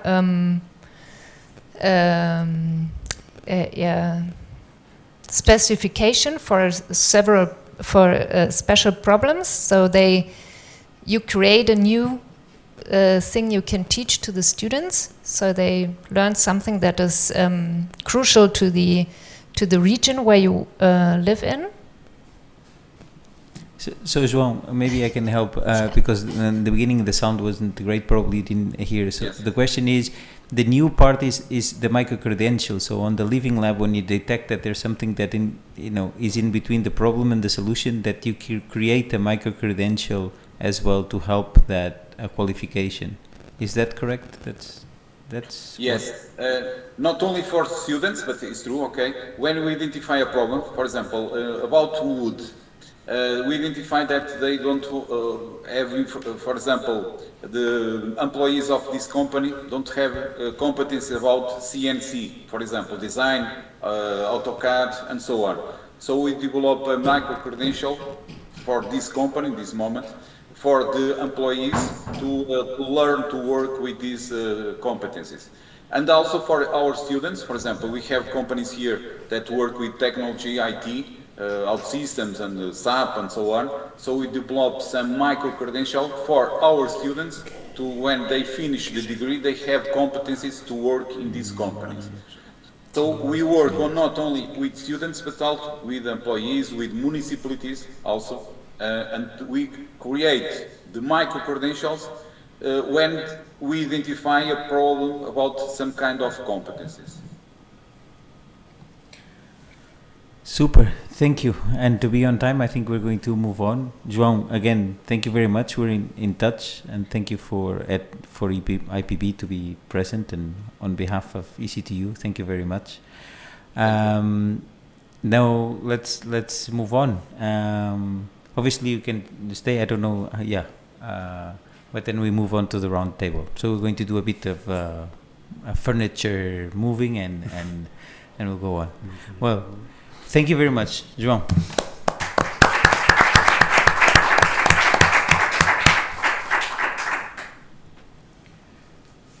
Okay, guys. So we're getting to the end. So I'm going to ask a bit of.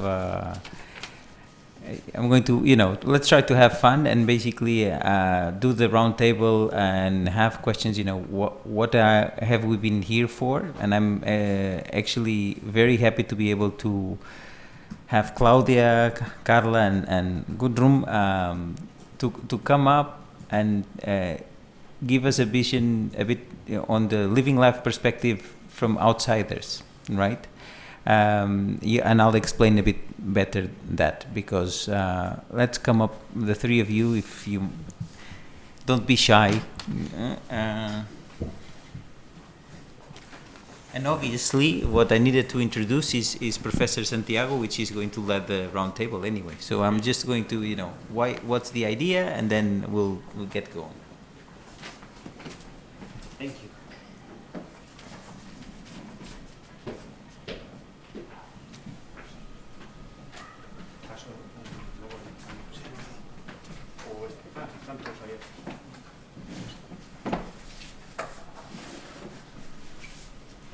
So I'll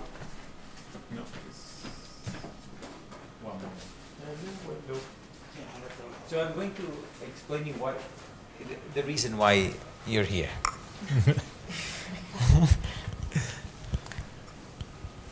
Hello. Great. So the idea, on a perspective of a living lab, the feedback is always important, and it's always great to have feedback from people which are from outside. It's much better. It's much than the inside feedback. And the idea also that we're so lucky to have you, the three here, is that, Gudrun, you came a bit to know what were living labs. You were no connection to the EC2U Alliance, really, and you just wanted to find out what the event was like. And, thank you very much and you've been listening to all of this. So the questions will guide you to say, well, what is this about, and what is the importance? Is there any real value to this? So that's one. Thank you very much for accepting that. And Carla, she's close, but in a way, their institute is not the university, is not even associated and linked, and she's been around. So what was the invitation? Does she find any value onto this? And Claudia, she's the first time that she's the university at Linz, but she's the first time that she's involved, and Linz is one of our earliest partners. So that's why, Santiago, we have three people which are a bit, so, ask them what has been this good for, and how we can improve or get better. And so, Santiago, lead us through this. Okay. Thank you for introducing to the person in this meeting. Then the first question that we like to put in the table is the value of our network and the value of the network of the living labs. João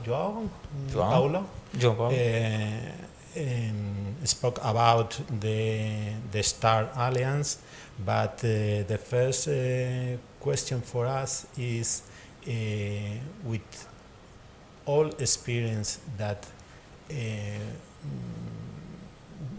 yesterday and today we can see, and all the experience of our EC2U project, finally, what is the value of our network regarding to the living labs. Okay, and probably you has a very good perspective from Lind, no?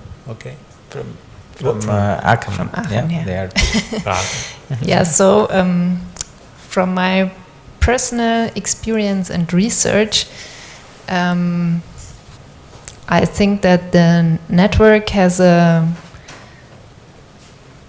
impact on how universities can improve on connecting with civil society and also other actors that are engaged in living labs. So I think this can have a bridge function, and also that the exchange between the universities will help to see what people need and where are the differences, the cultural differences, the local differences, and we can learn from that. So I think it's a good idea to exchange and collaborate with each other. Okay. Then, Carla, you have. Well, this is an interesting question, related to the value of living labs. Well, I really believe that we are in the time that we can change this way to work in living labs. Because this concept of living labs is not new. It comes from 2000, at least for MIT. And we have the opportunity for a small, I will say the small is beauty. It's like stop to talk, the concept, co-creations and funds, places, many things. That sometimes the easy way and the best way, the value of these living labs is like the name, laboratories, living laboratories, which means that we need to create something more close to our civil society, like arts. When we have arts, food, or these different specialities to try to engage with the real civil society, it's in these little moments that we really understand what is the value of these living labs. And as academic, as researchers, with these kind of activities, with the small, like I said, small as beauty, with these kind of activities, we can change our language.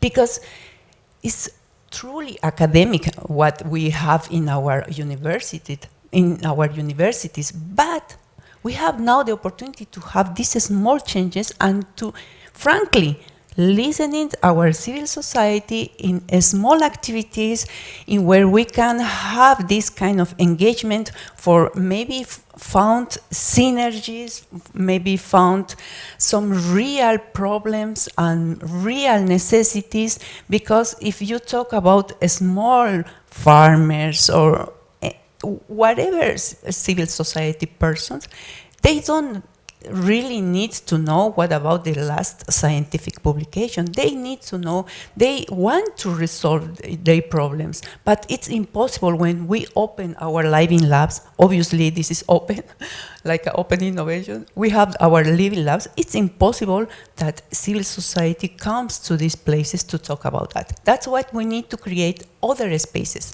like simple but beauty, like arts, kids, or meetings to try to find synergies between us. Thank you, Carla.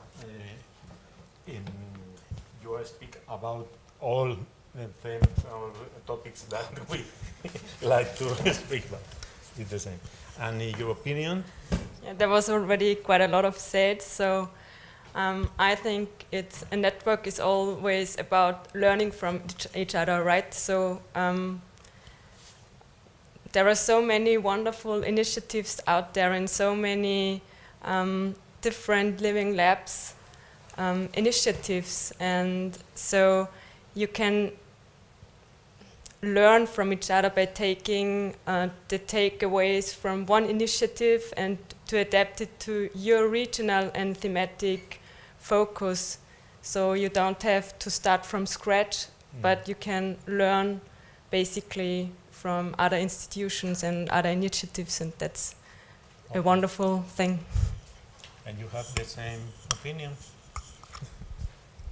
Well, because this meeting... Yeah. No, none of the inside of that, and I think I would go further.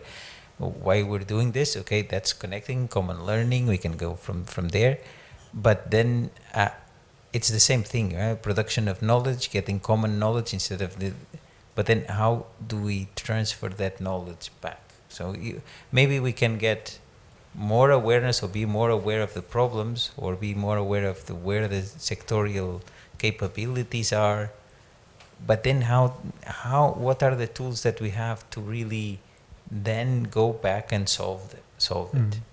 Because yes, we can make that's what, to put it in a bit of a figured sense. We have a mobility problem. Maybe we can build a wheel because we know where. But can we really make the bicycle or make the car?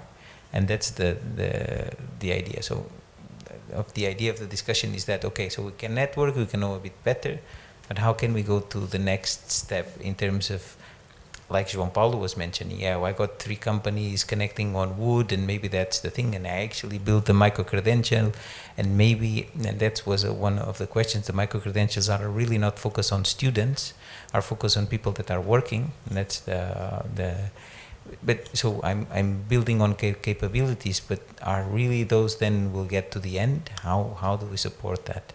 And so I think that's the purpose of this and networking, but then how do we get to that stage? I know it's a very difficult question, but anyway, since we're here, okay. I know we have got bright minds, bright ideas. So. Okay, and now I start with you, Carla. We can learn something about the best practice with all examples of 2 days here. We can we can have the opportunity to see the future and the possibility to transfer between us and the best practice of the case of that we seen yesterday and today. Carla, the idea is, could you identify, or in any of you, were you able to identify a best practice here on all the days that you've been here? What is the best practice that we should incorporate or export or find something that can you identify that? No, for sure. All our projects are an amazing experiences, because when you work with people, you work in different places, you deal with behavior, with cultural, with infrastructure, with many things around each place. And when you have a project with Living Labs, for sure you can learn from this experience to try to implement, maybe not the same solution, but maybe close. For sure, it's I think it's so important to see or to create the name of the European Living Labs, which is the reasons. European Networking Living Labs, which is that the main goal of this institution is to co-create a real network to see what is the real challenges and maybe barriers or improvements that you did in the past with these Living Labs, and try to get this not knowledge, but you maybe see these experiences to implement in yourself, in your project. For sure, networking is so important. Okay. Yeah, I think the good thing is that we have 2 ways of looking at the problem. So on the one hand, you have a focus on the local needs, which is the good thing, you can concentrate. And on the other hand, you can make your head up and see what is going elsewhere and maybe find a better solution of what you have ended so far. So you were stuck on that problem, and that is the good thing to see what others are doing, even if you don't adapt one of those solutions, but you will open your mind and get some ideas. Yeah, in fact, there is not too many to add. I guess a major takeaway for me from these 2 days is to inspire yourself and from other initiatives, and to sometimes think big. And I think it's also important as a university to start the dialogue with stakeholders outside from university, to meet on level, so to open up and get other people involved. Okay. Would you like to? Best practice? No, I don't have. It's hard to pick one. Yeah. It's really hard to pick one. No, I don't. Yeah, no. Because I think there some living labs are really. So I really like the experience, for instance, from Panella, from that comes straight from policy downwards to results. So I really like that. So I think it was a really there's extraordinaries, but if I have to pick one, and it's actually so the European Commission actually is that it comes from policy up to the top level, that it goes on to a plan. It's a long-term plan, a 20 years something plan, and then it comes out on impact, which can be measured in economic terms or social terms or whatever terms they may be, but it's actually that it's transformational. And actually there's a few experiments in Europe that try to do this place-based transformation, and they're very slow, and you can see it's obviously slow, but it's not as effective. And I think that was one talk where I really saw some transformation of place transformation where it's most needed, which is territory, for instance. So I really like that best practice, for instance. Okay. And the final question, I'd like to start with you, is the problems, okay? The barriers, and especially regarding to the fundings and funds for these living labs. But first, the barriers, institutional barriers, and the problems with the different stakeholders or different authorities. And second, the money, okay? And what we experienced from our project, which took some principles of the Living Lab, was that we had to do quite a lot of work to explain ourselves, to explain the initiatives, to motivate, to participate. So there are certainly barriers you meet when setting up a Living Lab or a similar initiative, and it needs quite a lot of explanation and work to overcome those barriers and to highlight the positive things and the impact which can be created when going for a living lab or an initiative. But is more difficult with the people or with the another side, the administration or another or companies, for example? Yeah, I think it's a bit both. So there are regulations and frameworks in place, and sometimes it's not that easy to especially fit interdisciplinary and transdisciplinary projects within a university structure. And also funding is another problem. So many initiatives we have are project-based, and it's always a limited period of time, and it's then rather difficult to move beyond and to establish, to institutionalize your project or your initiative after the funding has stopped. So that is a problem, yes. Okay. Now is your moment for speak about the fundings? Because always you speak about the problem, the money, the central problem is the money. Where's the money? Where's the money? Where's the money? Well, I don't want to be known with that. Without resources, but that's the thing. So with your question, I like your question. Is it more difficult with people or institutions?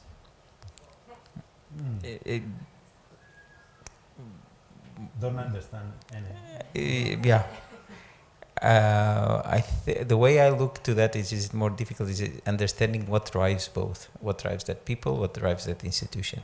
And I think that's the way we can deal, find that. Where is the money? And I think that's what Carla asked me. So for things to do things is that where is the money to do things? Well, most of the times it's not easy. Although, for instance, Jose Francisco here just said, well, if I bring you a spin-off, it's a red carpet. Yeah, but, the carpet doesn't do much. So I think that's it. It's multifactorial, and people, institutions, and money are not always in the same places and the same voices and on the same decisions. And the other thing is that some decisions are hard, easier or more difficult, but sometimes they're not made by one person. What happens is this is an ecosystem. A lot of things have to be aligned. A lot of decisions. For instance, here in Salamanca, the Abinova thing. A lot of different people, different institutions have to be aligned, and that is a lot of work. That it's on that vacuum of decisions. A lot of people have to be motivated and aligned for building that ecosystem.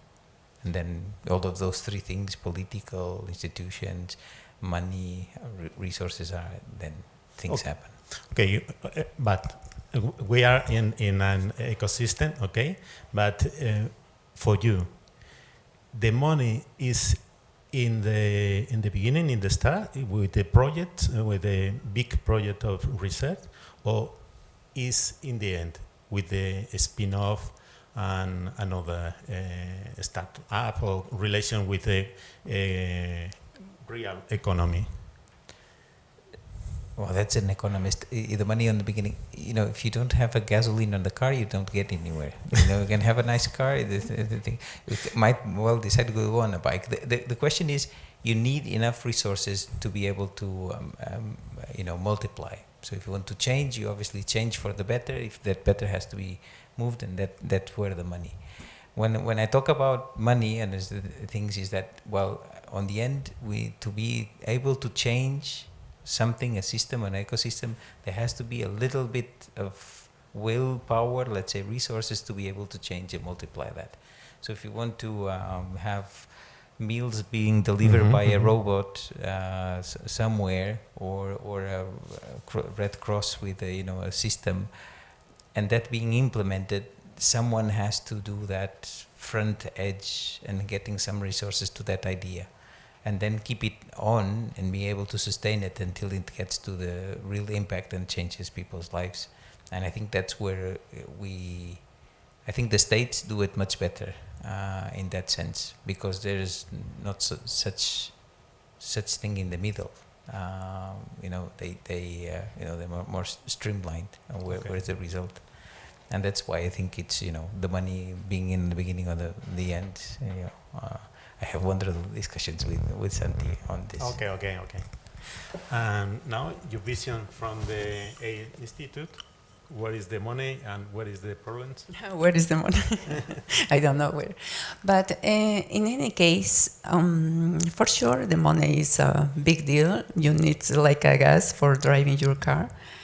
However, when you work, especially with Living Labs, which is the main subject here today, you have now the opportunity to certificate your Living Labs. According to ENOL, to this European Networking Living Labs, you have now the possibility to have this accreditation. This is like a certification. Is when your Living Lab accomplish many different indicators. You have this certificate for a real Living Lab in Europe, and with that, for sure, you can get more money. But the big deal here is it's a game. It's just if we look only the money for this kind of experiences, maybe we've lost the focus. I really want to just in simple words to try to say that we have now the opportunity not only for looking more money for these living labs, it's now we need the opportunity to work with this society, because universities has the social responsibility to create this or to bridge this gap, or to try to reduce this gap between universities and societies. Because the idea is to use this research in a practical way to go to our needs, the real needs that our society has. And these living labs, it's possible to have money with this, like I said, certification. You have it's a simple steps that you have accreditation for these living labs, and then you can find a real money to support your ideas. But the main, in any case, the main goal now is work with the real needs of society. Okay. Mm-hmm. And finally, you. Yeah, so money is for sure a thing that we're all looking for. And yeah, on the one hand, I think it's a bit easier for universities to reach out for funding lines. And also when there is technique involved. So I think these issues are more easily to install a living lab. If it has a more social focus, it might be different. And I think this is also connected to political surroundings. So what is the aim of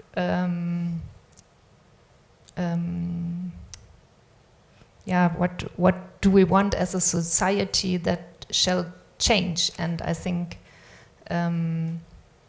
the market and living wealth is always an aim that we are looking for.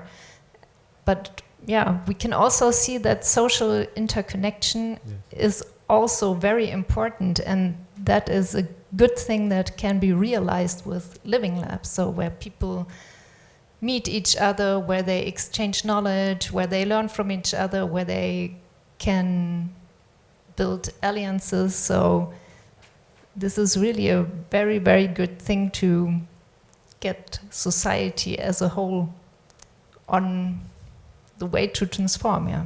Yes. The value is more important than the money. Okay, we have 1 minute, no? Okay. I guess this was For the ask, for the question. At last. No, I don't need the mic. But online need to, okay.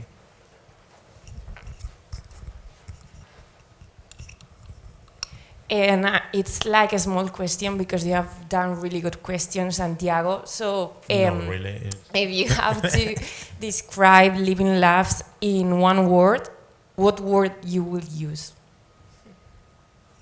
Is that a question for all? Yes. Yeah? Also for you. If Okay. They use 2 living labs. only one. If you can describe or what means for you living labs. Just in one word. One word. Engagement. Fun. Impact. Trust.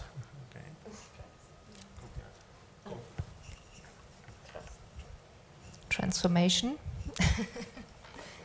Thank you. Great challenge. Another question? Time for food, right? Well, Santi, let's close it.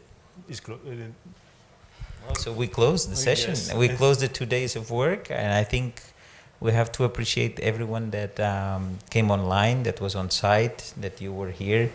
I think it was a great event. I think it ended well, on time.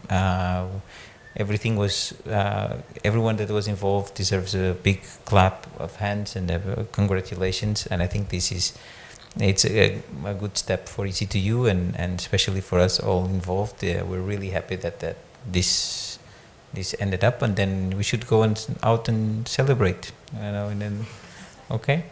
So thank you very much, everyone. And finally, I like to give the thanks especially to Jorge, okay, our petties, and especially to you, okay? Because and the technical guys there, Ricardo, okay, to the okay. Ricardo there, and the staff of the technical staff. But thank you very much, Ricardo, because if you are the person that is in the key place, and it's impossible to do this experience of the EC2U without you. Thank you very much. Oh, welcome. Okay. Bye.